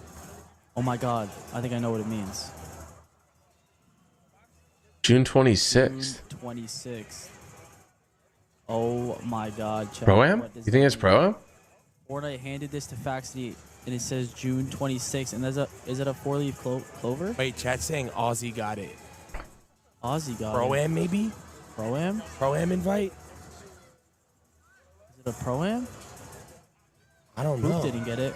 Oh my God. It's mad. I feel bad. There, Fortnite told me to give this to you. Nah, I'm trolling. You're sick, bro. He reached out to grab it. You are sick. You are actually weird. Oh my God. But yeah, chat, look at this, bro. What? What does this mean? Is that it? What's the clover? What do you guys think it is? For something. What do you think the clover is? Clover. Date for what? Chat, any idea? Wait. Icon skin, maybe? Oh, Mongrel icon skin? Oh my God, that is Mongrel. He's the clover. Wait, Mongrel's the clover? Oh my God. Wait a minute. Where's Mongrel? Yeah, that could be. I'm not gonna lie, Chad. That could be. Mongrel's logo is Mongrel, baby. Oh my God. It could be. Hey, I'm not gonna lie. Whatever it is, I don't care what it is. Anything Fortnite related, I'm always fucking Game 3, and if I could put my EU bias mask on for one, say, yeah. All right, chat.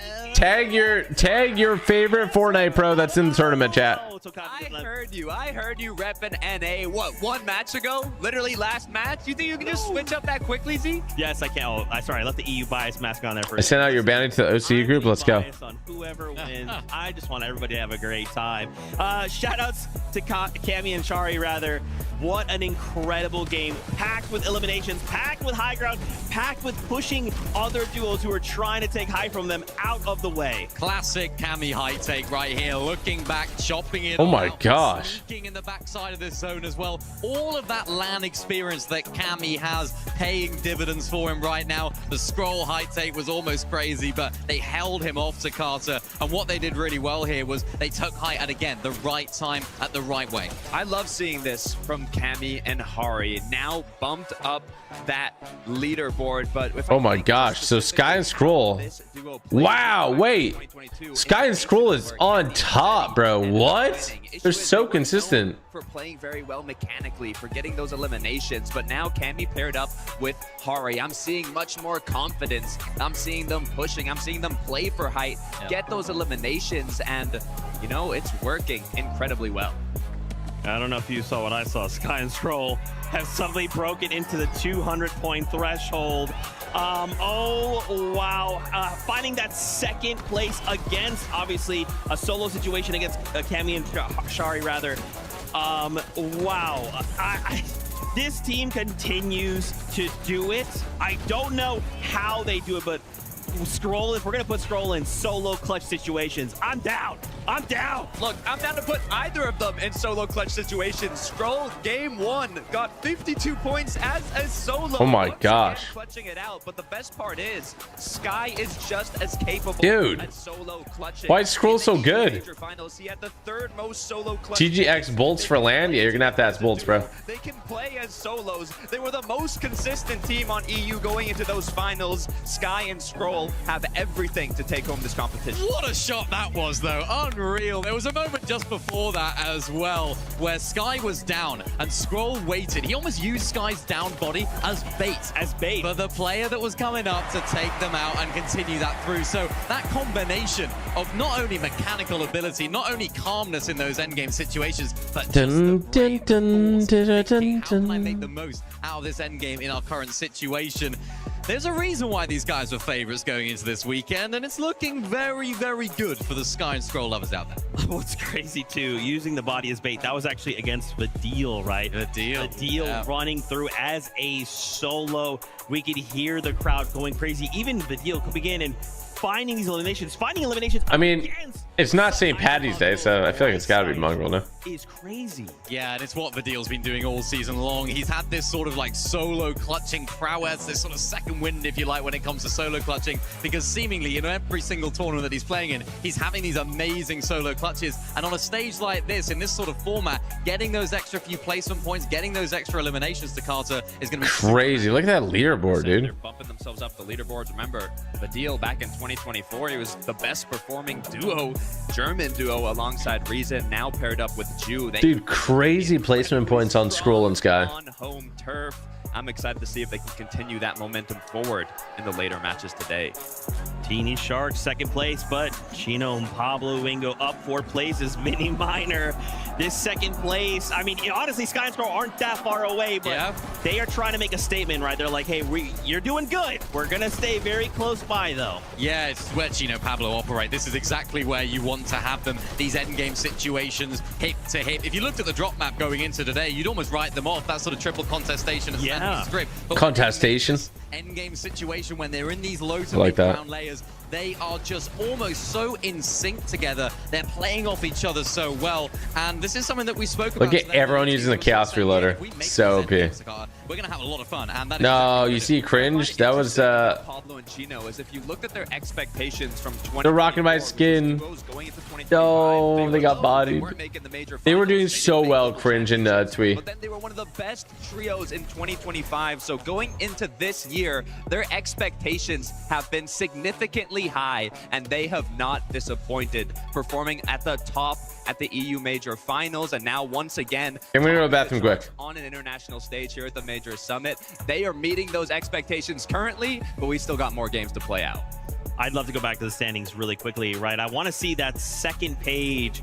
So keep in mind, we know right now 98 points is where Acorn and Bolts sit, but just below, look at this.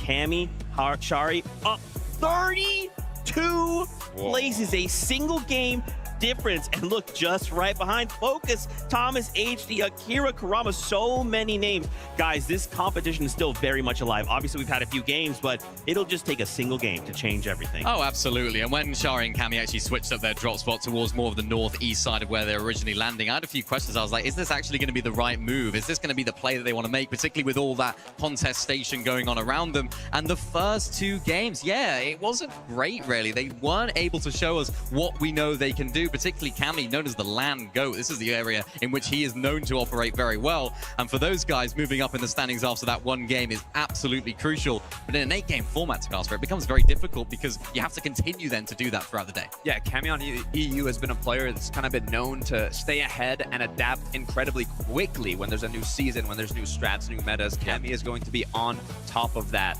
I was also looking, Thomas. Yeah, I'm waiting for my food now, chat. Should be coming soon. Contested in the last match. Now, they ended up having the upper hand. They came out on top there, but there have been a lot of last-minute switch-ups, so I'm definitely starting to feel... Last-minute switch-up, last-minute go. All right, we're going to the game 4 now, and then we got 4 more games after that. But they usually take a break at halfway. For a bit of that last game, and then Cammy and Shari said, get out. But still, I love seeing this duel, right? They had that crazy call yesterday. Hey, yeah, we'll go ahead and win this next game. Slap shot. Study up. I'm excited to see what else they can bring, right? Like, just look down to the second to fourth. The points are still pretty dang close. I feel like once we get into that 8th game, man, it's going to be really, really close. Yeah, I mean, it's pretty close right now, but I don't know. How do you guys feel like a 70-point difference from first to second? I feel like that's a pretty big difference now. That's like 2 games could bridge that gap, though. We saw it right here. I think it was Virgo that was up on top of High, actually got chopped on down and then took a lot of that fall damage. So this is where their game started to crumble. But it's something that I spoke about yesterday in the lower bracket. If you can just take High, ride it out for a good amount of time, you're still going to get some really nice placement points. And in an 8-game format, it's going to be absolutely vital to keep those games coming in, because if you can stay consistent, it's going to do you well to good. If anyone's going to take Height, it's going to be Virgo and his Shadow. I mean, if we look back at the player lounge, Virgo was winning every single realistic creative match. I mean, mechanically, he has what it takes. But then you look at the predictions, you look at all the co-streamers, you ask online, and they're putting, you know, NA's somewhat last hope per se, Acorn Rituals, you got Cold Rapid. They don't have Shadow and Virgo up there at the top, so I love to see them currently in 4th place, showing what they're truly capable of. You could be vaping formaldehyde, which is used in taxidermy. Oh dear. What? Formaldehyde. Oh dear. What? I knew it. Oh dear, oh dear. What? Aren't you an elk? I don't know what I am. Why are brands still paying thousands for a single ad, when AI can now generate hundreds of high-quality creatives in minutes? And here's the crazy part. You can try it right now with over 70 million free tokens on Alibaba Cloud. Because what you're about to see isn't just another AI tool. It's WAN, Alibaba Cloud's next-generation AI creation platform. And it's quietly changing how businesses create ads at scale. Hey there, if you're serious about how AI can actually make your life easier, you're in the right place. This tool turns powerful AI ideas into something practical, simple, and genuinely useful. No hype, no complexity, just smart tech that works. So let's say you're running an e-commerce brand. You need product ads, like a skincare ad, a gym product video, or TikTok creatives, constantly. But every campaign costs time, money, and creative effort. Designers, editors, revisions. It adds up fast. Sound familiar? Now here's where things start to shift. With WAN, you can generate marketing creatives directly using AI. Inside Alibaba Cloud's model studio, images, videos, ad content, all produced in minutes, not days. And this is the part most people underestimate. It's faster, and it scales.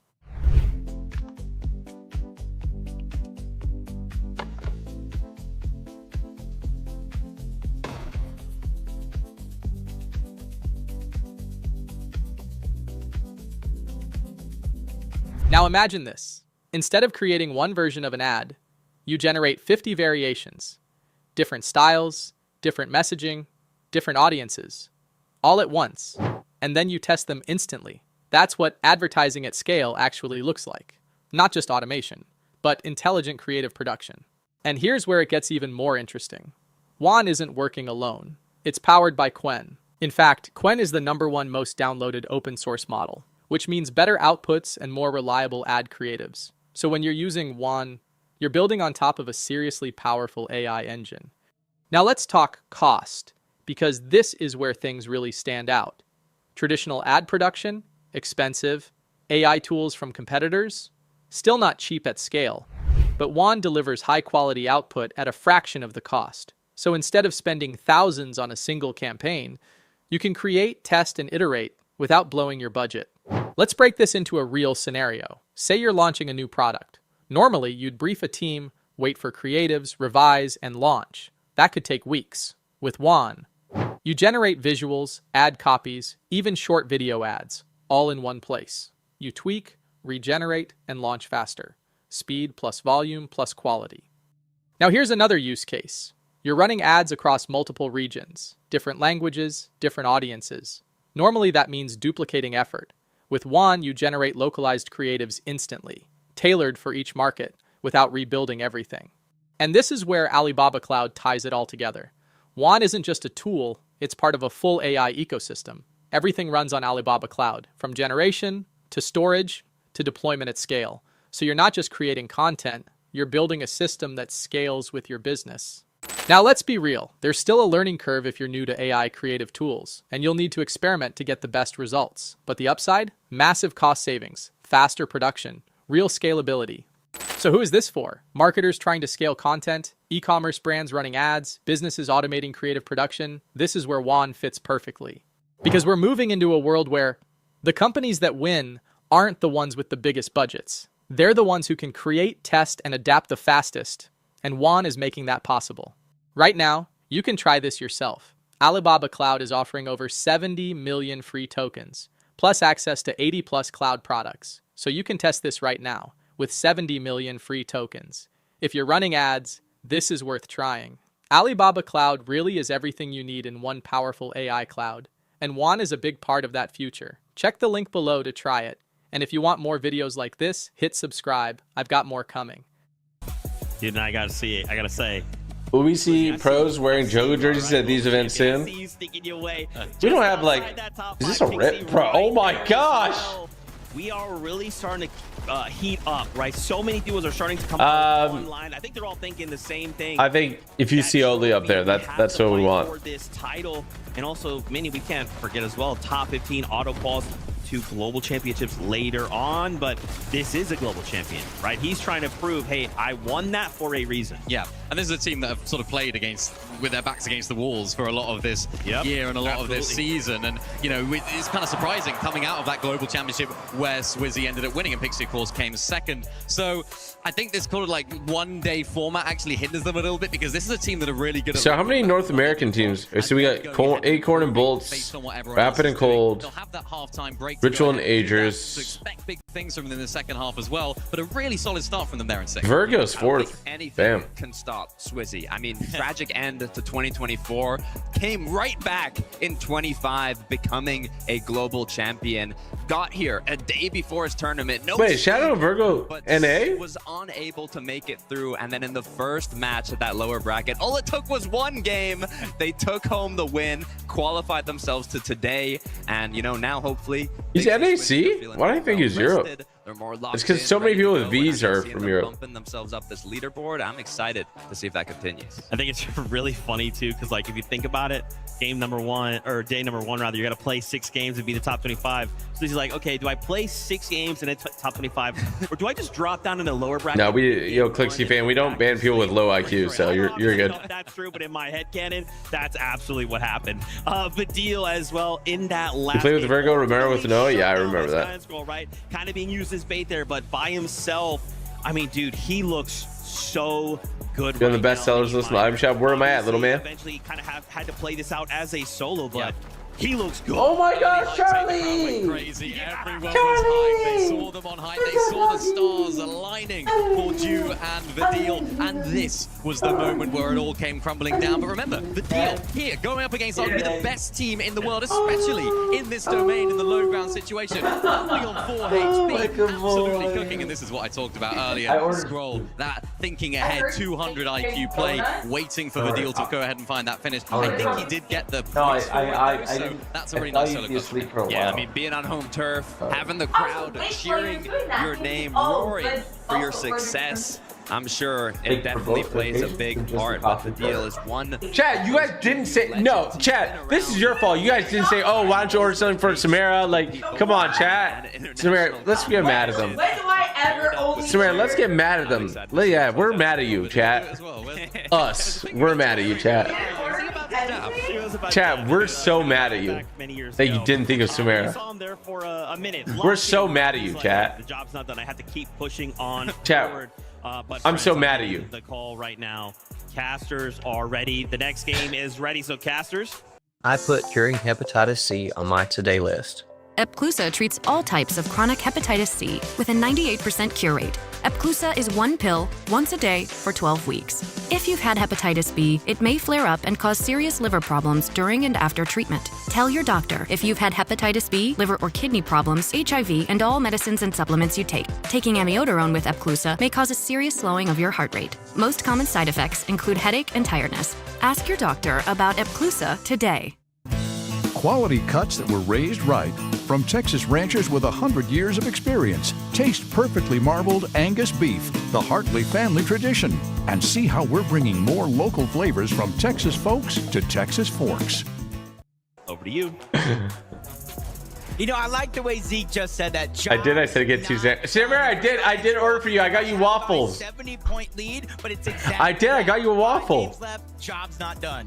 Yeah, but when it's Oh no, I didn't get you coffee, but I got you a waffle. point differential that's already taking place. All I can think about I got you a coffee. I didn't get one for you. Yeah, I ordered you a coffee and I didn't get one for you. I was gonna eat that waffle. Chat, I wanted both. I wanted the waffle and the breakfast sandwich. Chat, we're cooked, bro. Whatever, man. It's all good. No, I don't need both. I don't need both. The last game before halftime, and you guys are no strangers to Fortnite competitive. Where you're at on the leaderboard means so much. If you're going after first, you might have to have a big game here. If you're Bro's so big. Yeah, Dro, we are, dude. We really are. Consistent. Thomas, focused. They know they got lurked on at the start of that last game, and they're just being a little bit more aware. No surprises this time around, or for now at least. We have to see what takes place elsewhere. Looks like these guys might get a game uncontested. Epic well. Yeah, they earned it. Oh, shoot. Spinning his dragon. Oh no. They don't get landed on, but they do get shot out of the sky, and there will be. What is this? As these two duos run it back. That's just the nature of the game when it comes to these drop spots. Sometimes you have to glide in and flick these shots over the chest, gets the thunder burst, but not the elimination. 2v1, Tinka and resigns, the strength in numbers, and that was a little bit of a mismatch. Chap went underneath. He left his teammate alone by himself, and sometimes that's the only second you need. Sometimes you just have to give up the sacrifice, though. Flixie fully understanding that they just weren't going to be able to pull this one back. It's better to just have Chap try and play things through. He can look for the reboot later on. But I've seen two people with a skin, bro. The skirt is so annoying when you jump. Surprised they rock it. Get to experience a game. They've been dealing Yeah, I with saw that. I'll just. And we can go back to see where things really started to take off for them. Surprise conning Virgo. That's Oh no. Bears moment, but Hero not finished with it. Hero getting both of those eliminations, and honestly, sometimes it takes one switch up of a drop spot to get Let's go, Pixel. in your favor. And already we'll see how they rise up the leaderboards after this one. Triple contested still over towards Sandy's trip. It's Chino and Pablo that find themselves in a close quarters combat situation here. Victor V and Kanata on the west side of Sandy. So right now, it's going to be Fakun by himself. Were you a game designer? I mean, I've worked on game stuff since I was young. Like game-related things. Pablo and Chino have non-stop been looking to bring down. I love your pickaxe. Let's go, TG Slayer. They nearly succeeded in yesterday's competition, but it just wasn't. Everyone doesn't want your waffles? No, the waffles all hurts. Settled everything once and for all. So game 4, they'll just have to deal. Why aren't you in the tourney? You have to qual. You have to. First of all, you have to make it to FNCS finals for your region, which I've never made it to an FNCS finals in my region. And then in FNCS finals your region, you got to get top 2 on West. Run for their money at the top of the leaderboard. We know it is Pablo and Chino. We also know what Thomas is made of, especially when it comes to One day, TG, you're gonna win FNCS. I don't put in enough hours into comp specific training. Time to kind of pick up the pace. Kazzy trying to disengage underneath, focus on the chase, shot after shot connecting it. We finally get that first knock. The elimination is there, and while on the other side, Focus cleans up one. Thomas now trying to stall out this fight, waiting for his teammate to come back, using their numbers to their advantage, and just firing off on all cylinders. Damo by himself, but not for long as he gets. That was a good stall. It's just obvious that that Oshi duo was running on fumes. Husband got 2 portions for himself for real. To take full Bro. advantage of them being pushed so early, but Poyo, Peterbot, this is unfamiliar territory now. NA fans, look away. This is not what you want to be watching. Poyo, who's been the more reliable, it feels like today, Bro. for staying alive in the duo, goes down at the hands of the Frenchies, and so that leaves Pete to fend for himself and keep this duo fighting in this tournament. Yeah, and that's something when you kind of look at the stats of Peterbot and Pollo on day one, you know, kind of leading a damage right there with eliminations. Bro, what's happening with Pete, bro? The last couple tourneys? He's been kind of tossing, bro. So it's not necessarily the actual. Should I train him, chat? Like, should I train him myself? So far a tournament. Guessing I should train Pete. Them, but still plenty more to play. Chap has been able to keep himself in the game. Where are my ultras?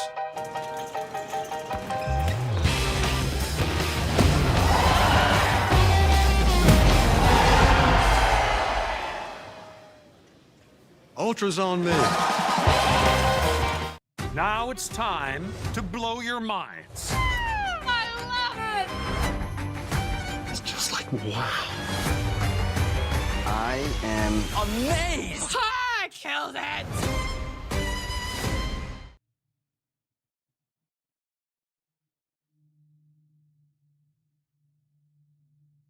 A nice little lurk onto King. That's exactly why Plixie knew he could trust his duo when he left off on a solo adventure here. Yapko and Panzer, though, profiting from what's taking place over by Latte, and they've got Cooper directly in their sights. Do you think Pete's prime is over? By himself, and Why do you think his prime was so good? They're continuously trying to push in. Cooper's time is definitely limited here, the way Yapko and Panzer have been playing. They need the points. They have to try to catch up and move up that leaderboard if they want at least top 15. But Cooper's keeping them on the chase up until now, where Cooper finally falls. And just like Taco said there, that decision to split with Aegis. Would you compete in COD? No. We have seen Yapko and Panzer are not afraid to fight anybody in this quadrant of the map. If they spot a weakness, they will strike and they will hit. It really feels like they've been playing a lookout to see who's going to be. Young Plus played for 14 hours a day.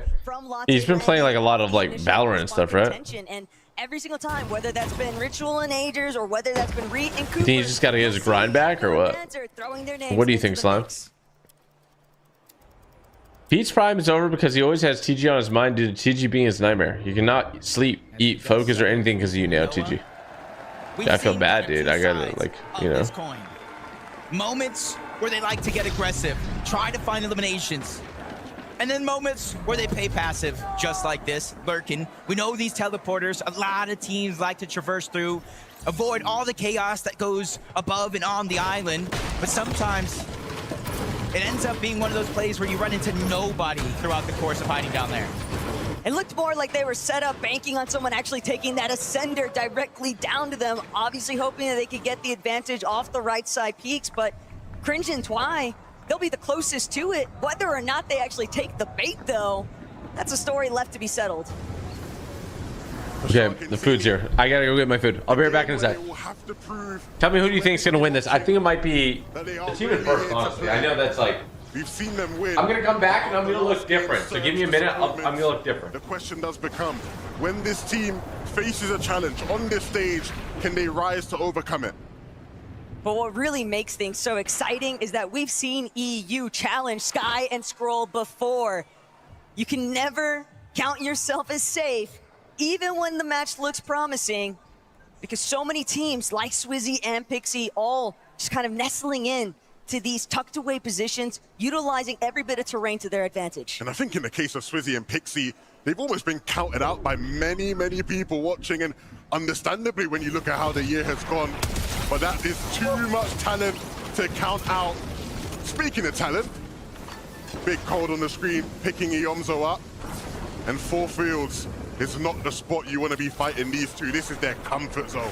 It's also the opposite side of the map from where we would have anticipated Iomzo and Josh to even be at. So clearly a little bit of a mix-up already taking place. Yeah, and just unfortunate enough, you kind of saw the no knock. It was straight elimination. Josh probably out of the game already as we tune into Peterbot. Nalu and Rainy, just like Josh and Iomzo for that matter, just kind of landing where they want each and every game, trying to go ahead and lurk and catch a team off guard while they're going for their loop path. But Peterbot's been a solo for so long in this situation. There's been too many teams inside Squibbly and outside as well. So there's really been no chance for him to get that reboot. But part of the problem for Peterbot is that taking that aggressive fight, that early motion up against Skyjump and Mumsy, and it not netting anything for them, it just left Squibbly up for grabs.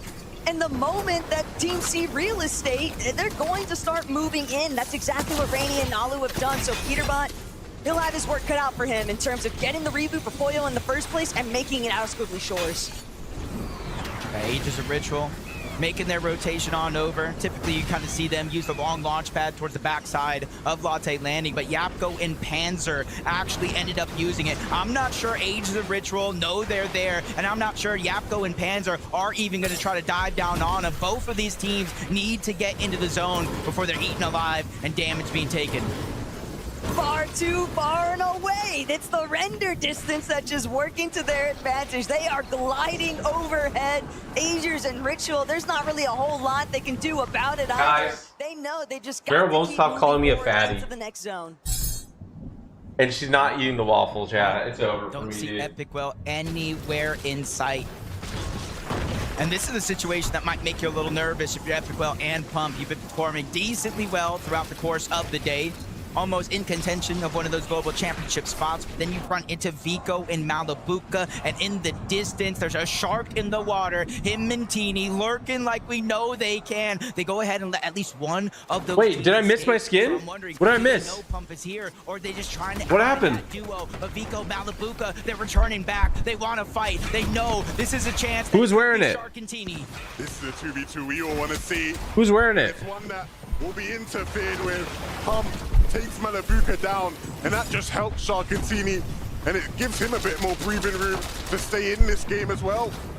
Not only that, but Pump absolutely stacked right now. The problem is he is just a solo. And for Sharkantini, there's always a bigger fish, and they're willing to make sure that they take out Pump entirely. The ultimate refresh, it's not even one that is a necessity, but they'll steal it anyway.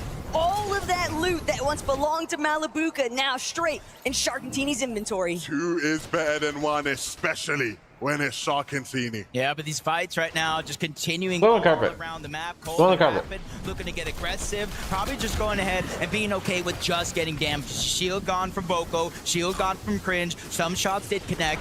Looking for the perfect puppy in Dallas? Petito brings you multiple locations across Dallas. Discover breeds you'll instantly fall in love with. A trusted experience for families every day. Your new best friend is closer than you think. Start your story today. Visit us at petitodallas.com or call 469-210-7983. Your puppy is waiting for you.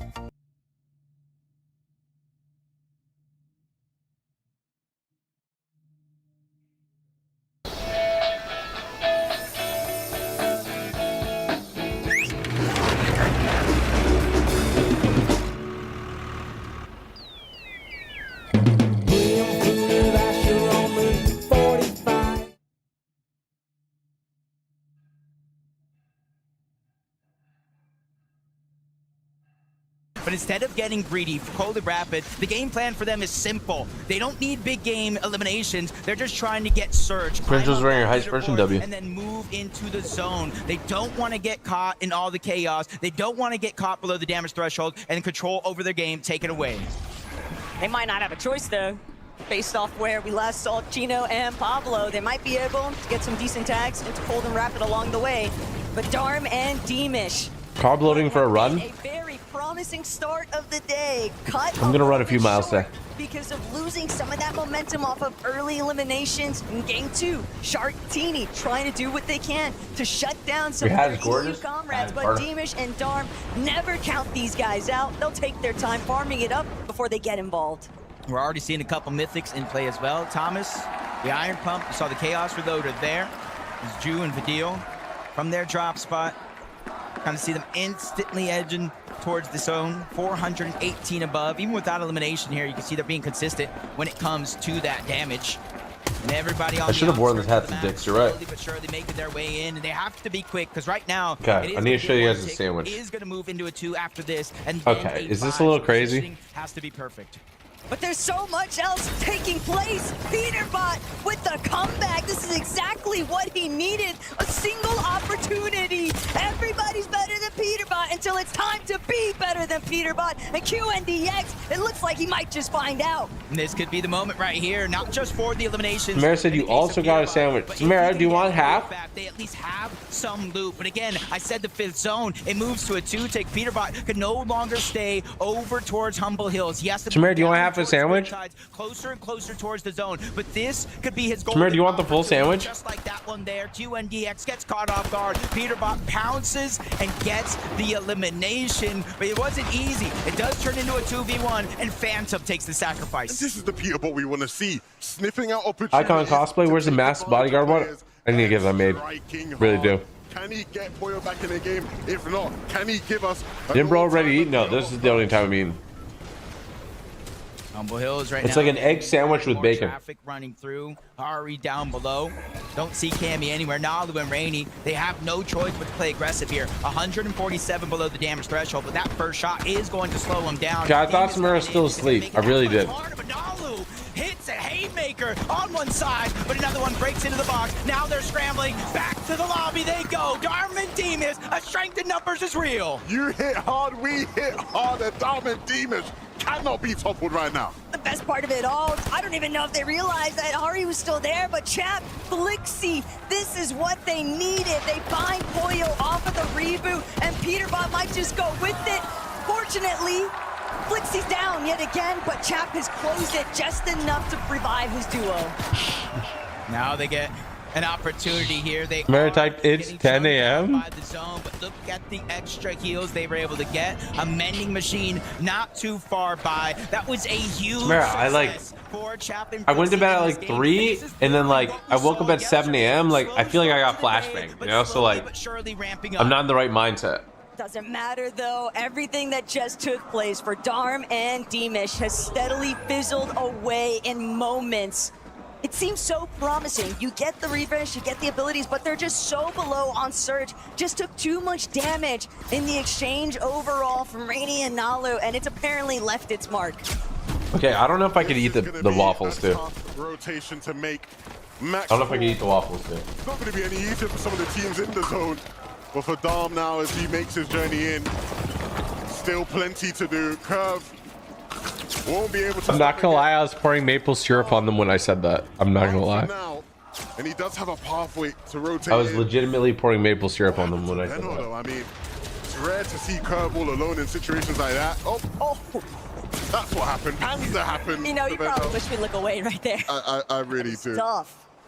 Shockwave into the front of the zone, truly cost him everything, but sometimes you have no other option. But it doesn't matter how much damage, how many eliminations Darm has been able to get so far. He's still 246 below the damage threshold. Who was really going to be Polish's last standing figure, and it's Darm in the end of it. Hari said to Frankie, hey, it's going to be us that come out on top. Darm making him eat his words. Darm and Deemish, their game continues. And it's all in the hands of Dom. You hear the crowd getting wild already in the feed. Vadil taking down Cold, Pablo, Chino just trying to move their way forward. Dropping a cup for the extra loot that they do have that they don't need to take with them. You can see their material kind of running low here. With 2 eliminations, 440 above the damage threshold. The main thing that is going to take their focus is just rotating from point A to point B, and it's just got so drastic. That is a max pull. But at the same time, it's one that Chino and Pablo, they're avoiding all of the attention with a nice wrap around the dead side. Yeah, honestly, it feels nice to not have to give 10 bans. It really does. But at the same time, Vadil, Ju, looking to get active inside the congestion. The crowd is lighting up with Vadil and Ju on their screens. They want to see more Vadil magic. And with them being so comfortably above Surge, this is looking and shaping up to be another magical performance. Is it pulled? It's pulled everywhere, right? Watching Darm cut across the screen right now. How is he still alive? As a solo, he is doing everything in his power to fight back in this lobby and try to remain in contention for some serious placement points. Shark is weak, just ahead, but he doesn't have the opportunity to open up. And this is a chance right here. Scroll once again by himself. After lunch, everyone's gonna be wearing it. 31 below the damage threshold. With the gap that they've been able to get in this tournament so far, the entirety of the lobby is looking at at them, hoping they go down, but Scroll obviously making plays already from 140 plus down to 87. He doesn't look like he's getting nervous too either. They're immediately getting focused. Mornings can feel pretty stacked. Stacked in your favor. It starts with a fresh baked bagel, stacked with the freshest ingredients. And that's how you breakfast at Einstein Bros Bagels. Now we're baking.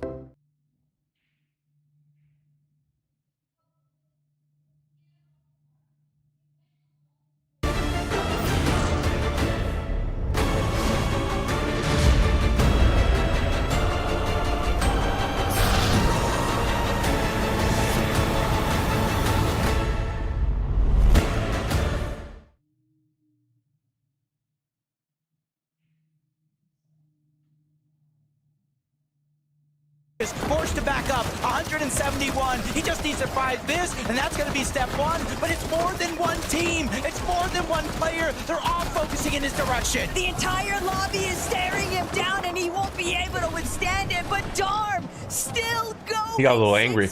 Points have just been collected, and Darm, even with the search ticking away at his lifeline here, he's still waiting to see if he can strike first and come out on top. If he finds a singular refresh, that would be everything, because only 3 more players need to go down for the search. What's up, Neo? Yep, he has multiple med kits. Plenty of time because he didn't get that max pull, but 305, that's a daunting number to look at. So that's why he's just hoping, crossing his fingers, 3 people to go down. Maybe Vico, Malabuka could get one. Kurama moving across. Lucy's going to get dropped. Romero's going to get knocked as well. Plenty of eliminations. What's up with the scroll in the back? Does anybody know? Comes in, teeny surprise. Shark and him try to converge back into that same box, but they still have to rotate forward. But look at how much space they have. They've claimed so much of the lower layers, and they're looking to continue building it out. But next, they want to take over the front side. Down to bare bones. With just 25 HP, he has to make some sort of play happen. If anybody can do it right now, it's got to be him.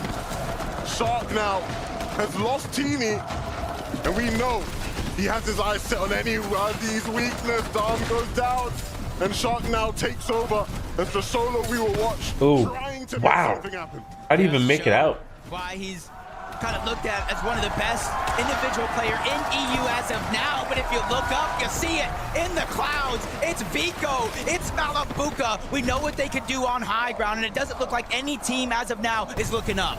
It's very often that you'll see them starting to really heat up as the lobbies continue to drag on, but for Scroll, as a solo, just trying to hide from underneath, but Focus is spotted out immediately. Thomas and Focus were trying to surprise contest on the high ground, but they'll be sniffed out immediately. Still, Focus and Thomas managed to make their way up, but they don't have the materials to hold this. Vico, all alone. We've seen him here before. He'll take one with him. He's leaving with something. But the lobby will continue. Thomas and Focus looking to announce themselves now to the world as they sit up on high. I love this play out of them. They want to catch up, but they don't want to wait until it's already over. Swizzy Pixie, same thing could be said for them. 108 points and counting. 2 eliminations. They have Pails, they have Slurp, they have everything that they need, but Scroll is still outlasting everyone into the top 14. If he can go a little bit further, he'll get half of the placement points. He is a major problem for the rest of the lobby. And how can he be stopped? Shark doing his best impression now to try and catch up. Every single one of these solos making desperation plays. Focus will fall off of height, and that leaves Thomas now. No team has won the challenge yet, chat. With just 1 build remaining, he has a mountain to climb here, Taco. And the new generation. Dude, Scroll and Sky are doing so well. Still going underneath, a little bit out of sight, out of mind, but it's only a brief moment. Akira, Kurama, they're the ones that take over frontside low. Scroll, he has to connect. He needs to bring down this next player, but it's Resign's picked off by Pixie instead. And Scroll knows his moments are limited. He's trying to see if he can capitalize. Instead, Akira and Kurama finding the limbs. We're into the top 9, half of the placement points, top 8. Another one's going to go down. Bowles gets that elimination. Kurama and Akira. Scroll's got to go down here. That layer, but Scroll is still scrambling around. He is the Whoa, he almost turned it around. Tyler, but unfortunately he goes down. It's the fact of the matter though, the damage has been done. If it's not me, it won't be you either. So Akira, Kurama, will you find your moment? Bolts. Bolts and say. Acorn up above, looking down, applying the pressure, giving Bolt. Yeah, they're winning this. I don't see how they don't win this. They need to hold on. You guys know that Bolt's played Crosshair training? I think he played Rank Team at Beast too. Defending for scraps, holding on for dear life. It looks like Acorn and Bolt want the dub here. He is striking them down one by one by one. Acorn and Bolt are in the driver's seat. Minori down below, just a sliver of HP, and it's not gonna last. Wow, Acorn and Bolts. Bang. Bang. You know what's crazy? Is that they would have been $10,000 richer if they were rocking the typical gamer skin. That's the craziest part. Separate lines of fire, nowhere left to run. So of course the victory royale is all theirs. Guys, you just got a victory royale in game 4, but it feels like you're just chilling. It feels like you just played a practice game, Bolt, from that reaction. Nah, it wasn't like a practice game, but you know, we took height in the end and we were beaming a lot of people with our AR, so it felt like a really smooth game. Acorn, as IGL, what's going through your mind when you're looking up? You're seeing the chaos unfold. What are you saying to Bolts in that moment? How do you get the timing right? It was actually him that made the height call. I was just waiting for him to look at it. You know, we were trying to chop it, and then he made the decision, trusted him, and we won the game. Is that a situation that happens a lot? Bolts, you say, you know what, I've got the instinct here, let me fly. I would say it's 50-50. Sometimes it's me, sometimes it's Acorn, but in the end, we got the win. Now, the two of you now on form, on fire, but this is a stacked lobby. Do you think consistency is something you can achieve? Of course, always got to be consistent. You know, it's a mental game. We're doing bad. We won the game. Now we're back in it to win it. The mentality is clearly strong and getting stronger with these two. We're going to take a short break. When we come back, we'll be talking about all the action so far. Congratulations, Acorn and Bolt!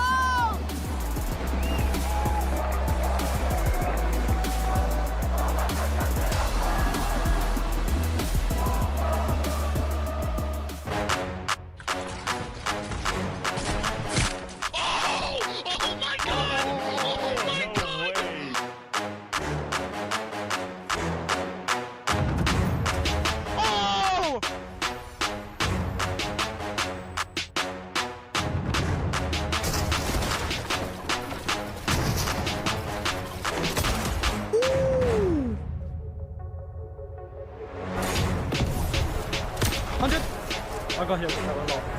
I'm popping in that bit. Wait, short. Got 6 builds. No, max up. Wait, if you're mid, wait. 100. 100. Oh my god! Look! Oh my god! Oh my god!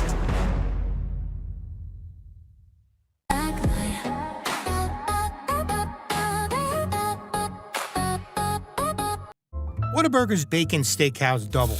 Do you need creamy steak sauce, crispy fried onions, aged cheddar, and crunchy bacon? Or do you just want it? How should I know? Creamy, crispy, crunchy. The Whataburger Bacon Steakhouse Double is back. Download the app.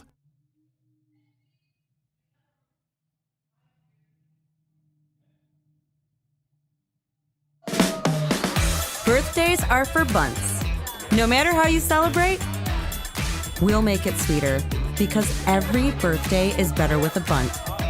Nothing bunt cakes. Bring the joy.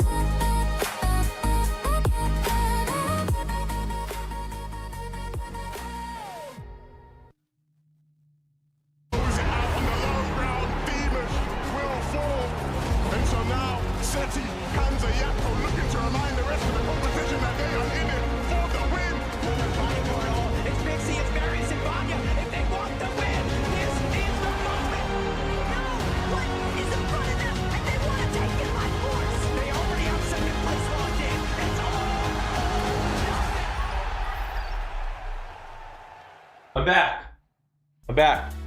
What happened? God, what happened?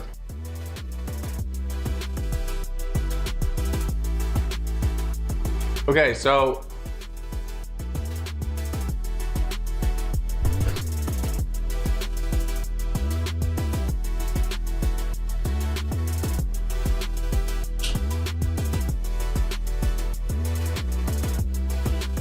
Acorn and Bolt Swan, I was there for that.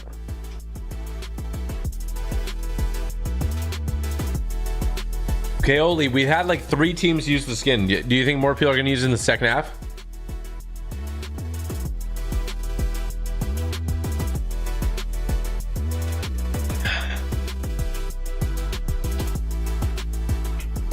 They have to?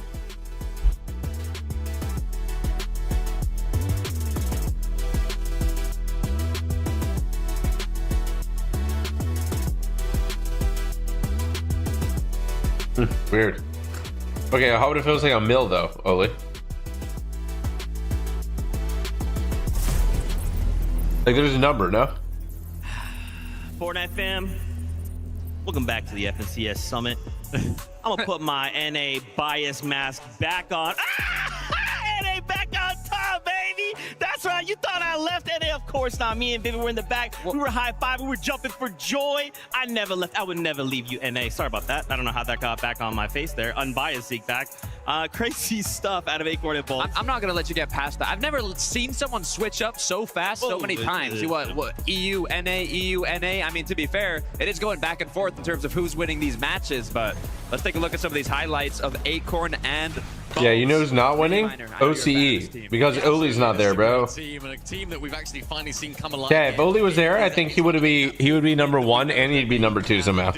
And absolutely huge Legit. for this team. He'd be #1 and #2. Last hope coming into this weekend, and we've seen already that there are other NA teams that are capable. The way they took height here, classic Acorn and Bolt's gameplay, really nicely done right there as well. And we spoke about it earlier. Oli would be #1, #2. They were very, very good when they got favorable zones. Or not make it, he would. He would make it. Not a favorable zone. This is a very south zone, so they're still performing now. They figured it all out. Oli's the best player on the planet. It's a great game. Yeah, this is big news. I mean, in terms of expectations, this is one of the duos that has the highest expectations on NA to come out on top. I'm almost surprised that it's taken so long to see them get a match like this. But the problem is Oli nerfs himself. It's like he knows that like if he came to NA West and played with me, he'd qual every time. And like I think that scares him to be like that successful. You know? You know what I mean, chat? I understand it. I understand it. Right, we had that moment to interview with him. He just said, "Hey, I'm ready. Be ready." It's great to see, obviously, and 8 eliminations as well. Massive out of the duo. Now, let's take a look at the standings. Sky and oh my gosh, they continue the dominance. This is why so many fans, players, us were like, yeah, I think these guys are probably a big contender to go ahead and walk away with the win. Obviously, Teeny and Shark right behind, but more on that. Well, MVP right now, oh, for real. Dude, he's got like 160 other points. Solo clutch situation, and he delivers. He always delivers in these solo clutch situations. It seems like today has been a day of these big solo clutches. Oh, yeah. Oh, yeah. Oh, yeah. Oh, yeah. Of course, we're down to a solo player. We saw it with Shark also clutching up as a solo. So Shark, yeah. Shark is literally a shark. What the heck? That's a dog. I'm on a truck. Going crazy. I'm like, yes. Still keep happening for them. They're looking really, really strong. Where's the chink in their armor? I don't see it at all. I mean, it's working. I know Sky is just as capable to make these solo clutches happen, but for now, Scroll has been looking I mean, one more waffle. When I think back at EU in general, you know, the knowledge of the top previously has been a bit gate-kept, but Sky and Scroll, coming from not being these, you know, tied-in players. If you include Redway, Ruby, and the Bounty, do you think you would instantly get a lobby full of it? Building the Oli, what do you think? The consistency, they have what if we switch that? Themselves as one of the most consistent duos, not just on EU, but in the world. So I like to see the solo clutches, but I want to see a duo win from them. I want to see both of them, you know, pop off in one of these end games. I like that skyrocketed. Yeah, pun intended. Pun intended, right?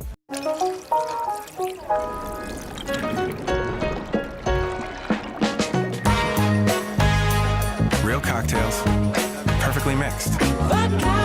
Cutwater.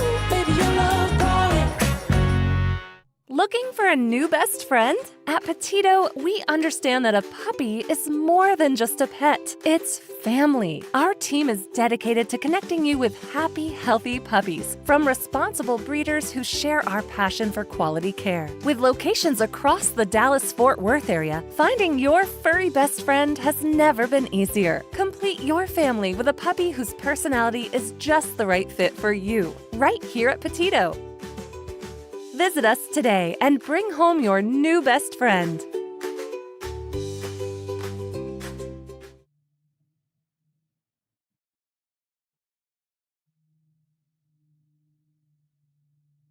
But even in that game, like I was looking back at sort of their early game situation, they kind of went back to that strategy that we know they like to do. Sky up in that surge tower, up in that base, looking for a lot of those tags around their POI because, of course, that zone did start to pull down to the south. And instead of Scroll just looking for all of that loot and re-farming, he was also looking for tags inside of Battlewood Boulevard. So little tiny adjustments to the strategy that's worked so well for them. And in this end game, of course, they made it there, and we know what happens when they do. Yeah, something that we even heard Venno say, not only was it looking like he was going to steal our job with that analyst that he did on the Telestrator, but he was bringing up that Sky and Scroll throughout, you know, the divisional cups, throughout the heats, through even the major finals, they kind of had the same strategy in terms of off spawn getting surge and even who they're tagging in early to mid game. Now, the question was, are they going to kind of get contested? Are people going to try and counter that strategy? Yeah, I mean, people have like 30 minutes to like think. Is what Venno was saying. And it almost happened game one actually today when one of them got picked. I forget who it was, but they quickly came back from that. Haven't had too many issues at all. And they've been overcoming these hurdles as the day has been going on. So it hasn't been super easy for them, but they've still done an amazing job of keeping themselves at the top of that leaderboard. W. It looks good, right? It looks good. It looks crazy. Obviously, this being the halfway point, again, I'm just going to keep saying it, job's not done, right? We still have things that we need to do. Wanted to highlight here, of course, Akira Karama had a bit of a moment from them in this last game. So, yeah, Slime, I got to figure out what the form, like, is Solos actually up next, or like, is it going to be duo FNCS next season? Like, what's popping? You know, as we start to kind of hit that halfway point, though, boys, I'm sure these players are all kind of starting to think the same thing. If I'm up in that top 10, okay. So the next 4 to 5 months are solos? Maybe we could play for first, but we're playing for those 15 fall spots. Duos FNCS next season reload. We're thinking, dude, we have 4 games, which thankfully is 1 extra game. Yes. Okay, so wait, like FNCS next season is what? It's really unique to this sort of like. Or is there no FNCS next season? This is usually like win, and that's like the main thing that you're playing for. But here you're playing for that top 15, and for Akira and it's Karama, duos. It's really nice to see them actually performing at this level on this stage because they're a team that have. Okay, so when does solo FNCS like cups and stuff start really? Little instances where yes, individual tournaments they've been incredible. Solos in 4 to 5 months, it lasts for 1 month. Seen that massive dominating performance from them. So for them, that can kind of play into their favor this weekend and today, I should say, because they can just play their end games as they have been. They don't need to set the world on fire. They don't need to try and necessarily win the entire thing, which of course they will.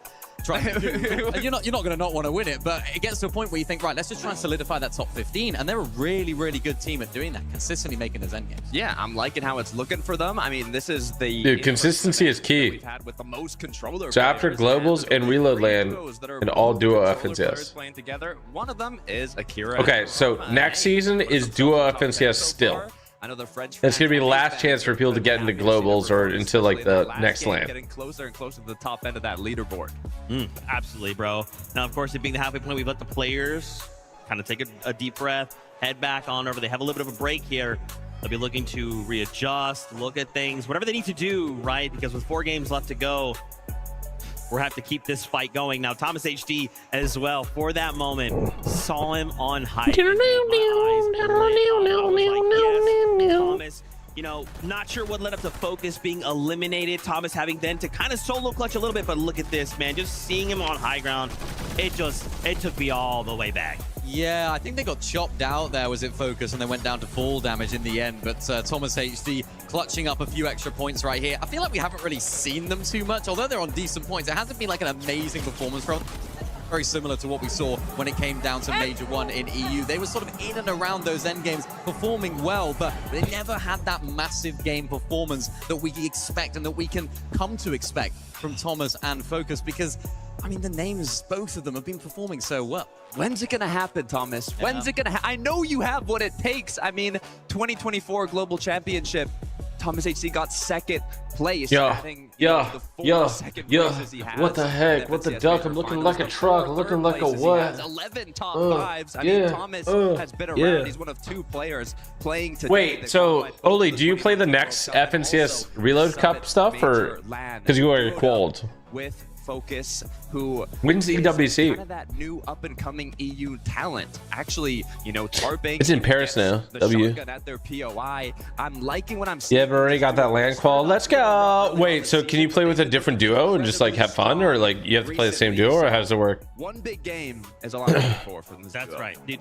That's what we can't forget, right? Is like it's just gonna take one really great game to kind of turn all of this around. Wanted to take a moment here to highlight. This has been a fantastic weekend of Fortnite. Camera, can you get this over here? Look at this. This oh my gosh. Little section here has been our co-streamer booth. So if you've been following along with them, they've had a fantastic time. So many showing. What? Ozzy, is that you? Ozzy, Ozzy, come up here. Ozzy, come up here. Ozzy, yo, Bucky, you want to come? You want to come up here? You want to come here, Bucky? Yeah, just him, just you. Come, Ozzy, come here. We got to get him up here. You know, you've heard from us. You've been able to hear. Are they riffing, or do you think like he's true? He's so cool, so handsome, so tall. Come on. Don't be shy, Ozzy. Don't be shy. Everyone's here to see just you. No one's here to see anybody else, just you. For those of you who don't know, this is Aussie Antics. I don't know why you wouldn't know, but maybe you don't know, and that's okay. This is Aussie Antics. Ozzy's great. Ozzy, what have you made of the first half of the competition so far? It's been good. I mean, I was talking to my chat about this. I think this is the most stacked lobby in the history of Fortnite, and I think we're seeing that. Like, anyone can take it. I was trying to do predictions last night. There's about 10 teams I think that could win this, and no one should be surprised. We've never seen that before. Crazy. Yeah, I mean, we saw you doing some predictions on stream earlier on. I want to know how are those sort of shaping up now, halfway through the tournament. Well, they're looking okay. I had Sky and Scroll up there. Yeah. That was good. I had Shark and Teeny up there. I had them both getting top 3, so I'm feeling good. Nice.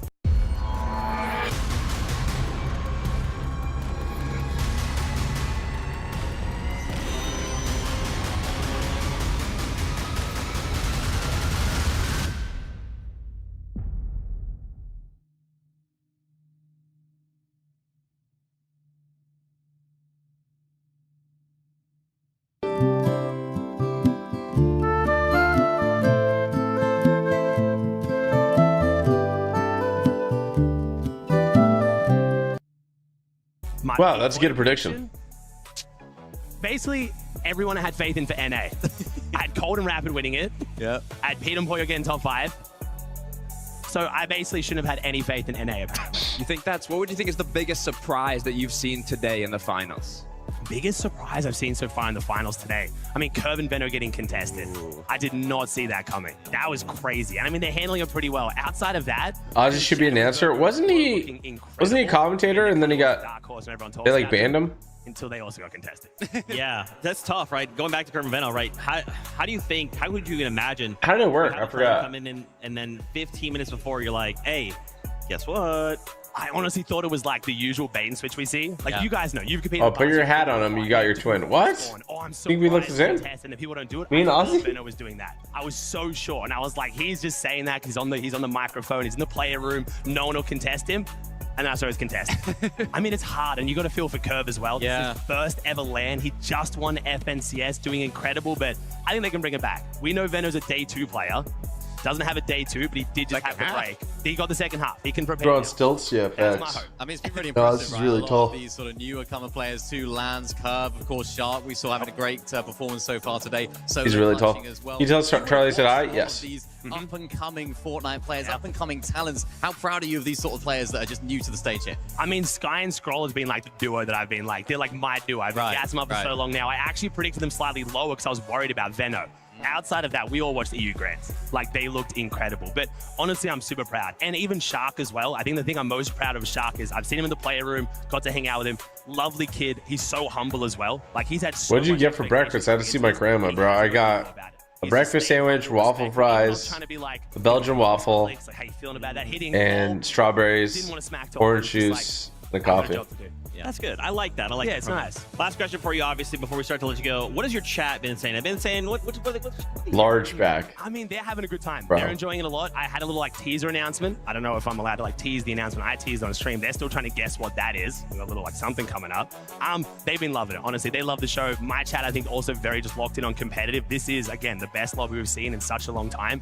It's sad we don't have faces like Clicks and Savage here, but you get to see the best go at it in a one-day format. They're as hyped as I am. Let's be real. You guys like my face here or here? Before we let you go, obviously you've got your stream going on right now. You've got Bucky, you had Savage, you're up there as well. Fortnite, if you want another perspective, this is where to go. Anything you'd love to say to the fans out there? Anything you want to say? I mean, fans, thank you so much for giving me the dream job. As always, it's incredible. I get to call this a career. I traveled all the way from Australia for this. I wouldn't do anything else. But also, I want to give a shout out to the other co-streamers. They've all been phenomenal this week. We've had so many people together. Boob's been killing it. Fax has been killing it. Leo and Ma, like the collaborative effort from all the content creators to bring the most out of this land has been amazing. So please check them out as well. It's been incredible. Ozzy, thank you so much, bro. We are so excited that you were. Thank you. Know this guy in forever. I like your face to cover the whole screen. For sure. Take that. Yeah, go ahead and drop it right there. Don't worry about it. We'll take care of it. He's got a screen to go. Yeah, he's got to go back. Ozzy Antics, everybody. Thank you again to Ozzy. Frankie is apparently standing by. Let's go check in with her and see how things are going.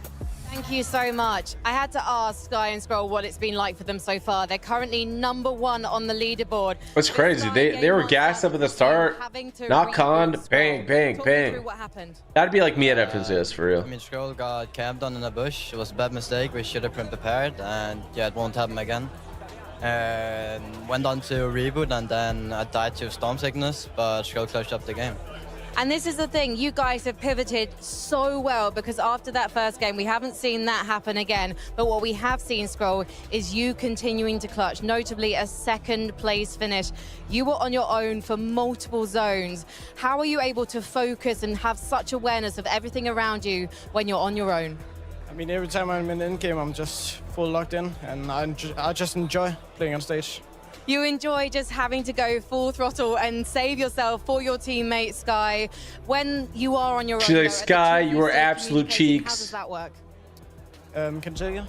When you're on your own, is Sky giving you any input? Yeah, he's giving me all the input I need. Yeah. And so for you now, we've got this halftime reset. How do you reset? We have some resets that always Pabi introduced us to, and we're gonna look through the games and kind of trying to expect what the other people around us are going to do for the last 4, and yeah, just prepare. And I did notice you on stage between games. You had your eyes closed, you were having that zen moment, and I think I should let you have another one of those now, so let's head back to the desk. They're actually pretty cool, Thank you calculated. so much, Frankie. Love to see Sky and Scroll there. You know, it's tough. The competition is tough. It's not like Sky Would you go was just sleeveless like, at LAN to intimidate these kids? Wow, it's like, hey man, something's happening. Other duels are making moves, and Scroll is put in this situation. But when you can have a teammate like Scroll, who it's like, hey, everything's fine. I believe in you. Just Holy, get ready to farm at EWC. Allier 2-0, yes sir. What? For so long, you have to have that trust in your teammate, and that's wait away, Brennan. When the teammate is solo clutch, Brennan has the weather over there today. It's easier when you just know you can trust. I'm so full. Oh my gosh. Okay, let's just solo clutch points. 136. Oh my gosh. Solo to cost. So we could actually add Pixie, add BOT, and that would still be less points than how much Scroll has solo clutched today. I mean, we knew both. Bro, that's like me for real, dude. That's like if me and Oli were a duo, that'd be me, like top leaderboard. Like Oli would be like full piece in a corner. In Fortnite competitive, I mean, words can't even describe how impressive that is. Yeah, but like it's okay because like Oli's goalie, you know. First answer to Frankie's question. Of course, their first game, he went down. He had that bush. They got lurked on. They got keyed. His approach to it, his reaction, lurk, very easily jerk, jerk. Really unlucky. You're a game, like, you know, jerk, jerk. What the heck? What the duck? I'm gonna drive through, hit him like I'm a truck. Yeah. Together for so long, because so often in Fortnite, are you not playing TG? We're watching the FNCS finals. We'll try again next time and just kind of brush 0 victory rounds, average placement 5th. The fact that Sky right there, you saw a little insight into his mindset. It's like, yeah.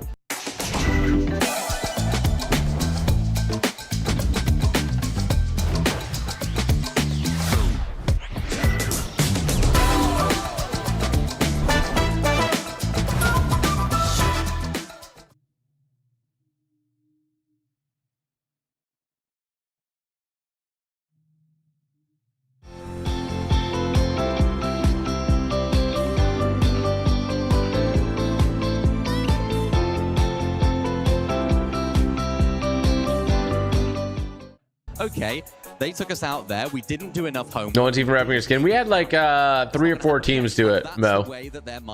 We'll see what happens after break. But hey, if nobody wins using my skin, I get to save 10 grand. Let's take a look at those standings. I gotta look at them, man. This is like, we have to continue to dissect as much. But of course, I want somebody to win. When we have just a moment to breathe. Acorn and Bolts obviously jumping up the 7 places. We did talk about them before, getting themselves the Victory Royale. But look just below, boys. Pixie and Swizzy up 2 more places. He's creeping in there, right? Yeah, it's not 268 points, but we're staying pretty dang close. If Sky and Scroll were to make a mistake of any kind, you could see someone like a Swizzy and Pixie jumping up. Yeah, it's amazing to see. I think the best way to describe this duo is sort of a sleeping giant in the phrase of EU, because these guys haven't been. I feel good, Jesse. Amazing performances that we know that they can do, but when they get on that stage, when they get in top 15, this is huge for next season to just grieve people they don't want to land. True. This is when they come alive and they feel alive to Carlton. A 10K can go to whoever has the most limited super rep. This is a good idea, right? Seems conflated. Gotta hype up Pixie as well. He was also at that global championship. Who on the bounty? Nobody's on the bounty yet. At a top level, and with 4 more matches to go, I'm excited to see if they can continue climbing. That's right, man. I'm excited to see this interview. Frankie is standing by with Swizzy Pixie right now. Thank you so much. Swizzy, you were just saying to me, you don't feel like it's going amazingly, but you're 4th on the leaderboard. Yeah. Yeah, you're doing incredibly well, but you feel like you're just getting warmed up. I mean, we could be getting the best loot, so I'm not really think we're doing good. I think we can do better. Yeah. And is 4 games enough to do that? If you think of those 4 games like a day 2, like back in Major 1? Yeah. Because we saw what you did in Major 1, right? You remember? Of course I remember, yeah. You flew up the leaderboard, you hit W and you went up, because right now we're not seeing that many eliminations from you. And Pixie, you're an elimination king. So is that the plan for the last 4 games? Maybe. Slime, what do you think? You think people are going to turn up, rock the skin more second half, or do you think it's just going to be some of our mistakes that we didn't get killed? Bounty's cooked. What do you think? Well, you are uncontested though, Pixie. Do you think that's almost an issue for you? I mean, I think it's fine both ways. Maybe we did. Chad, nobody claims it. Did we double the bounty for next FNCS? Who are you hunting down, boys? Just on anyone who we can. You're just going to go for a stroll through the map, Pixie. Cypher's chairs speaking on stream? They're out of the lobby. Yeah. Yes, I love to hear it. 4 more games to go. As I said, boys, it's day 2. Let's head back to the desk. Look, I believe, trying to get that little bit of leverage Swizzy because they and need. Pixie, you know what I'm saying? Again, we've already discussed the length. It only takes I one. thought it was like a skid or something, bro. Game now, something. You know, 5 extra for globals. I'm gonna steal it from Levin. All right. Swizzy and Pixie. Hopefully we see it, but it depends if they actually saw the tweet. Yeah, the problem is like, have Yamzo and Josh been rocking in every game? I haven't seen them make it to many end games. But we do have the 4 games. So what do we need from them to go ahead and bounce? Like, not enough players are ready for offer. Like, bro, how do I let them all know, man? It's too late. Like, yeah, we're getting really good loot.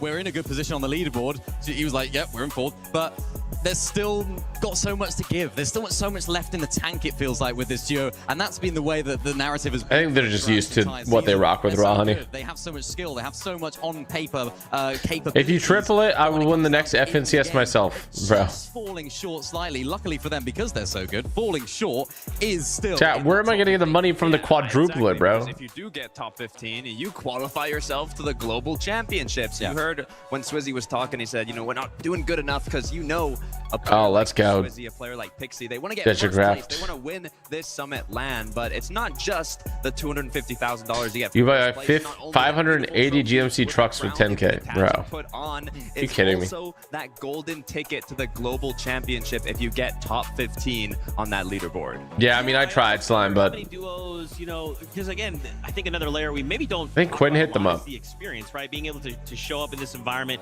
and get a taste of globals, right? The pressure at globals is going to be double, triple as intense, right? So kind of being able to come in and just say, like, we may not even need to strike for first. Let's just make sure we secure a spot and continue to earn the experience when we show up there. What is Ozzy saying? Let's see. he come up? Really? Dude, I think Pete's chalked. Maybe after the break. Maybe the break, the mental reset with Raz and stuff, maybe. Have been at that top Pete is done. combining up and performing well here on land. So if they can qualify NA dudding. FKS and Hero. Nah. Oh, so they left Epic Summit land. I mean, we're at the start of the year. Kanata up, bro. Kanata is having a rough one. We still have a whole year of Fortnite competitive ahead of us. Global championships at the end of the year. Even a solo Kind of sad seeing competition Pops in watch there, it, man. so it is going I to be a lot know. of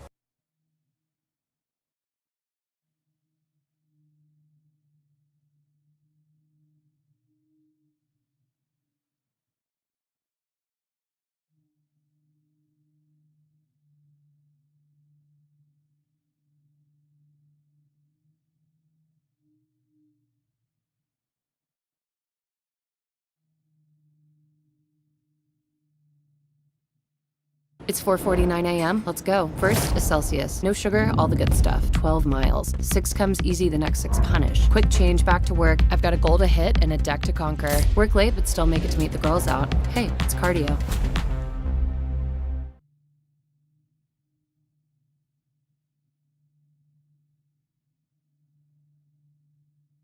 I'm gonna say, you think anyone's gonna claim my bounty?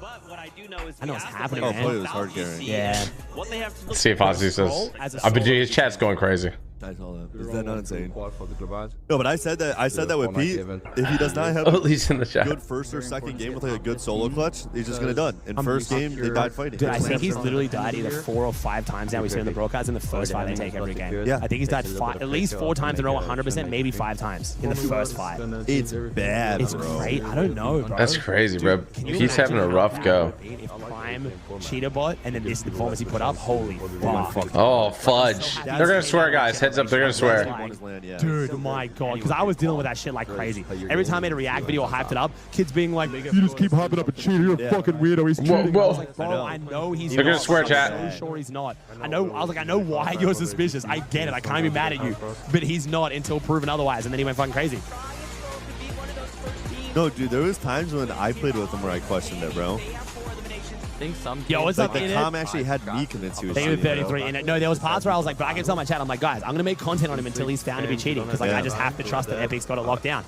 And if he's cheating, then he's cheating, and I'm a fucking idiot. But like, I was like, I have to trust that he was. So they called him cheater bot. To land and fucking was Thanos. Looked the best he's ever looked. Sorry, chat. He's probably gonna swear. I'm just gonna watch for a minute or two. Pete playstyle. Bro, you guys are acting like he's winning the fights and then still below on surge or something. He's dying. Win globals. I'm 100% sure we're qualified. You were not wrong. I'd love to cope here. My man would be below in the old surge too. At least in chat. Yeah. Say yo to TG. Typical gamers here. Yo, what's up, TG? My code. Chad, everyone cop the TG skin. I'm not gonna lie, that thing is clean. You guys have already heard about the pickaxe, but the skin itself is very nice too. Let's go. Let's see how I want to see how Pete's walking out here. The stadium is yelling out for some of their favorite players as they. Hey, TG's in chat. We love you, TG. Congrats again on the skin, homie. My gosh, that was well deserved. It would be good they if made we us wait see- for it, bro. Okay. They made us wait. We have Kanata walking out. I don't think he saw my other message, but W assist Oli. Okay, that is actually crazy. Okay, so they're definitely talking shit. Yo, but deal's waving. Pete walked out without. He's looking the whole other way. It's over. Oh my god, the vibes are solid. Oh no. That's right, September 26th and 27th. Pete walked out as a solo. Oh no. I haven't seen Poya. Oh no. Oh no. Unless Polio was in the bathroom, because he's not out yet.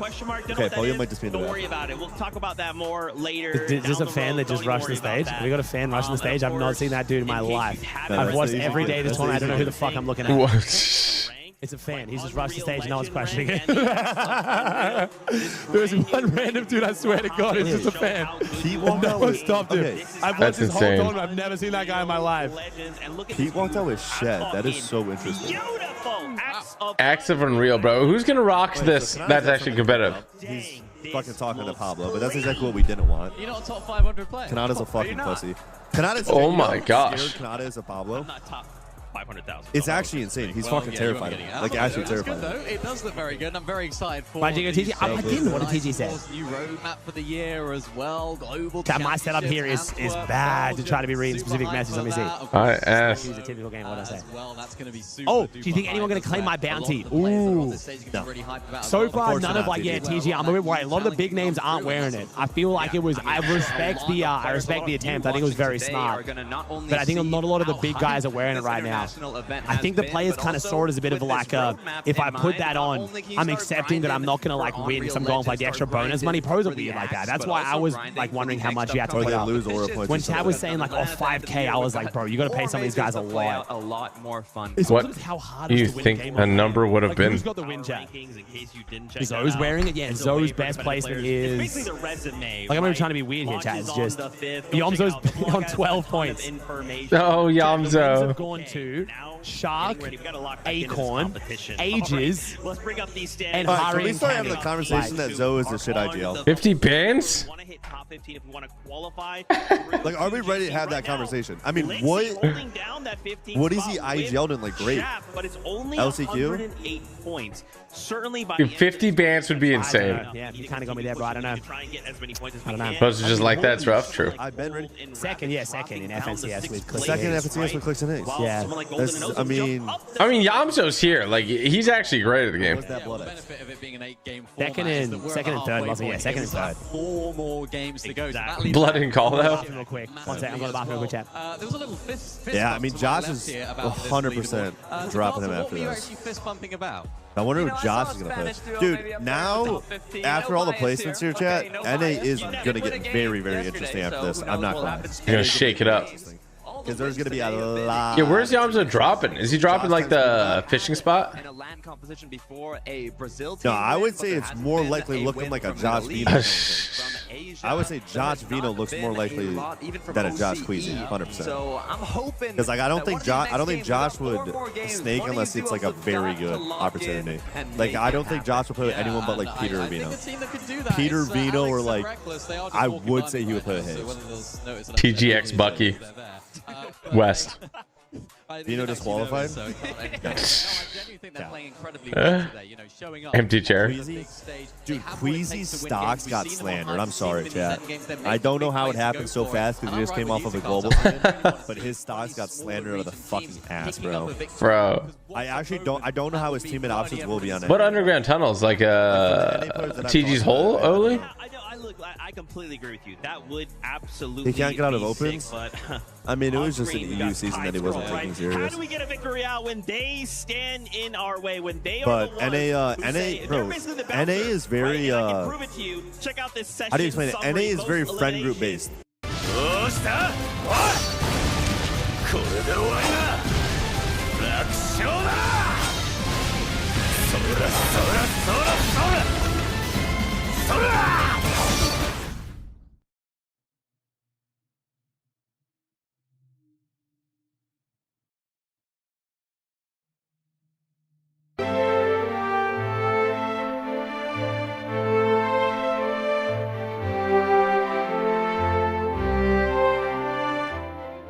You know what I mean, chat? Like, NA's friend group based. Like, NA players play with people in their friend group and shit. Oh, teleporters got you.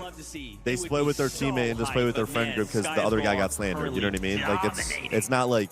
I love it. I mean, so is EU. Yeah, EU might be like that too. I'm just saying, NA is super friend group based. So I don't know how it'll work. They had some issues in game 1. Easy times cold. By being surprised when they went into. I don't know if Cold and Rapid split off this, bro. Like Veno was saying when he was breaking down kind of the stats of North Boulevard, they haven't really been countered much in major. Scroll the solo player. Scroll is Scroll is doing this shit solo basically. They're finally getting. Scroll's going crazy, chat. Doesn't even matter. Cold Rapper called. Oh yeah, Cold Rapper EWC called. So they can't. Patriot. You think click splits? I don't know. Make 10K. So we are halfway through the make TG bounty 10K just to land TG's hold, bro. They're already landing there. 200 points. Second place is what, Charcantini, and then we got Acorn and Bolts sitting at 198. So we do have an NA team in the top 3, or 195. Sorry. Acorn and Bolts can still get done, and then Swizzy and Pixie are in 4th, bro. Holy shit. It's wings? Oh god, it's about to get messy in this bitch. Oh, they got wings? Bro, German wings is dangerous, I feel. Am I tripping, chat? Off of that as of German quite wings? recently.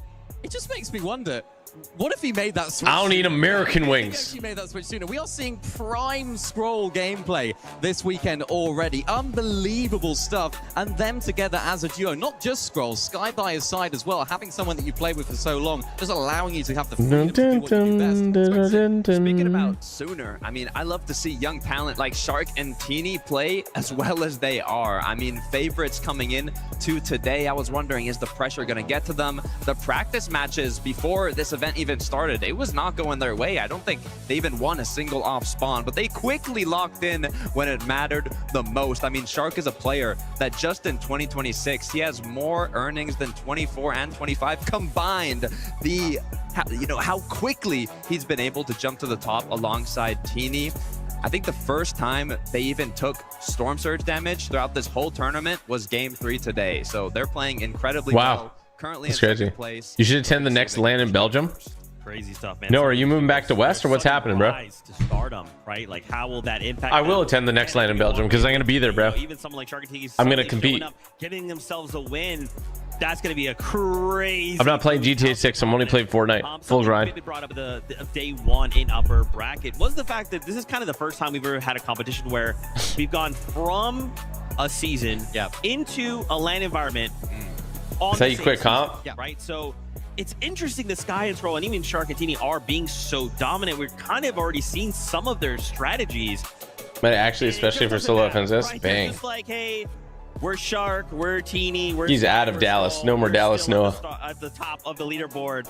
Hopefully we've developed some kind of plans to try and get in their way, but I'm getting word the games. But you said you quit comp? Fortnite fans, let's jump well, back I'm into playing the GTA 6 for sure. with our casters.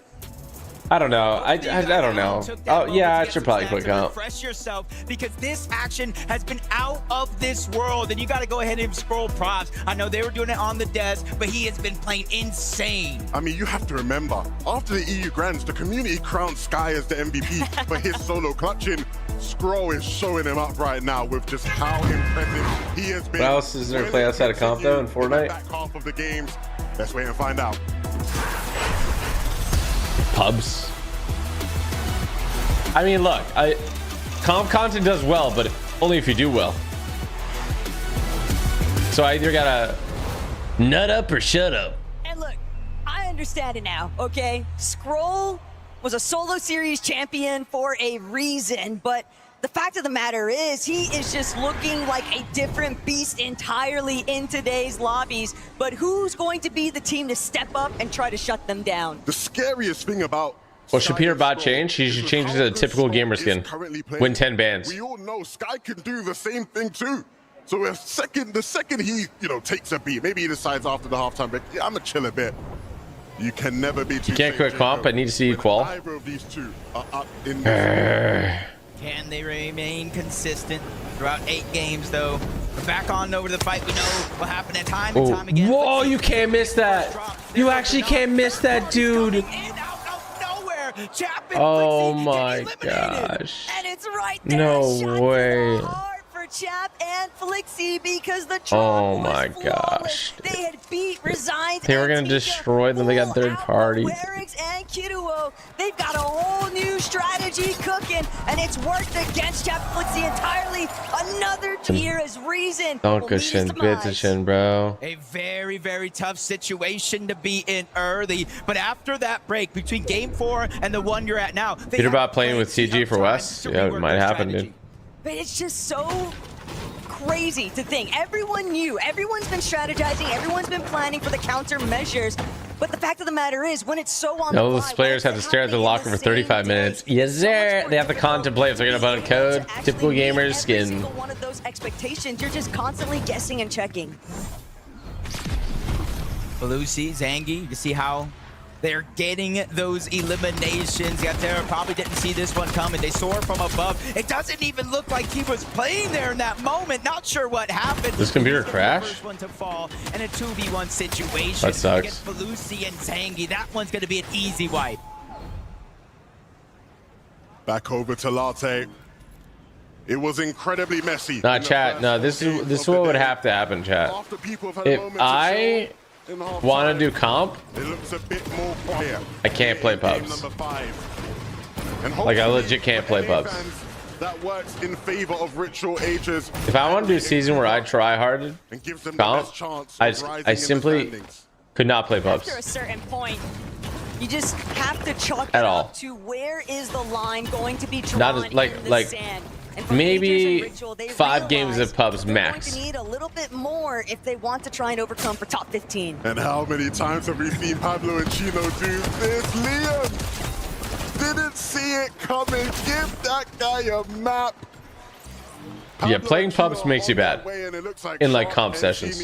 Are looking to replicate that as well. Yeah, they heard It creates really bad habits. Really bad habits. Momsy had just finished a fight. And Like that's the genuinely. thing about Like Sharky Oli, you team. agree? They've been Genuinely. playing well, but they have some struggles when it comes to Storm Surge. So you're seeing them and a few other teams to start. They this didn't get a game win with Skin yet? No, switching Armin. things up to Haven't. try to fix Not what too many wasn't people are working. rocking it. There's like 2-3 teams rocking it. There on Momsy and Skyjump hanging out in the forest. So for somebody like Teeny, it is not shocking to think that they would have come up with the formula to try and take those two out. Speaking of formulas, hopefully people. Yeah, 100% was hard for Fresh next 2 twins as well. Yeah. It creates so many bad habits. Like where most of your practice time is in pubs, How impressive and you're they just were. like, I know we are far removed from that. you're just playing it bad because you're just fighting people who aren't good This type of loot in hand. most of the time. We're fighting bots. Gold shotguns. If they do have to force a fight, Jacob, you've got to think it's in their favor. Yeah, right now you can kind of see that they were able to loot up very, very quickly. They got those legendary fishing spots, the Midas floppers, so getting a strong loadout was going to be easy, but Venno falls again. Teus and King BR, they've been on. You do bad eds and peaks over and over and then just do the same comp. Yeah, that's what I'm saying. Like I'd have to just do 1v1s versus people, realistics, scrims. Playing with Venno. They won the NA. No, not even like, I don't think even playing ranked, like Oli, do you agree? I don't even think playing ranked would help. It would help more than pubs, but it still reinforces bad habits. Because like, Rowdy for what just took place on our screens, but now curious your thoughts. Peterbot and Pollo, can they overcome? They're looking to see if they can strike first elimination here at Humble Hills. Putting pressure down. That's exactly what they do best. But you see how they're approaching this fight differently. May amp it up to 30k. I don't think the players have their phones on stage, so like me changing anything at this point wouldn't really help. Approach to the game. Yeah, I'd even argue they don't look as comfortable right now, trying to find the opening. Not gonna lie, the comp grind isn't as fun to watch. Exactly. Yeah, that's a big problem. No mistakes made, and so Pete and Pollo do the right thing. They back off. And they're just gonna have to try run it back. Yeah, too much ranked and reload is also bad because Trones and that. Why is so many players don't play?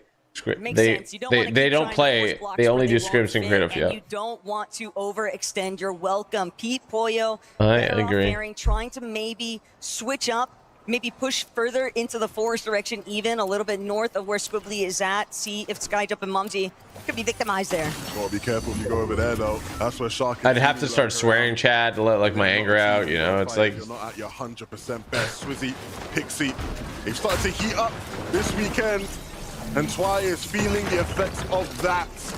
Can this duo be the surprise team that pushes Sky and Scroll, maybe one of the other duos up there till the very end? There is just so many duos, though. You look at 268 points on a leaderboard at the halfway mark, and if you are not Joel, I know you never heard me swear, dude. I'm like, it's very difficult to start thinking about realistically. you have earnings, TG? Yeah, I got like 15k in earnings. This is top 15, and for I have like, I think like, still within that striking not counting pro am stuff, like 3k in Fortnite. for every opportunity to The comp for fun? Nah, dude. Are soon to follow. I either gotta play it serious or like, I don't like losing. When they turn it on, they can pick up those eliminations when it matters. I obviously don't like losing. I want to play comp and like do well in it. And you guys are hyped and like, whoa, we're going to the next round. Like, so instead of fighting it, they're just going to take their damage and leave. Karama, Akira, rotating through again, and not a lot of our teams that kind of would usually stick towards the south side of the map are kind of making quick and early rotations, trying to get into the zone. With the way these Storm Surge changes this year, I don't think anyone likes losing, but like, I'm a very competitive person, so like, I want to do well, you know? Here and Karama all day. They've just kind of been testing the waters, gauging whether or not some of these surprise opportunities actually pan out in their favor. Imagine a huge part of the community that TG is missing by not creating expansion. Ones like They should Vico do it. and Malabuka, we know what they Yeah, I feel so. Just rats you. I don't know. waiting for that highlight showing. If the solos was sooner, like maybe, but like I don't know. I really like solos. I like duos as well though. To overcome them, you're gonna have to have quite the game. Vico and Malabuka are capable of it, but they still have plenty of other top competitors. Bro said he would let you win when you were a little kid. Yeah, see, that's what made me think I win everything, you know? So. Focus and Hero, they were the ones kind of See? lurking He's a problem. over on this side of the map. You see why. Drained out of all of their extra heals. You got to think Tiggs and Daddy Kush in the same spot. No extra HP, down to the gold. So they're going to go ahead and Skin leaving, I think June 7th. Machine, Yapko and Panzer are on top of that hill as well. Not too far out. So 3 teams around Painted Palms. All There's like 2 or 3 teams rocking my skin. Neither one of them wanting to give up an inch because they know their opposition could take a mile. But you still have to remember, this is Yapko and Panzer's home base. Focus and Hero, they were originally contesting Epic Whale and Pump. Did you guys think more or less players would rock my skin with the 10K bounty chat? So they wanted to shift the plan. They're trying to find new opportunities, but that's thrown so many issues, not just for Yapko and Panzer, who now I thought have more for a sure. lot of their coverage. I'm actually surprised. Reclaim, but It's good. It's good calibration. You know. Now we understand. We understand. we're feeling a little bit more bold being uncontested. You thought so too, Slime? I thought so too, dude. Like, what is this skin, bro? Phantom just trying to rotate. He's literally glowing orange and he's massive. This is where you can see a little bit of the difficulties. They're still taking damage all along the way. Yeah, we've seen these guys landing south of Battlewoods. Do you think that? Do you think that because everyone's rocking female skins, they don't want to rock female skins because they'll stick out, or do you think just not enough people heard about it? Shadow and Virgo right now doing everything in their power to keep NA still in this battle. Well, it's like there's not a single male skin. Like there's not a single male skin except for mine in this tournament so far. Overhead shots kind of just indicating Not enough people saw it properly. really inside. Chat, not a single male skin in this finals except for mine. Darm holding out. They've had so many instances of just getting cut short in the early game when they've been trying to prioritize being able to build up some form of a buffer zone. Now it's all about just getting the recovery points online. But Darm Deemish, you have to remember, all season, Think you're promoted too late? really, since Tip Yeah, Top that's Dares definitely was possible. removed, they haven't really had a true drop spot to call home. So I mean, yeah, it's good research, you know. Now I get no to promote it earlier. We typically see this as Maybe make it so it's a female skin. We're staying in the zone. They're trying to use it to heal up just a little bit so they don't have to dig deep into the pockets and pull out the pizza or the chug. Looking back, spotted out Chino and Pablo. Neither one of them wanted to take a shot. They want to stay and keep their position relatively unknown because as you rotate out of Sandy Strip, you have a far distance to go and you don't want to be tagged up all along the way and lose your storm. I am family friendly. Why bother drawing attention to yourself if it's not necessary? Chino and Pablo are another one of those duos that... Did you watch Tyipcal's review of your bundle? I'm in it. You'll hear me, and you must have been thinking me when made the share style. Dude, Billy the Kid, I did watch it, man. Thank you so much for all the kind words, you legend. It was great to watch that video and see you in it, dude. And unlike some of the other teams like Curve on our screens here, who are having to deal with all these mix-ups and shake-ups in their game plan and their strategy, Pablo Chino able to play their game. Okay, what do you think, Chad? If I had made it 20K, do you think there would be like that many more teams, or do you think it's like a different issue? In the mid-game, running into titans of different regions. I don't know if 20K would have made a difference either. I mean, there's only 8 people that can win, right? So it's like it's a high barrier to entry. Desperation, he's going to try and force the issue.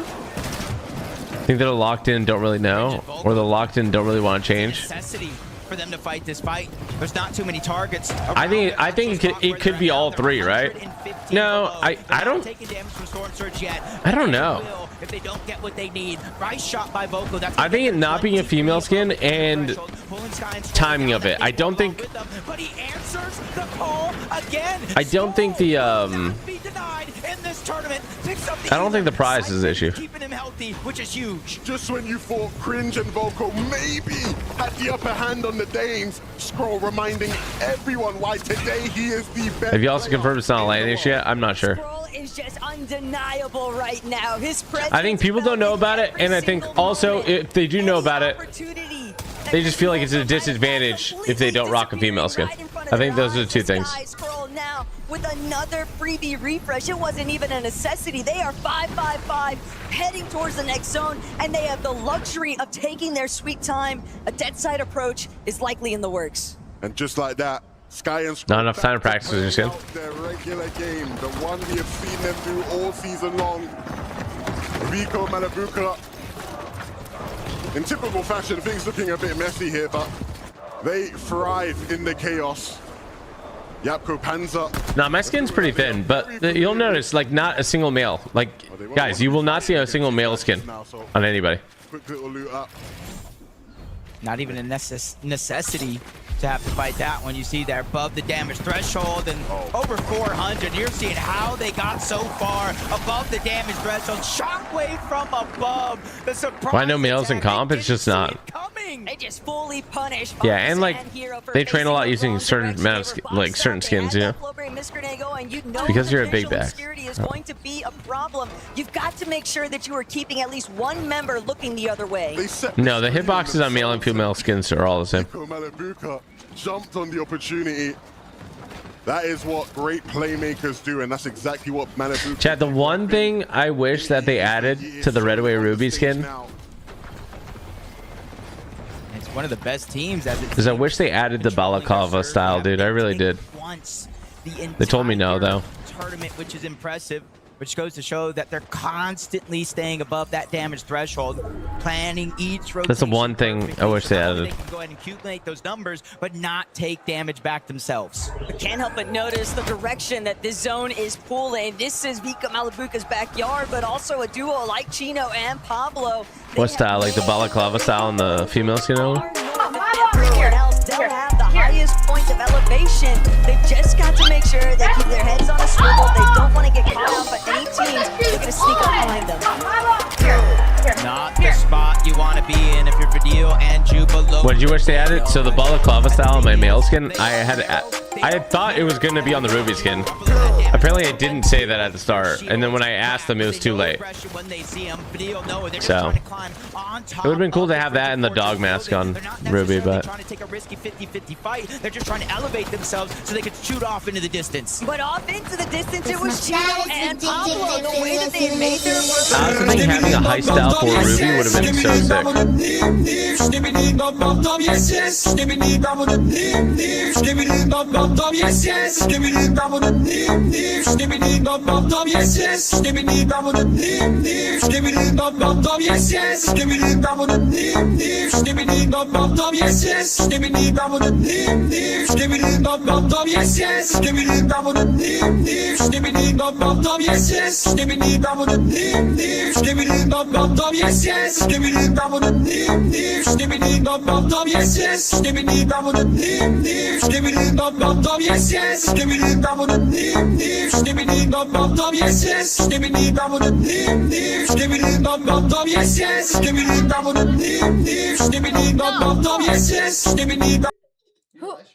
Yes. He live streams other people's live streams, What? You're not live streaming, live. Yo, chat. Look, I'm not. Yes, I am, bro. He's streaming other streamers' streams. Yeah, he's streaming other streamers. Fucking. Do you get money? A little bit. All right, chat. I'm gonna end stream here. Peace out, chat. Love y'all.